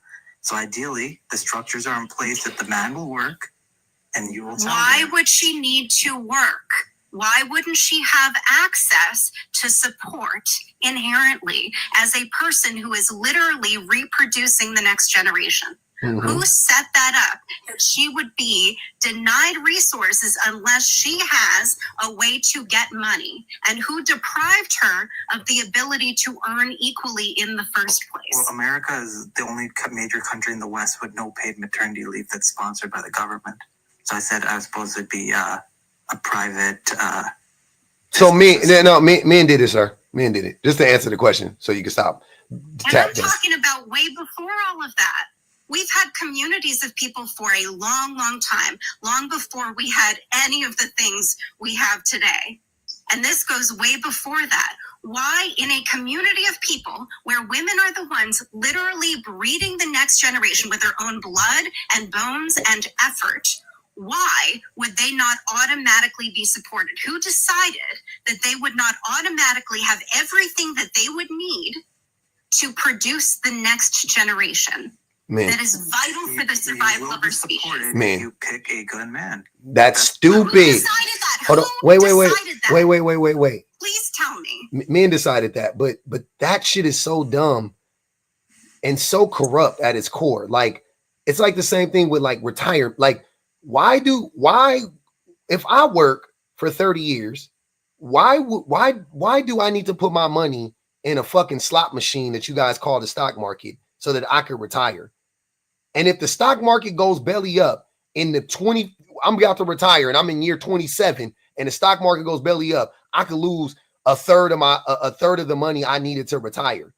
Like, why? How is that fair? Like, I have to gamble? Why do I need to know how to invest? Like, why can't it just be I put money into a fund and I have money to retire because the money will also be being matched by the government, right? To take care of retired people.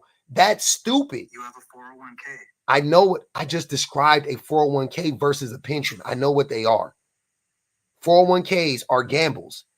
When the stock market goes belly up, you lose 20, 10, 15, 20, 30, 40% of your fucking money, depending on how fucked up the stock market is at the time you get ready to retire. How is that fair? It doesn't make sense. The same shit, the same thing that Son is talking about. Why do women need to take the risk of finding a man to support her? Why wouldn't the system that is sitting here talking about the men who claim that children are future, like Whitney Houston said, right? We need to be doing all this shit for kids. Those same men are not worried about creating a system where kids are taken care of regardless of who their father is or regardless of who their mother is. You want it to be a fucking gamble? Why? For kids? You want it to be a gamble. So they have to have not only a good mom, they have to have a good dad, right? They care about them. Then they have to have a father that could support them financially in a system that is set up for the vast majority of people to not be able to do that. Like, look at all these risks you want children to take. That carries risk. When you step into your vehicle, you're consenting to the That possibility is not the same thing. That is not the same thing. Do you need to have a car? Do you need to drive? Y'all just got up here telling, look, this is what I'm saying. Y'all just be talking in circles. When you came up here, Big, you said that women hating men is harmful to the to society because women won't want to mate with men, and that will basically dead off society because they won't want to procreate with men, right? Okay, cool, right? So we need to have babies. As a society, we need to have babies, correct? Ideally, yes. Yes. So what is more? So since it is that important for us to have babies, why wouldn't we make sure that the babies were taken care of, regardless of who their parents are? Why? Who's better suited to care for children, the parents or the state? I hate when you ask me questions after I asked you a question. No, ideally it's the parents. That's not what that has nothing to do with what I'm saying. No, I'm giving you a good point here. You're not giving me a point because in my scenario, it's not the state versus the parents. It's why won't the state support the parents? It's not an either or. I'm not saying give it up to the state. Answer the question. I mean, there are social safety nets. I mean, people can get welfare and stuff. Oh my God. In our country, they've done studies on this. American parents are much less happy than in other countries. We are less happy. More people are choosing to be child-free instead of have children because they quite frankly can't afford it. And in other countries, they have paid maternity leave. They also have paid paternity leave so that men can be involved parents from the beginning. And parents are happier and the children are more supported. In this country, we have people arguing against giving children free school lunches. They don't want to give children food. No, they should have paid maternity leave. That's the one thing America's lacking. It's not the one thing. There are many things that America is lacking when it comes to supporting children. But at the end of the day, if you want to best suit and care for your child and increase the odds that the child's going to have a good life, you're going to get married, have the structures in place, ideally have a good career in place before you get married, and, give your child the best possible outcomes. I mean, it's planning. If you plan all this stuff in advance and you're smart with it, your child's going to have a good, relatively decent life. People don't plan. It's clear. You know what? I'm tired of you talking. It's clear that you are a fucking sociopath, and nothing we say is going to get through your brain. Like, I'm not understanding what you aren't understanding. The lady just said they're fighting against kids getting free lunch.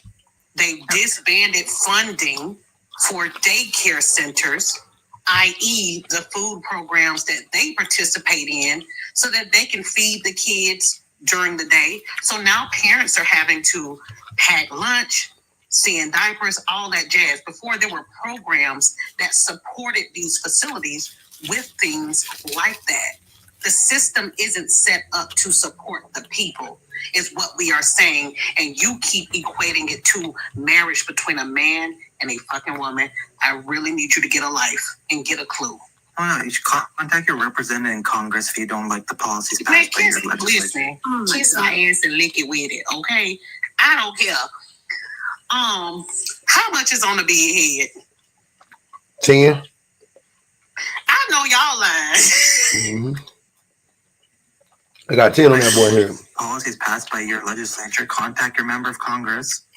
Sir, you acting like we just sit. The people, most of the people up here, you act like we just sitting ducks.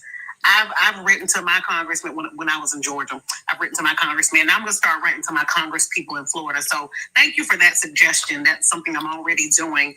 I'm already privy to where you go to look for certain legislator, and then you see where it is, the stage in which it's in, and if the support or the type of votes that they need to push it through. I know all that stuff. You're not talking to no fucking dummies. I don't know why you get up here and act like you're the smartest person in the room.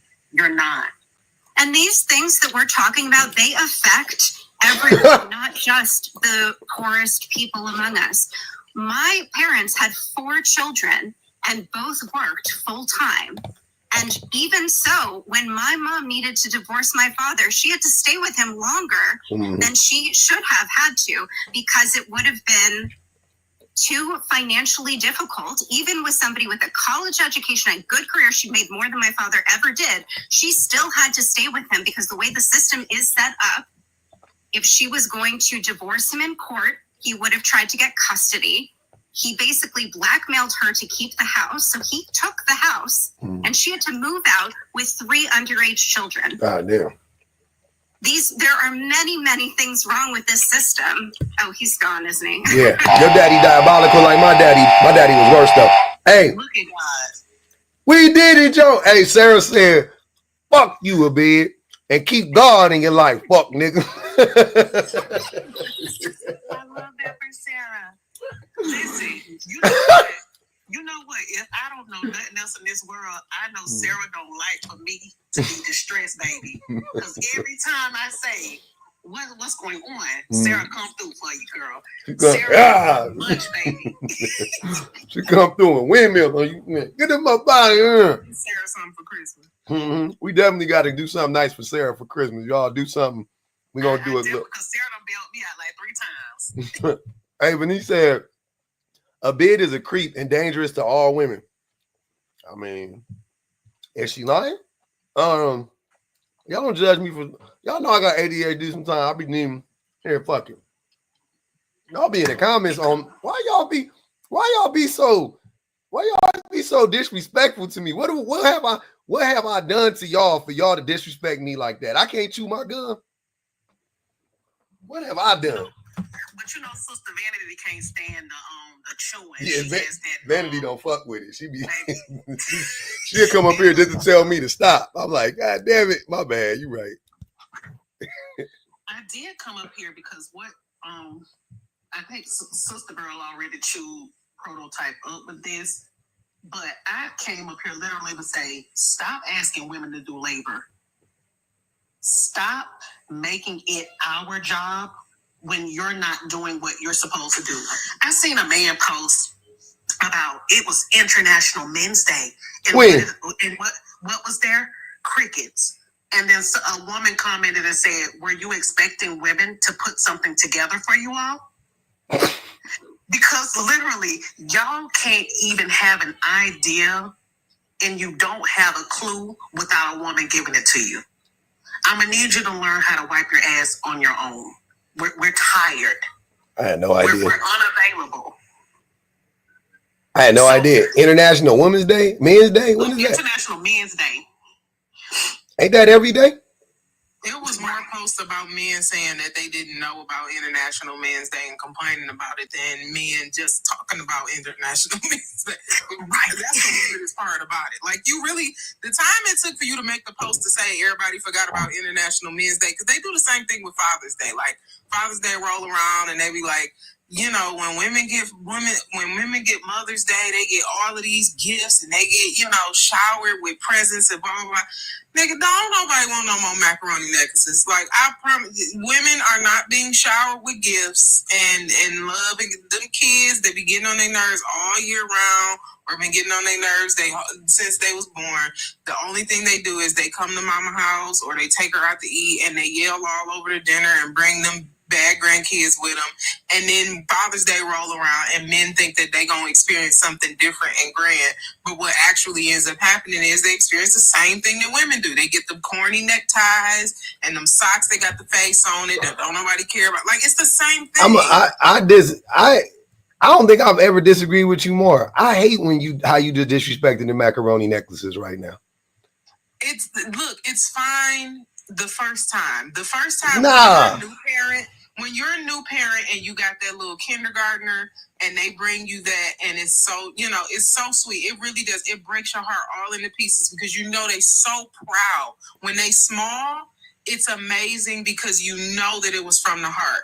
Let me tell you about my trifling sister though, who was 16 when she gave my mama, her initials were DW. She forgot that it was Mother's Day and made these pillows in home ec and was like, oh, look, Ma, I made these pillows. And she was like, oh, is that for me for Mother's Day? And flipped the pillows around. I was like, yeah, it stands for MD. That's what moms get.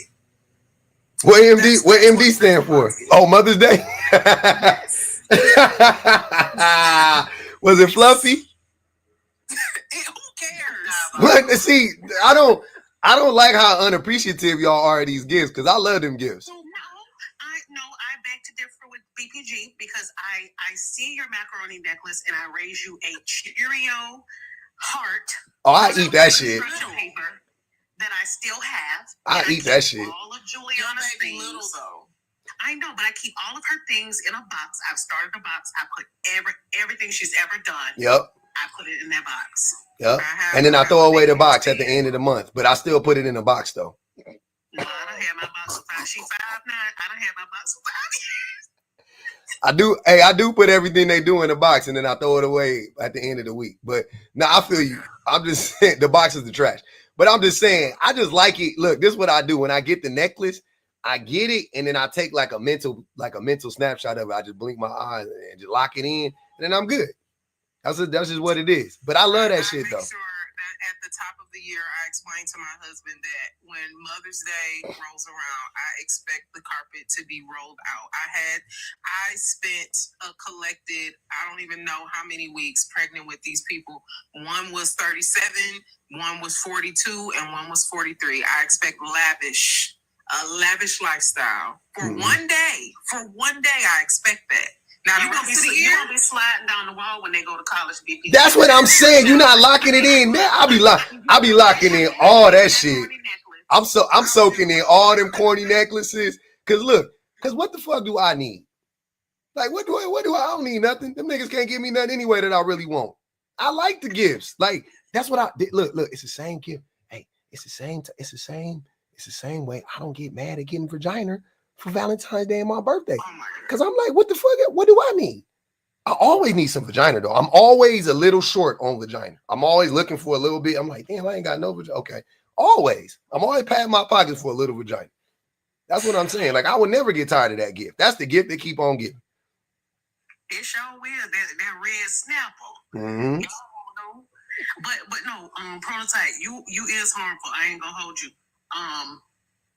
But women hating men does nothing to or for men. Stop asking us to do labor. Stop asking us to understand. Stop asking us for empathy. We already give that. Stop asking us to sacrifice. We already do that. Stop asking.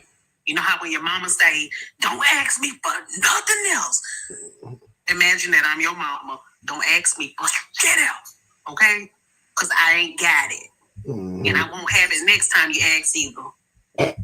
You said that on harmful. Can you further that? Expand on it, please. Public said not to center you, but it's literally because I ain't afraid to go to jail. It's because you slow, and I don't even think you mean it. How can that correlate? I don't think you necessarily mean no harm because you don't comprehend the harm that you are perpetuating. Oh, okay. So I think he laid it out really nicely. I think you would do well with listening to women and stop thinking that your perspective is one that we need or want, because we don't. Anything you gonna tell a woman, we already know. We don't need advice. We don't need support. We just need some of y'all to stay away from us and stop harming us. Stop. Yeah, so I think you conjoining me with a lot of men that I don't even associate with. So I don't. Sir, you are the man. What do you think? Stop othering yourself. You prototype. You are him. If I met you in a mall, you would probably lie to, gaslight, manipulate until you got what you wanted, just like the next dude. You aren't special. Stop thinking you're special and stop acting like you're special. Ed. You special. Ed. Hey, wait, hold on, wait. I gotta read something. Osa said, I want for prototype to get it, but it won't stick. Yeah, that boy's slippery, no diddy. Curly Kayla, go ahead. First of all, that's one of my favorite movies. That motherfucking Disney version of Robin Hood. Oh my God! If that ain't the remember when the snake was all in the nigga ear, I was getting tickled. The nigga was whispering to him. You know, like, I'll probably watch that shit tonight. I love that movie. That's one of my favorite movies. But I had a big crush on Robin when I was growing up. Hey, he was a cool fox. He was a cool type of fox. His girl was bad too. I ain't gonna even hold you. Yep. Right. Well, thank you for having me up. I actually just wanted to make one point specifically on this whole vetting conversation because I hear a lot of dudes say it oftentimes, and honestly, it gets under my skin more and more. And I think your name is Miss K. I don't want to get your name wrong, but when you said that you're tired of women doing labor for men, I think the whole vetting thing is just an extension of that. Yes, it's grown. Say it with me. Grown bike provider. Provider. Okay, I got you. But I think when you said that men get up here and tell women basically that they want us to do labor for them, I think the whole vetting thing is an extension of that by saying like, yeah, bad men exist, but it is your responsibility to sidestep that and navigate the bad men that exist, rather than just telling men to stop being bad. And there's a couple of points that I want to make on this. First of all, like, I think it was Sean for the KILL who was saying that she did indeed like vet the men in her life. But even if she didn't do that, like even if any woman was just like terrible at vetting, it still doesn't get to the bottom of the issue. Like even if you vet and the man still ends up being abusive, like the problem is still on the man, regardless if a woman didn't do her due diligence, quote unquote, because really like there should be an expectation for men to be good people. And I think like expecting men not to be good people takes away their accountability because then it's just like, oh yeah, well, they're bad people. So why should we even think that they're going to make the right decisions? No, I think we should expect men to be decent human beings. So even if a person is just like inexperienced or whatever, they're not doing their due diligence according to you. Like the problem is still the man at the end of the day. Like the problem is still the person who is choosing to be abusive. So that argument doesn't make sense. And then secondly, I think this whole vetting thing is a lie that some men tell themselves because the truth is the more that women vet, the less likely they are to pick these type of men for telling women to do that. Like the more women lock it up, the more women are picky, the more that they have high standards, the more men actually choose to complain about that. Yeah. Saying that women actually need to lower their standards. Yep. They're saying that they're saying the opposite at the exact same time. They're telling women to vet better. The women vet and then say, I choose the bear, and then the niggas crash out. And I'm like, wait, they vetted though. Why y'all mad? Y'all didn't like the findings? You didn't like what was discovered in the you know what I'm saying? Like choosing not to be with men is a version of vetting. That is vetting. Choosing to wait to be with the person who you think checks off all of your boxes instead of settling for a man, that's still a version of vetting. And also, like, this is why a lot of men will target younger women because they don't yet have the experience to be able to vet properly. So these narratives to me are just highly hypocritical and contradict one another. And then the last thing I wanted to say too is like people like I don't know people's names. I'm so sorry. I don't go into lives that much, but people like Andrew, I think his name was, when he kept saying like, oh, you just need to choose the right man. It sounds to me that men like him want to eat their cake or to have their cake and to eat it too, because he wants us to accept that bad men exist and that's inevitable. And for some reason that can't change, while also not wanting women to hold those men accountable by not being with them, by assuming that they are a danger and a threat. Like, you can't have it both ways. It's either that men are okay and they're decent people and like women ought to feel safe around them, or men are indeed a danger and like we should be able to say no to that. You can't acknowledge that men are a danger and still be like, oh, just choose the good ones. How are we supposed to know who is good and who isn't? You're supposed to, he said you're supposed to bring him to your daddy. And I'm like, men are terrible. Men are terrible at vetting other men because men are abusers. So how would they be able to spot abuse? They don't. Exactly. They don't think, men don't even know that what they're doing is abusive, right? Like, because when I say abuse, 99% of men go, I ain't never hit no woman, and I'm like, I'm not even talking about that. I don't even know what the fuck abuse looks like, right? So how would you be able to clock the abuse of another man? You don't think it's weird for a man to tell his woman that she shouldn't wear that out? If your daughter, not all you men that be talking about send him to the man gonna da. If your daughter came home and told you, yeah, you know, last week Gerald was like, I don't really like what you wearing or whatever, you know what I'm saying, I don't feel comfortable, I think you need to change. If she came and told y'all that, y'all, and she said that she felt some type of way, y'all be like, no, he just trying to protect you. Right, exactly. He just trying to protect you. That motherfucker is controlling. What are you talking about? And that Andrew guy, he kept on conflating morality, because I've been listening pretty much like since a couple hours ago. And so I heard that Andrew guy say earlier that morality is tied into traditionalism, when really a lot of traditionalism is just based on the presupposition that women ought to exist for men, that women ought to serve men. Mm-hmm. And so if you think that that system of belief is moral, then of course you're not going to be able to properly detect if it's actually a bad thing that men are treating women badly in that way. Because in your mind, that's the natural order of things. That's moral. That's the way things have always been. So therefore, it ought not change. But the reality is, outside of traditionalism, these things are incredibly and extremely harmful to women. So I bring up that particular piece because I thought the point about expecting women to do labor hits on this, because instead of jumping through all these hoops, being contradictory, telling women who they ought to vet, who they ought to avoid, who they ought to be with, who they ought to like lower their standards for, why not just tell men to be better people? And that's my question for all the men on this panel. Like, why don't you hold yourself to a standard where you're not the kind of man that women will want to avoid? Like, why is it entirely the women's responsibility for men to behave good and to be good people? You can answer that. You can answer that, Six. It's not you guys' responsibility, but you have to accept the fact there will always be bad men out here.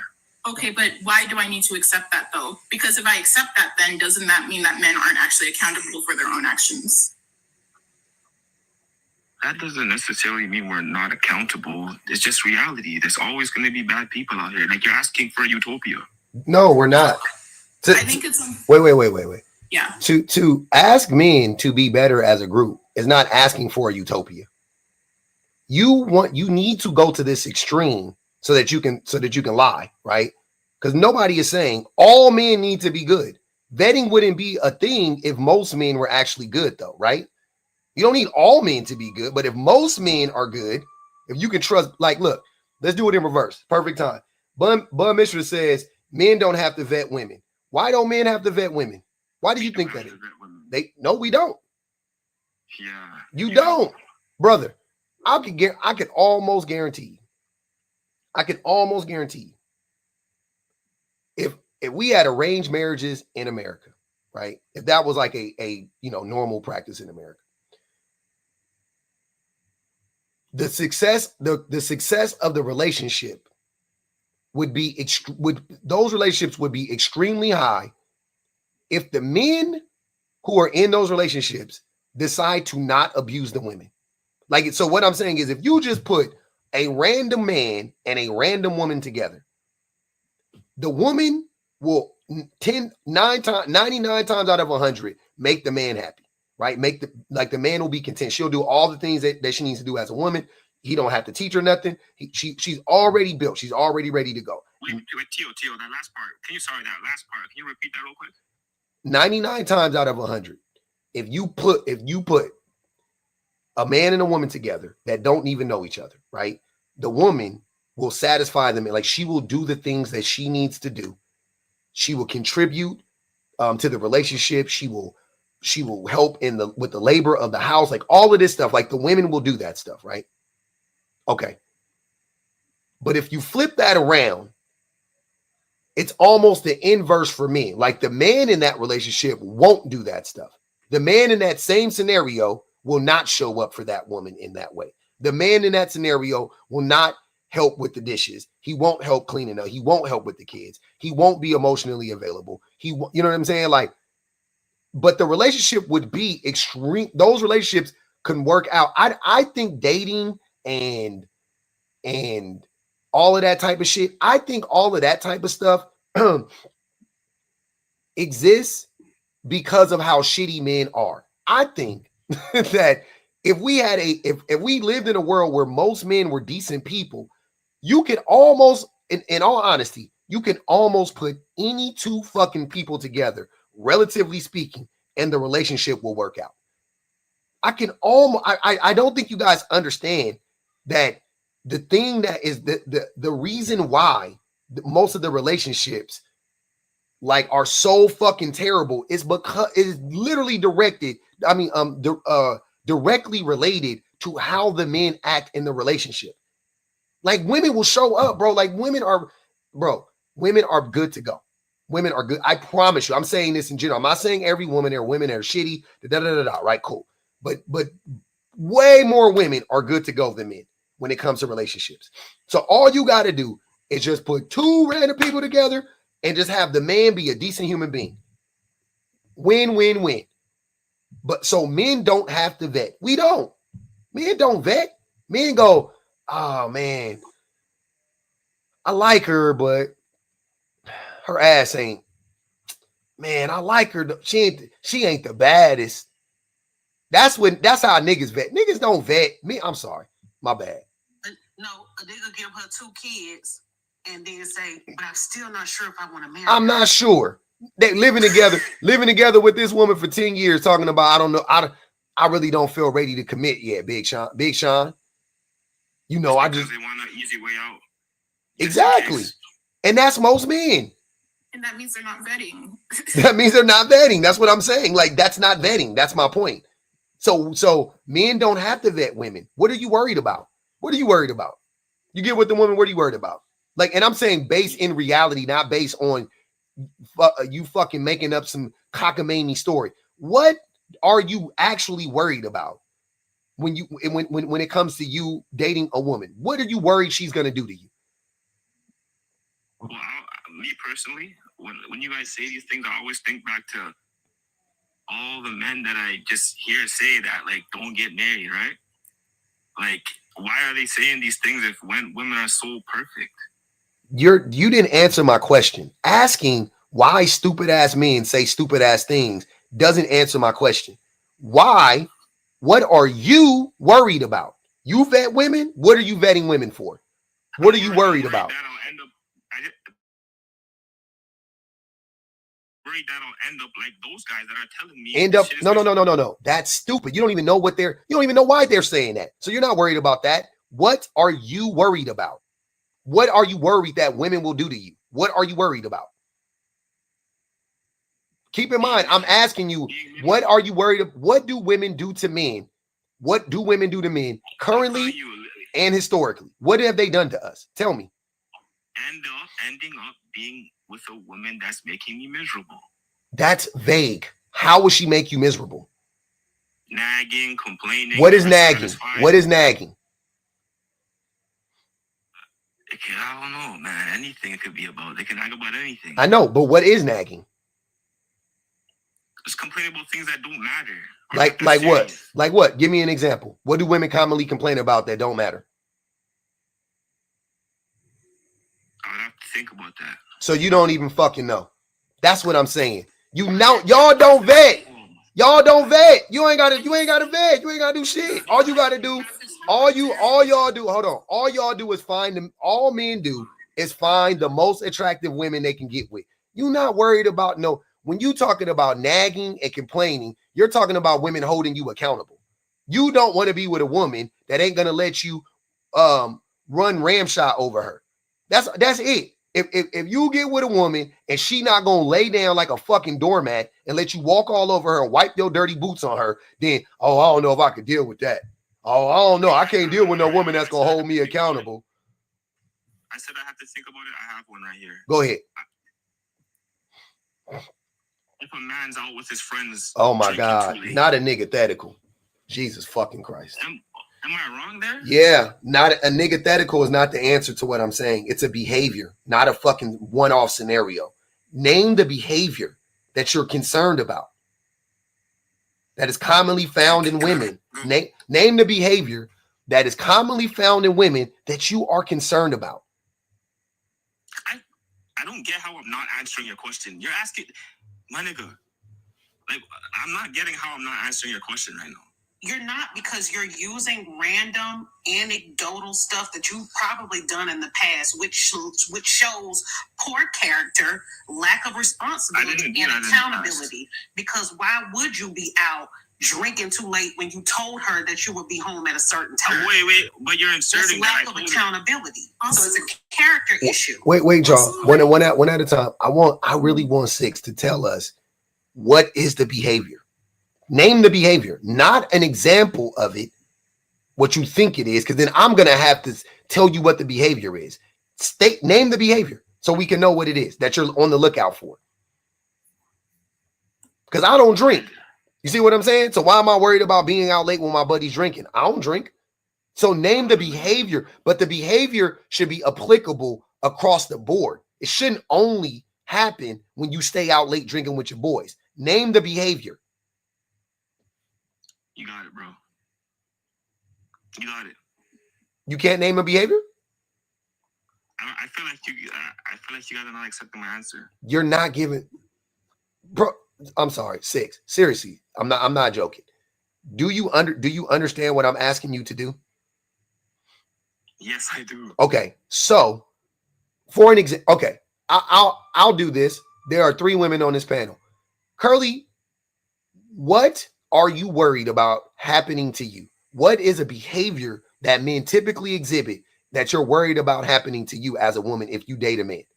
Being abused. In what way? Be more specific. Be as specific as you can be. Being verbally abused, emotionally abused, being sexually. Okay. Don't take all the answers. Okay. Okay. All right. Cool. Strong bite. What are some of the things you're worried about? What are some common behaviors that men exhibit that you're worried about happening to you? Being lied to and gaslit. Mm-hmm. Because I've been lied to. Okay. You gaslight me because I'm the front of the line. Okay. Song for the unalive. What are some things you're worried about, or you were worried about, or worried about, whatever? Well, definitely the things that the 2 other women said. Mm-hmm. And additionally, I would say like extreme controlling behaviors, right? So isolation, taking away my basic freedoms to work, go to school, things like that. Okay. Now, you see these examples? Can you give me something like that for me? Bro, I literally did the same shit. You guys just want to accept my answer. Well, wait. So, I'm sorry. So, you said nagging. Men, that term is... And also not things like not allowing me to do whatever. Like, if I want to go outside and stay out late, so what? Well, that's a boundary. And she doesn't like that you go out and stay out late. So it's not like I'm going to be doing it every day. Let's just say the weekend is Saturday night. I'm with my boys. It's 3 o'clock in the morning. Mm-hmm.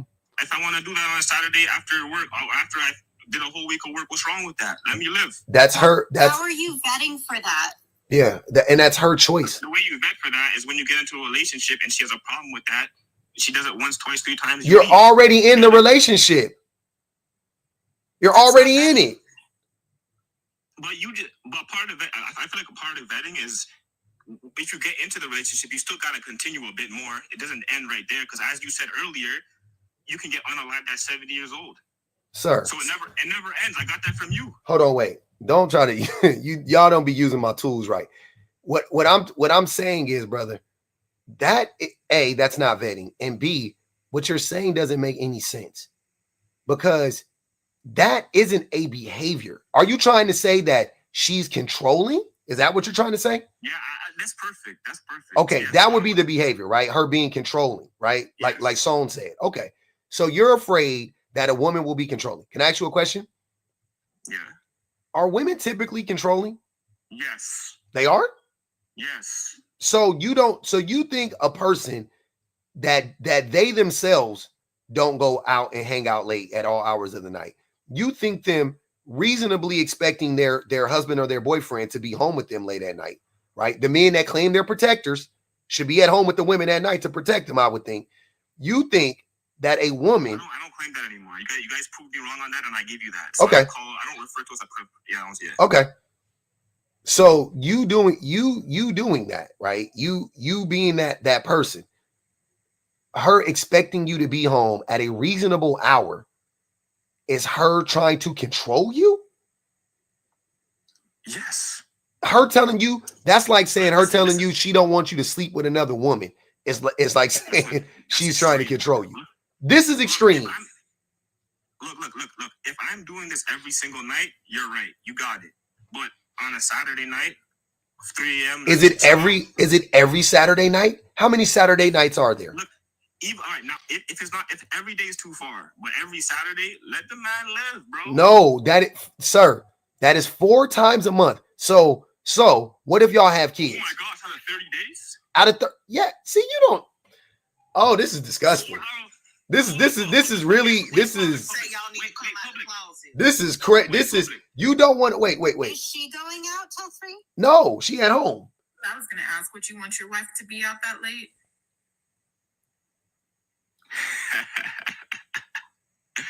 You got me. This nigga is all right, man. Hold on. Venice said, hold on, wait. Venice said, hold on. It's not different.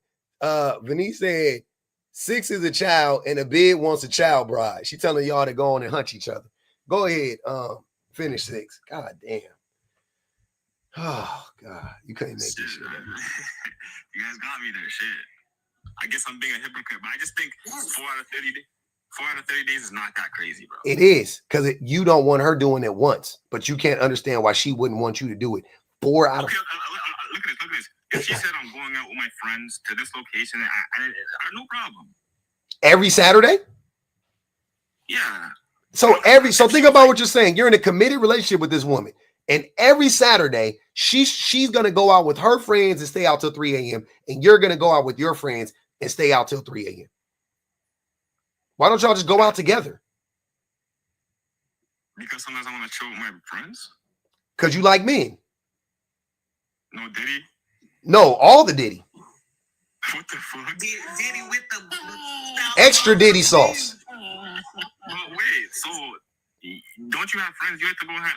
I don't like them niggas more than I like my wife. Okay, but everyone likes their wife in a different way. But no, nigga, I don't like them dudes more than I like my wife, bro. I don't like them more than I like my fucking kids. There is no man on God's green earth that I like. Sir, I love my brother. I love my nephew. I'm talking about my cousin. I love them niggas to death. I don't like them niggas nowhere near as much as I like my wife and my kids. Well, not even close. I agree with you, but some people have friends that grew up with their entire lives. I just named my brother, my cousin, and my nephew. What the fuck? Yeah, but I'm saying if I want to chill with those people, what's wrong? That's not every week. That's no, absolutely. Without my wife, absolutely not. That's weird.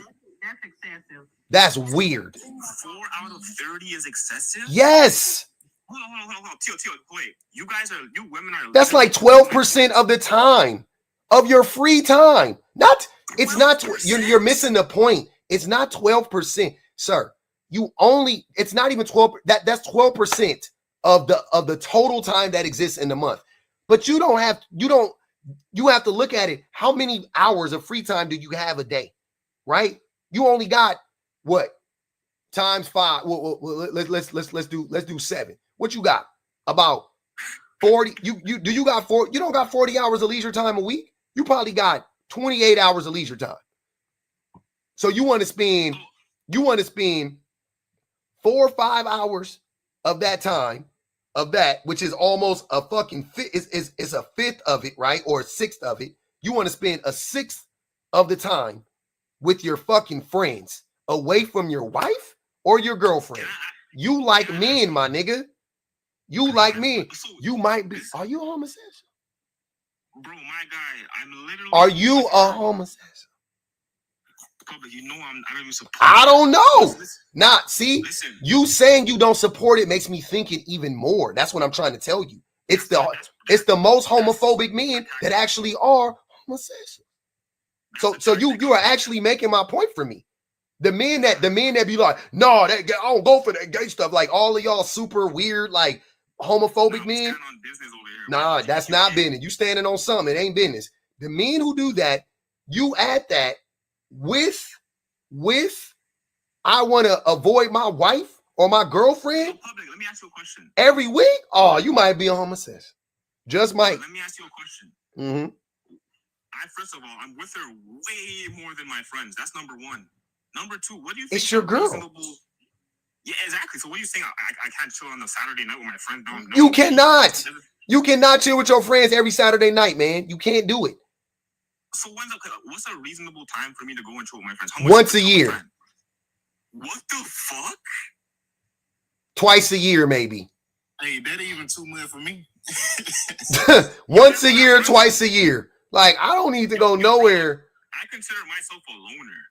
And you guys are saying this shit? You guys have no friends. You guys don't have no friends you grew up with then. What? Don't get married. Don't say it's the people.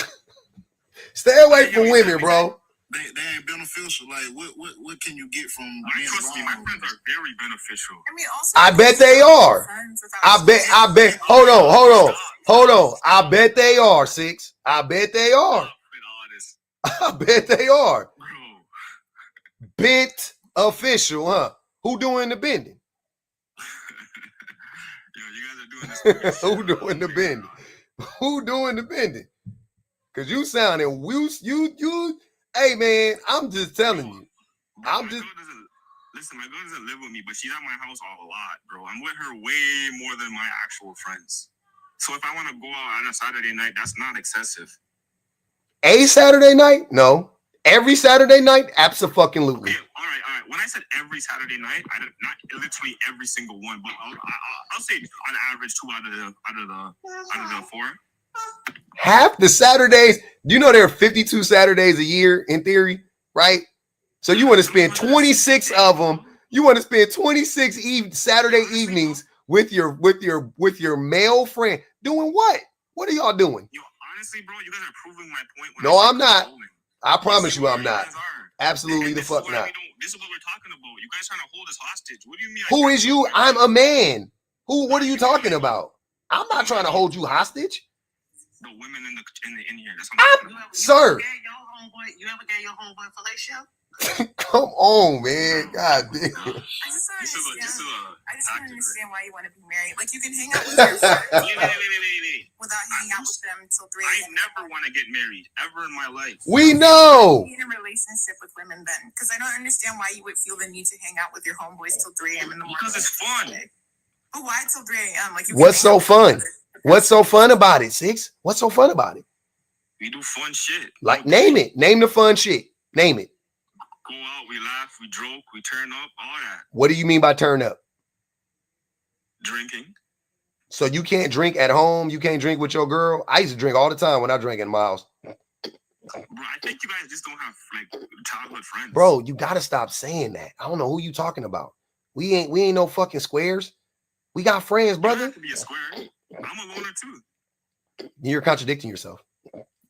You can't be a loner You're and not then gonna get married. You're not gonna have kids. So why are you even having this conversation then? Who said I'm not gonna have kids? Wait. You want to have kids, but you don't want to get married? Yeah, fuck married. How y'all only got 11? How y'all only got $10 on this man's head? This shit is crazy. I ain't gonna even hold you. No, that's what. You want to have kids and hang out till 3 a.m. every Saturday? Bro, I get no breaks, bro. Down, bro. This is some hostage shit. This is what I'm talking about. You have to prove my point. But Listen. hanging out till 3 a.m. is pretty egregious. And okay, also it's all right, pretty listen. telling because when I asked if you would let your girl do it, you laughed and said it's different. So obviously you see what the problems are.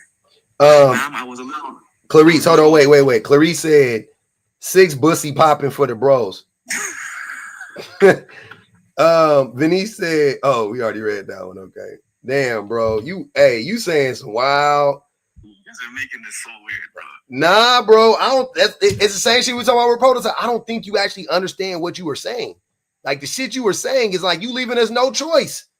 Like, what is it? You look, and you don't gotta be a homosexual to hate women. I don't think every man I don't think just because men hate women, they're homosexual, right? Like you hate women clearly, but you don't have to be homosexual. So I leave you room. Like you could be a cishet man and still. I don't hate women. You do hate women. You're literally proving it right now that you want to spend every Saturday away from your woman. You hate women, clearly. You definitely hate the woman you out of 30 days. Yeah. I hope men are. You're not with her. Do you not work? Good point. Like you Yes, work. I do. You work.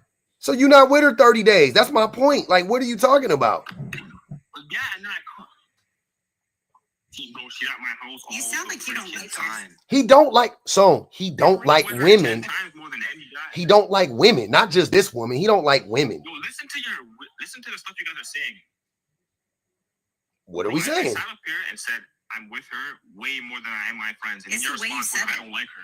Yeah, you're making it sound like a chore to be. So, Six, I'll be honest. I'm not getting married and I'm not going to have kids. No, I've got a once-a-week date with my boyfriend. We've been together 6 years. But when I talk about him and the time we spend together, I do not sound like you talking about your girl. Wait, that was a lot. What was that? What happened? I am child-free and I'm not interested in marriage. I don't care about that stuff. Yeah, I don't care about that. What was the last part? When I talk about my boyfriend, I do not sound like Six talking about his girl. Oh, no. I meant so you have a boyfriend that you see once a week?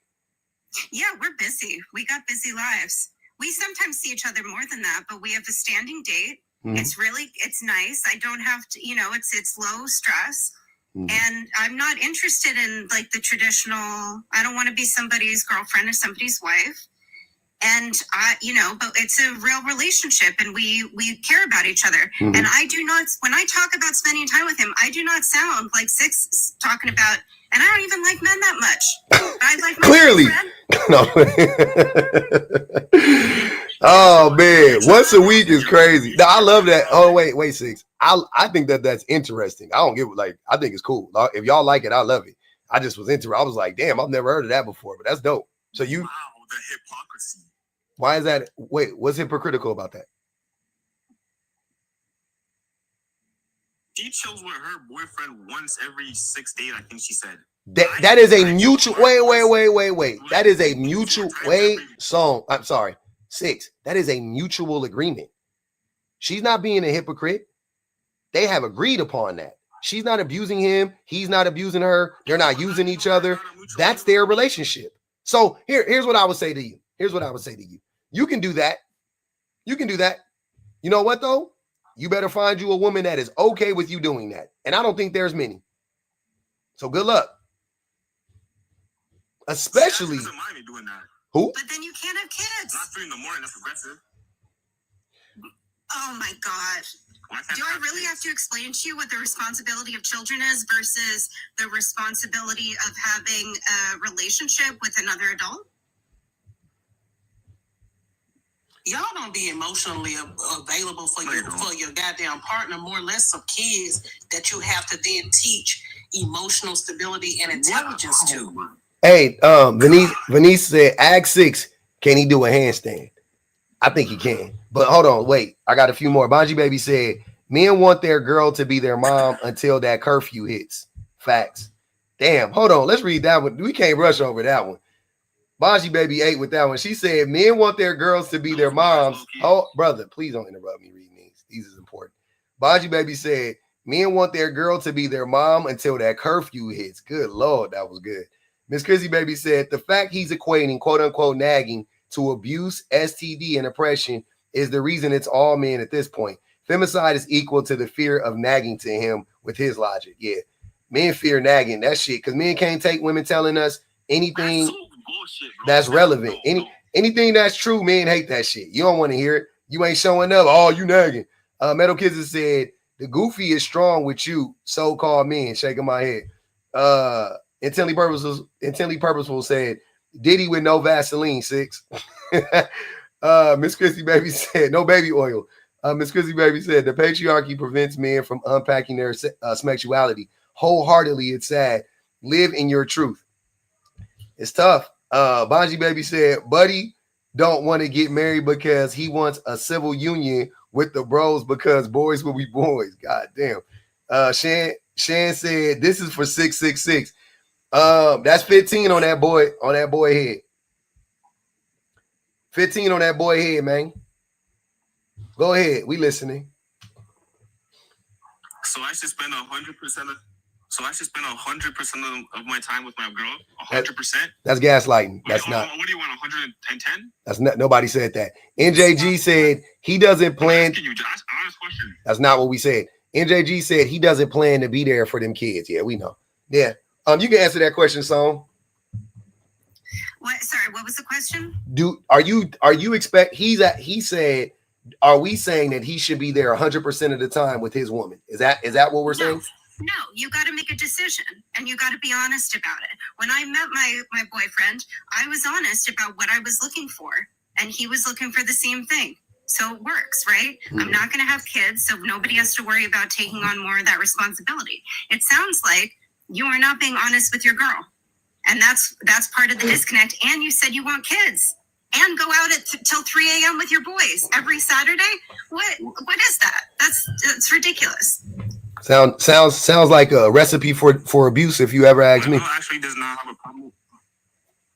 Huh? Nah, she actually doesn't have a problem with it as long as I message her. Yeah, but if you knocked her up and she was taking care of the kids, do you think that would maybe change? Yeah. You think that'll be the same? Because I remember when I could stay out. Yeah, I remember. I don't accept that change. Oh, okay. Why are you worried about nagging? You just want to say some shit. Like, I really think at this point you trolling us.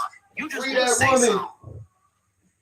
Yeah, I knew it was like questionable when we were talking about vetting partners, and I was wholeheartedly hoping you would say like, "Oh, I'm gonna vet my woman to make sure she's not abusive or that she won't cheat on me or something like that, something in that ballpark."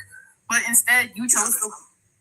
But instead, you chose nagging, which you later amended to controlling. But when a person is controlling, like truly controlling, words like nagging aren't used to describe those behaviors. Like nagging is often used to delegitimize the often valid criticisms that a partner might have for their partner because that partner is doing something that they ought not to be doing, like going out every Saturday at 3 a.m.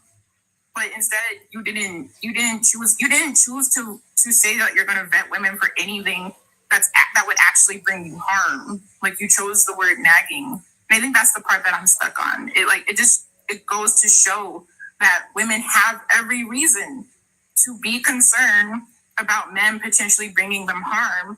And if that comes in the form of avoiding them or assuming that they might be a threat to them, then that's valid. And you yourself said, oh, well, men, like it's a fact of life that men are going to potentially be a danger to women. Well, if that's a fact of life, then it should also be a fact of life for women to do what they can to avoid those men. I don't understand why a lot of you guys get up here and say one thing where like, yeah, men are bad. There's nothing that we can do about it. Like it's cancer or something and that it can't be avoided.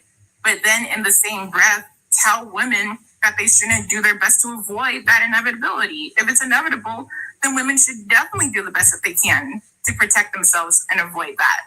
Like, don't we sit up and tell ourselves that we should do the best that we can to avoid diseases, to avoid heart disease and cancer and other things like that, because we know that those things are part of life.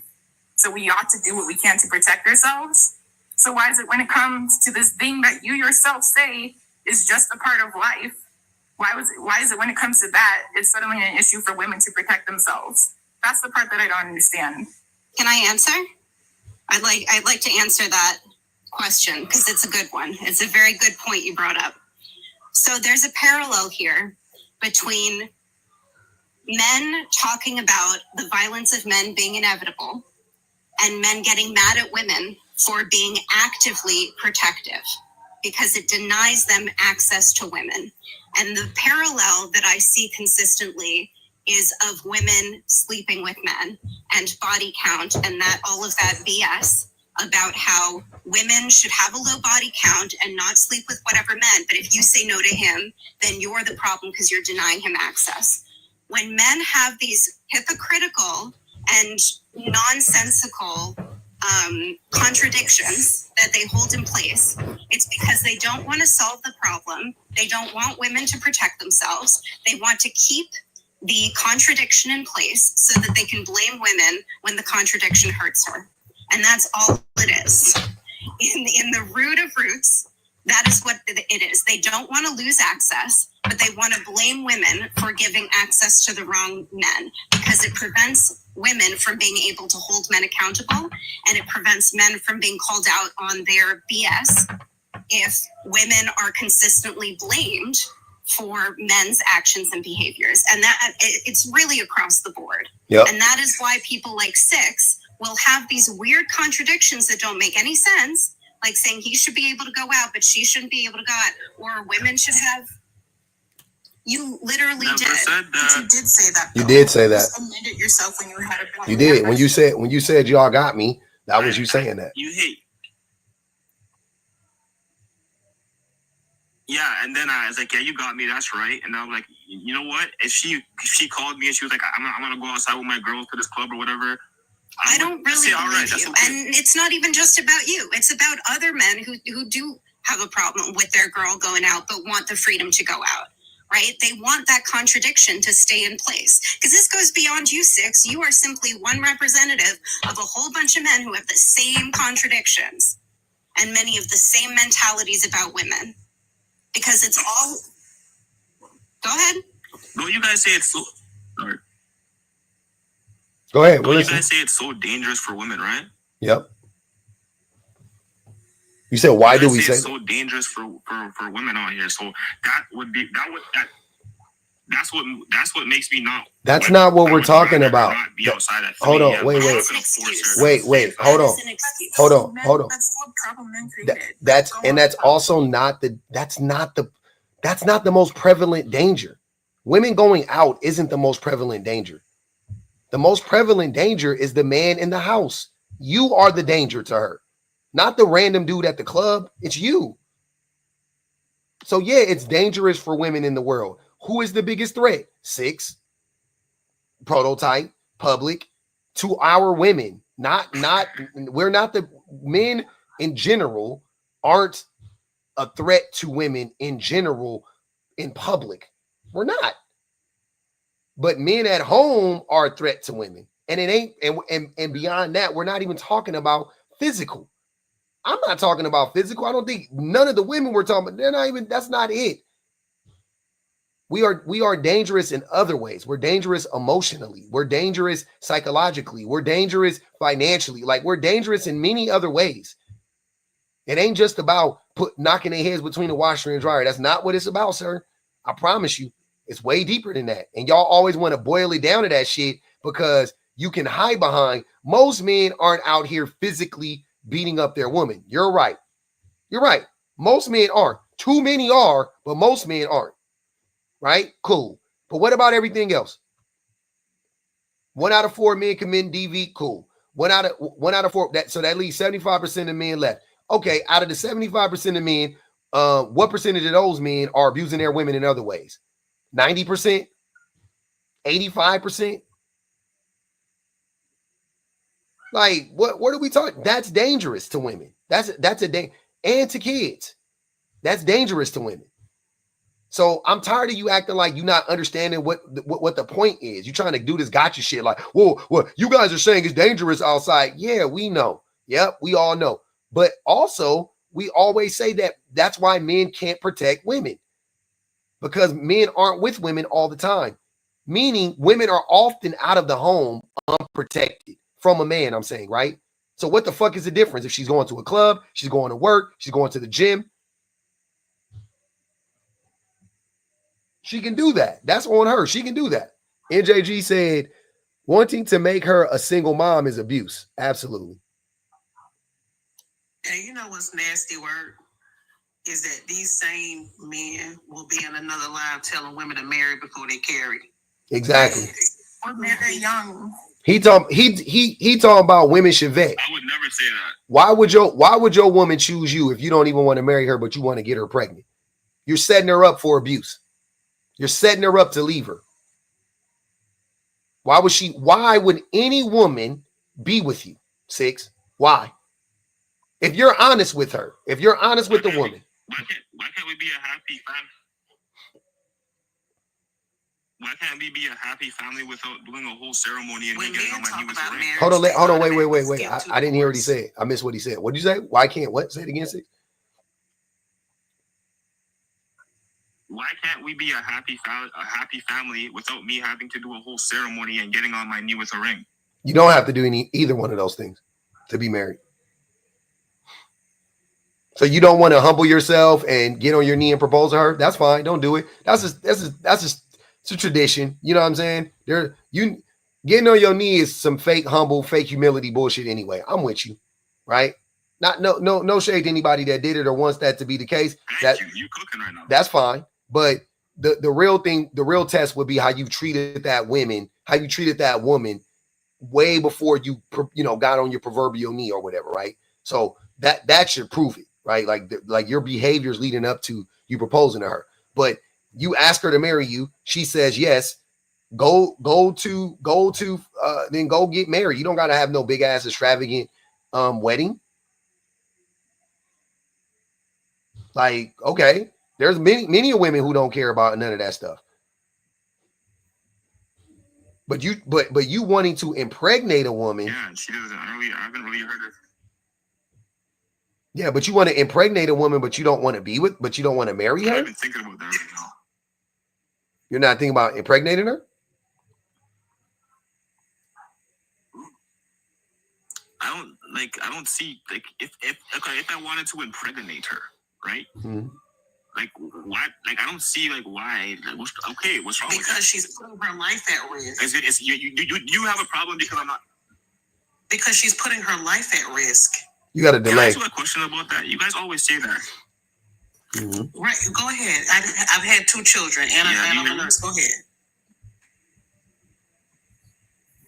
You got a delay. 6 got a hell of a delay. Oh yeah, he got 1 bar. Yeah, that's perfect. Let me drop and come back. Okay, I got you. Let me read the super chat. Willie Dream said, "We are most vulnerable at home because we trust you. In public, we are on guard. $10 more on your head, on your dang head." 666. Oh man, that's 25 on that boy head. He'll be back.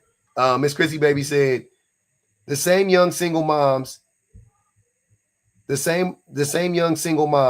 had 6 tell her the same BS about marriage. Then later on villainize her as a loose baby mama. The same young single moms had I get it. The same young single moms had a 6 tell her the same BS about marriage. Then later on villainize her villainize her as a loose baby mama. I got it. Yeah. So a dude like 6 told her, like marriage ain't whatever and all that bullshit. Yeah. And then when she ended up not being married, then they was like, oh, you a single baby mama. All the pretty flowers said, men let women EBT fraud because he can't provide, marry her. Men let women commit EBT fraud because he can't provide / marry her.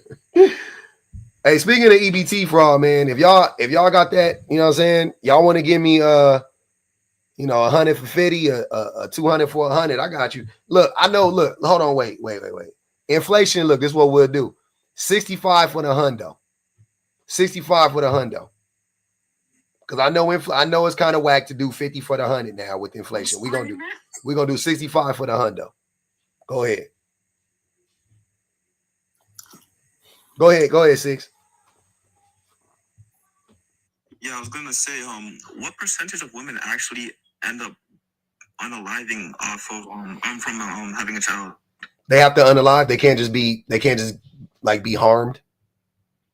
All right, okay, be harmed too. Everyone, 100%. And they're not here to tell you if they were, idiot. 100% of them are harmed. Hold up. You just called me an idiot for that's some dumb ass shit. Because that was stupid. Let me talk real percentage quick. are unalive? They're not here to tell you. They're not But here. we would know the percentage of women who got unalived while having a child. You go look it up. Stop asking. Stop asking women to do labor. All right, you called me dumb for no reason. That was silly. So the number of women who are harmed during and after pregnancy is 100%. Yeah, 100%. You ever play football? American football? No, I don't play football. Okay.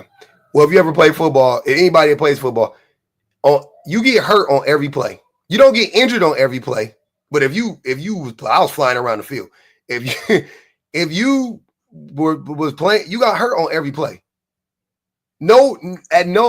At no point in time did it ever feel good. Like every play hurt, everything hurt. Like you just, you brush it off or whatever, but you got hurt every play. Like that's just a part of the game. That's what childbirth is like times 100. But they heal. I would assume what you're saying right now, they would heal after a certain amount of time, right? 7 years? 7 years. Yeah, 7 years minimum. Some of them never heal up completely. 6, when women give birth, there is a dinner plate sized wound left in the uterus. God damn. They bleed consistently to the point of needing diapers after birth. God damn. My pelvis and my hips are still like I can hear the little pop every time I roll over in bed because I had a little bit of hip dysplasia when I had my son. Hey, so when you therapy for. Okay, when you throw your legs back like this, they pop. They go. Yeah. Okay. I can feel like it's crazy. I can feel it move like the bone, like kind of like bone on bone. Mm-hmm. Yeah, I would do it all over again to get my babies, but it's definitely. But not to mention the amount of blood that I've cleaned up off a floor after a woman has hemorrhaged going to the bathroom. Let's not mention that I worked in postpartum for 6 years, and the amount of women who have to return because they develop postpartum preeclampsia. So not just the preeclampsia before having the baby, after having the baby, prone to seizure, stroke, God damn, postpartum hemorrhage. Okay, where they literally have to go to the OR because they're losing so much blood. They have to give them blood. It's dangerous and it's lit, but it's dangerous. So this idea that men keep saying, well, what amount of women actually go through that?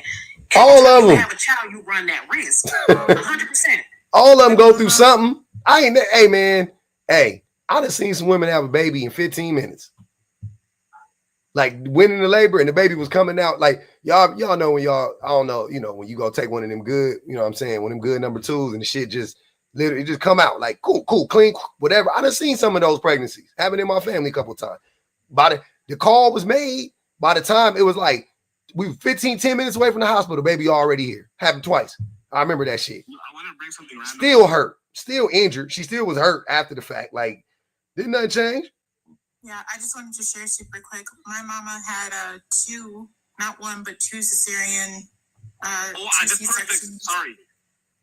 To have my sister. Hold on, let her finish, brother. You got it. To have my sister and I, and the damage that is done on her gastrointestinal system is lifelong. My mother is 65, and she had it like a while ago, and she still struggles to this day. So it's no joke, no matter what kind of birth or labor that you go through. Monica said he treats his girl like he hates her, because he does hate her. Go ahead, 6. Yeah, I forgot. You know me and my girl, right? Yeah, okay. I mean, you talking about her. Why y'all be acting, sir? Why do y'all get on the internet? You guys do this weird thing where you pretend like you know people. That we do. You do this weird thing where you say, hold on, wait. You do this weird thing where you say all of this problematic shit and then say, y'all don't know me. That's what's weird. It's not weird for us to clock it. It's weird for you to act like, oh, I'm a completely different person at home. I'm loving and I'm doting. No, you not. You a piece of shit.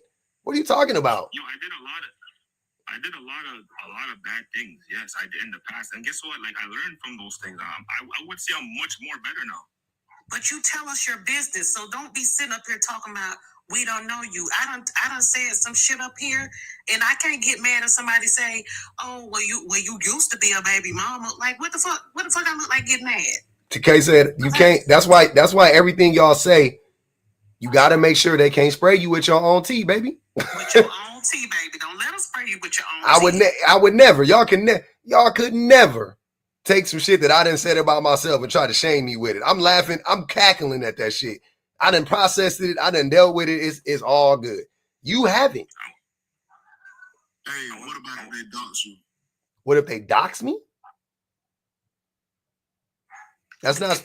If they dox him, they better pull up.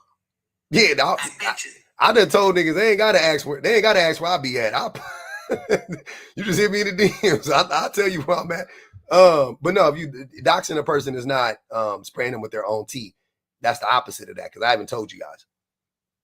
Right? So if you dig up some shit, it's not something different. 6, were you gonna say something about the C-section point? It sounded like you were gonna respond to that. Yeah, I don't really like to talk about my mom in here, but she had 4, and I would say she's doing really well right now. She's not like messed up in any kind of way, but I guess that would be me centering myself, right? No, that would just be you using your anecdotal experience or your mom's anecdotal experience to negate the real world ramifications of pregnancy that everybody's talking about. And that's you probably minimizing your mom, probably not even telling you fully what she's feeling, because I know for a fact. Mamas don't tell you shit. C-section scar, she can't feel that part of her stomach, baby. Mamas don't tell us nothing. I'm gonna tell y'all that right now. Your mama don't tell you shit. Your mama could be on her unaliving bed. She gonna be like, I'm okay, baby. You ain't gotta. Mamas don't be telling their kids shit. Yeah, like you don't have to talk about your mom, but I would like to know, like, have you asked her about the process of her bringing you into the world? You're right. Maybe I should. Maybe I'm wrong. You should, and you should look up a video too. I want you to sit and watch the whole damn thing, and then tell me that that's nothing. I saw that shit in real life twice. I never said it's nothing, no. That shit is, man. I want to bring up something random. Hey. Real quick before I get sniped. I pulled my own baby out. You aren't as badass as me. I pulled my own baby out. Hey, that shit. I see when my wife did that shit. That was crazy. I'm gonna tell y'all something. When I was watching my wife on the first time, the doctor looked at me and said, "Are you okay?" Now I don't know what prompted her to say that to me. I felt fine. I must have looked like I saw a ghost though. Maybe I looked like I saw a ghost, but she looked at me. She was like, Mr. Hayes, are you okay? Like she got the baby, she got my baby crying, and she looking at grabbing the head and looking at me and was concerned about me. She was like, you might need to sit down. I was like, no, I'm good. So yeah, too many men pass out. A lot of men done passed out. I know. And maybe I didn't even feel it. I didn't feel like I was, but I think I had that look. I think I did. I think I've never passed out before, so I don't know what it feels like to be like about to pass out. Maybe I was, and she was clocking it, but I didn't. Thank God. Venice said, Six don't have a girlfriend. He's a compulsive liar. To lie to a bunch of random women in a different country. It's not that deep. Metal Kitten said, wait, but didn't you say women should be able to vet men, no problem? But you're confused on how we know what the fuck timing you on. We can't clock you by now? Really? 666? Damn, they call this nigga 666 on the YouTubes, cuz y'all. It's funny too because you guys are the doubles here, not me. The fuck? Hey, they calling this nigga 666 on the YouTubes. They calling him 666. I thought one person was doing it. They all calling him 666. Oh my God, man, that shit funny. It was like I saw it and I wasn't putting it together. I saw one person do it and I was like, all right, whatever. Then I saw like a couple and I was like, all right. It just hit me right now. Like them niggas, they just really calling them that shit. God damn it. That's crazy. They said he got evil ass thoughts. Do you know what they did to me diabolically at my job? What? When I got signed on, my part of my username is 666 and they wouldn't change it. Why? They would. I don't know why the fuck. I said, man, talk to the director or something. I don't want that bad juju to this day. But I done got like 4 raises on this job, so I guess it don't mean shit. Okay. Never mind. I was gonna say microaggression, but never mind. You're doing it. Okay. Go ahead. Y'all I want to go ahead. Let me say something real quick. I want to bring this up last time I seen her in the comments. I want to expose this person. Expose them, 6. Your followers, your nice, beautiful women in here that you claim. Who? I'm about to say it. Green Eyes 62. My Green Eyes 62 got so offended at something I said in the comments. Okay. This old toucan in the face looking lady decided to come to my DMs, send me 3 fat ass paragraphs, opening sentence saying, "You ugly hard ER." That's crazy. Oh wait, hard ER? Yeah, no, hard. And hold on. That's your Cody. That's your Cody. I don't even know. I don't know who you're talking about. Some of you guys, she's in the comments the other day. Time out. Hey. 6. I don't know who you're talking about. I've never seen that person personally. Her name is My Green Eyes 62. So I got a question for you. Was she a black woman? That was a whole white lady. That was a white woman that said that to you? A whole white lady. Yeah, we don't tolerate that. One more time. My Green Eyes 62. I'm snitching. Damn, screenshots or it ain't true. What type of person you will see? A white woman. Hey man, I didn't know that was a white woman. Damn. Did you report it to TikTok? Yeah, hell yeah, I snitched on that lady. Yeah. Okay. I thought you don't snitch, Crody. No, listen. I don't want to be that guy, but she hard ER'd me. I would have snitched. I would have told on her too, but I just thought you wasn't a telling type. She did that and then blocked me. So since you want to block me, you don't want to have a back and forth, I'm snitching. Bet. Choose better, nigga. I didn't choose that old ass lady. That lady's in my DM talking about, you know I'm sexy. What the hell? Oh, she wanted to hunt you. She sent me 3 big ass paragraphs. She was flirting. It's all right, man. They don't do them and send me little ones that get off. I pull. I say you might need to revise your points, man. I don't know. What they be sending you stuff too? What they be saying to you? Yeah, they be trying to love on me, Paul. Doubt it. I can't relate to that. He a motherfucking. Lie to his fucking teeth. Hey, they said $2 for 6. We don't care about none of that shit. Exactly, because she's a woman and you guys are messed up in your head. A white That's 17. Hold on, 6. I came up here to say something to you about that sincerely. Not all women. But guess what? Can I reply to that? Not all women, bro. I would love to reply to that. Go ahead, man. Reply. That's why I say us men are more logical than you guys, because I agree it's not all of you guys. I actually think, listen, I actually think majority of the women in here are the better women in society. So I agree with you. That's right.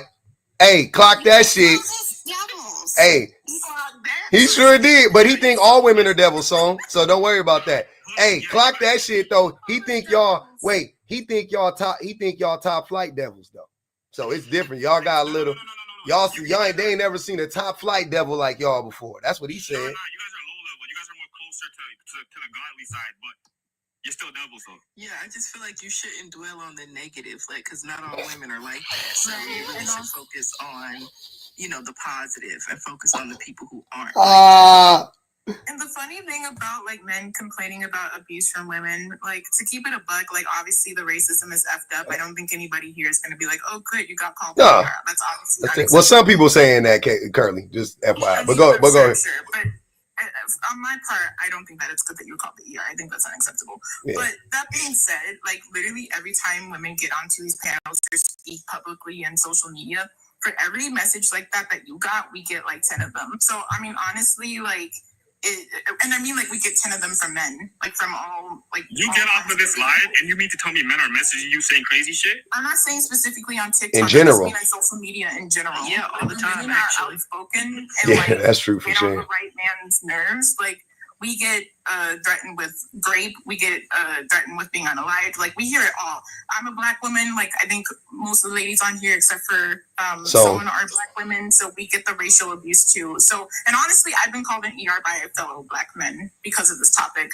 So, like, to me, it, like, obviously is unacceptable. But for you to take that one specific person, when I think the ladies up here have given you like pretty articulate arguments for why we think the way that we think, that has nothing to do with being racist towards you, and you take that random woman as like representative of what we're saying, I think that, no, I'm still talking. Let her finish. I think that it's just, it's a perfect summary of what the issue is when it comes to dudes like you. I ain't gonna even hold you, Six. If a Black woman would have called you a naker with a hard ER, I would have been perfectly okay with it. So would I. And look, this lady totally disregarded what I said. Once again, no, you disregarded what we've been saying. Okay, listen, you just got mad at me for cutting you off. I apologize for that, and you did it to me. Go ahead, man. Go ahead, man. Goddamn, we listening. Look at this. I just said I think you guys in this live are the better women in society, and I do not think it's all. And then you went ahead and said totally vice versa, but all right. That's not a compliment, because you called them all devils still. Backhanded compliments really has nothing to do with the point of what we're saying, though. Yeah. Okay, so it's never enough. Like, I don't really care if you think it's never enough. This nigga is a gaslighter. Do you hear what he's saying?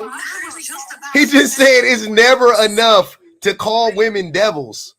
It's never enough. Oh, so I guess I'm the bad guy here. Yeah, nigga. No, I got one public. Why are you trying to play the victim? Ain't nobody in here victimizing you. Mm-hmm. That was the past. Mm-hmm. That was the past. And now, because of your response, because I was feeling sympathetic, but because of that, I'm with shenanigans. You was feeling sympathetic. I was to the ER thing. Nah, stay. You gotta stick around a little longer, Curly. We'll get you right. Why did you bring it up then?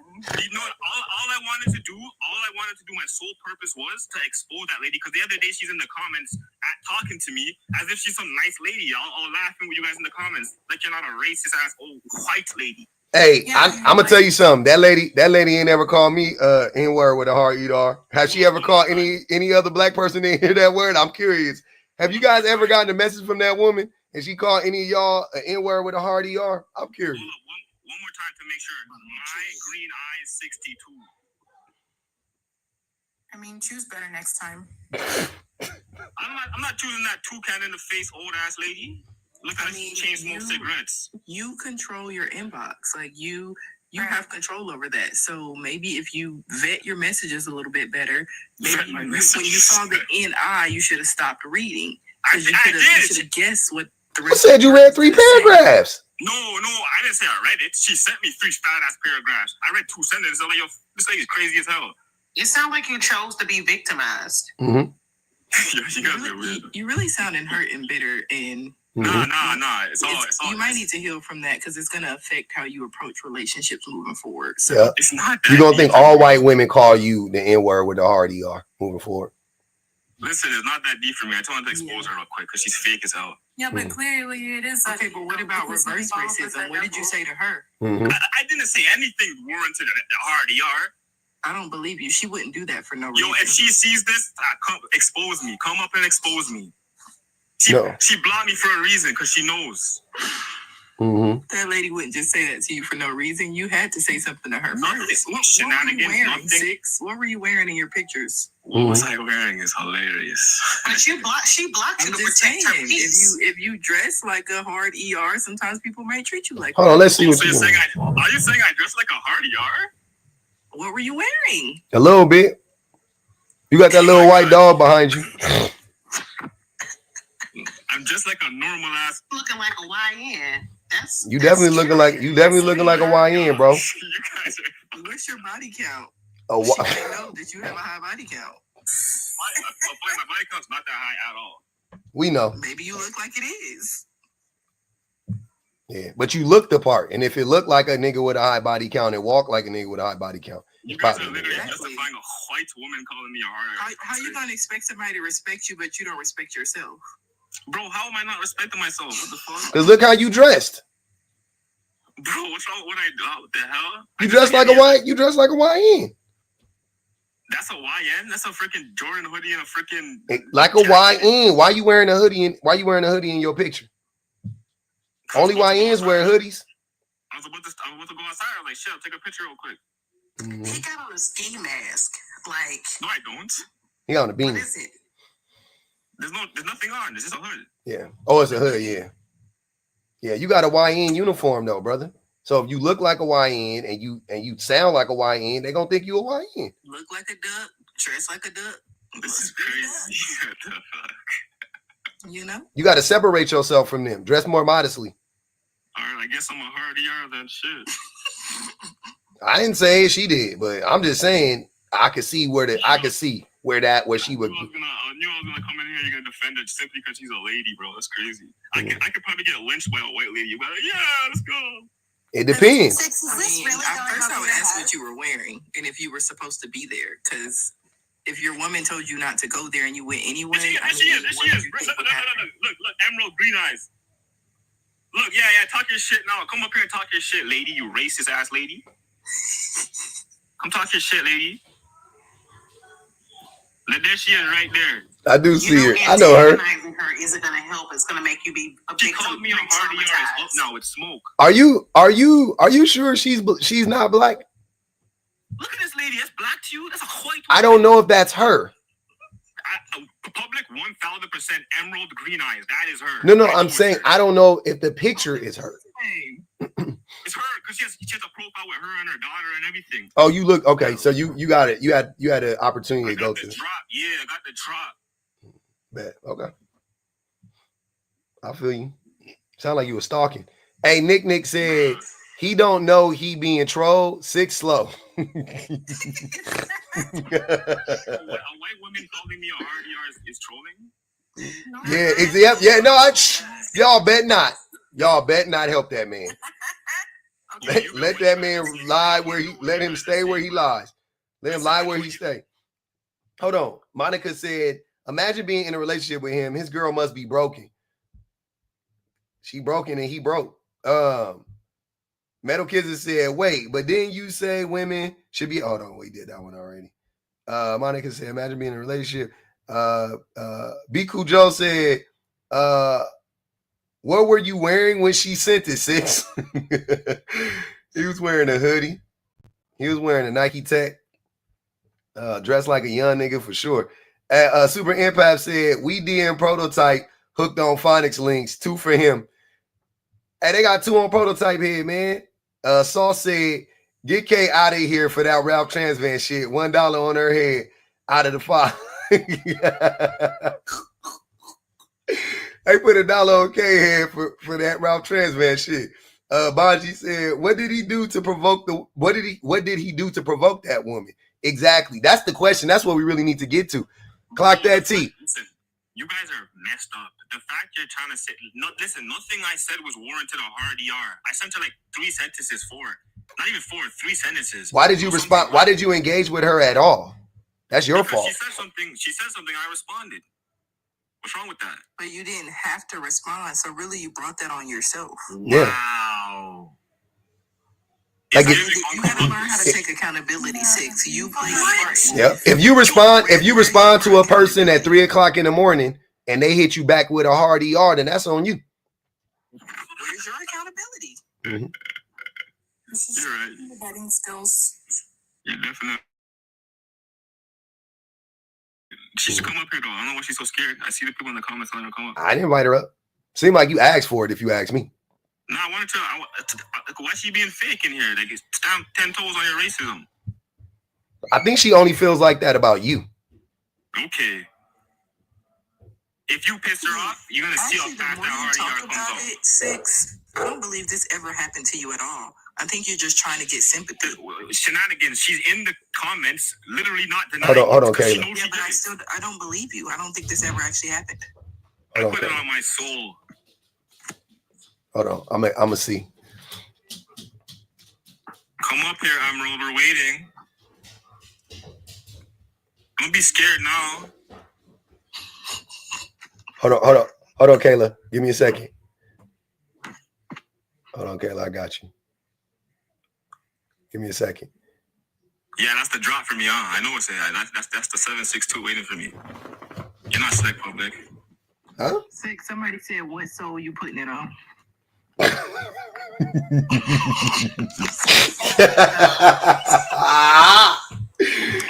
Damn, bro, you gotta be careful, man. Them comments be fucking cooking and whooping. Them comments be whooping feet. Just make sure that lady comes up here and explains herself. Them comments be whooping feet. And Emerald, I want you to put it on your daughter. You didn't call me a hard ER. If you dare come up here and lie, put it on your daughter.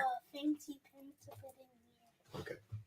I just don't know if I believe this story. I mean, for all we know, Emerald was trying to buy CNN, and Six is just trying to ruin her name so she's not able to do it. Definitely. That's what it feels like.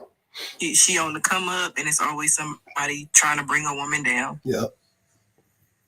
And maybe he's trying to deflect from the idea that he was at a Diddy party, and maybe she knows that. Shout out to Eve. I think Six is misunderstood. That's some real shit. Nick said they leaving them behind in Canada too, I feel.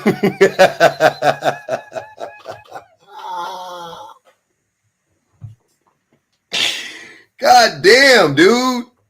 What is happening tonight? I gotta end this shit. Emerald looks like she could DM whoever she wants. Why would she choose you? That's a good question. If this was vice versa and it was a guy that did it, you guys would have been like, oh my gosh, it's the end of the world. It's so funny because he doesn't get it. I know you guys are trolling. I'm not even talking about that. But even with you guys, pay attention. Even with you guys trolling, you're making a joke, right? But when I make a joke, vice versa, oh my gosh, I'm so evil and shit. Yeah, somebody in the comments said you're not even her type, and I agree. So yeah, I'm not understanding. Bro, it's a 62-year-old toucan in the face looking lady. You're not her type, so why would she choose to DM you of all people? I have a question for you. Who, me? Yes. Yes. Why didn't you report this to the police sooner? Did you take it to the police? I reported to the TikTok police. I took it to the TikTok police, and she got banned in her DMs. I feel like if you reported it immediately, then, you know. I did report it, and she can't talk to her DMs for a bit. She knows that. That's why she's scared to come up here. No, he didn't report it to the police. He just wanted to tell it to us so he can get money from the situation. That's why he up here trying to get How the hell am I getting money? Instead of reporting it. So you got justice? Oh my god, yeah, you're. So you got justice? I want $2. You're right. I want $2. So you got justice? Huh? So you got justice? Yes, I got a bit of justice. Then what you complaining about? I just have to expose the fake. She's in the comments all laughing and adding me yesterday or the day before, whatever the last time you were live was or whatever, to acting all fake. So I'm like, you're in there being fake. I'm gonna expose you. Oh man. Hey man, I gotta tell y'all something. I gotta let y'all know some things, man. Hey, shout out to everybody on the panel, man. I'm sorry. I didn't even know I was in my 5th hour. That's unacceptable. 5 hours a lot. I know I didn't go live yesterday, so my tank is a little bit more full than normal. Oh man, what a great live that was, man.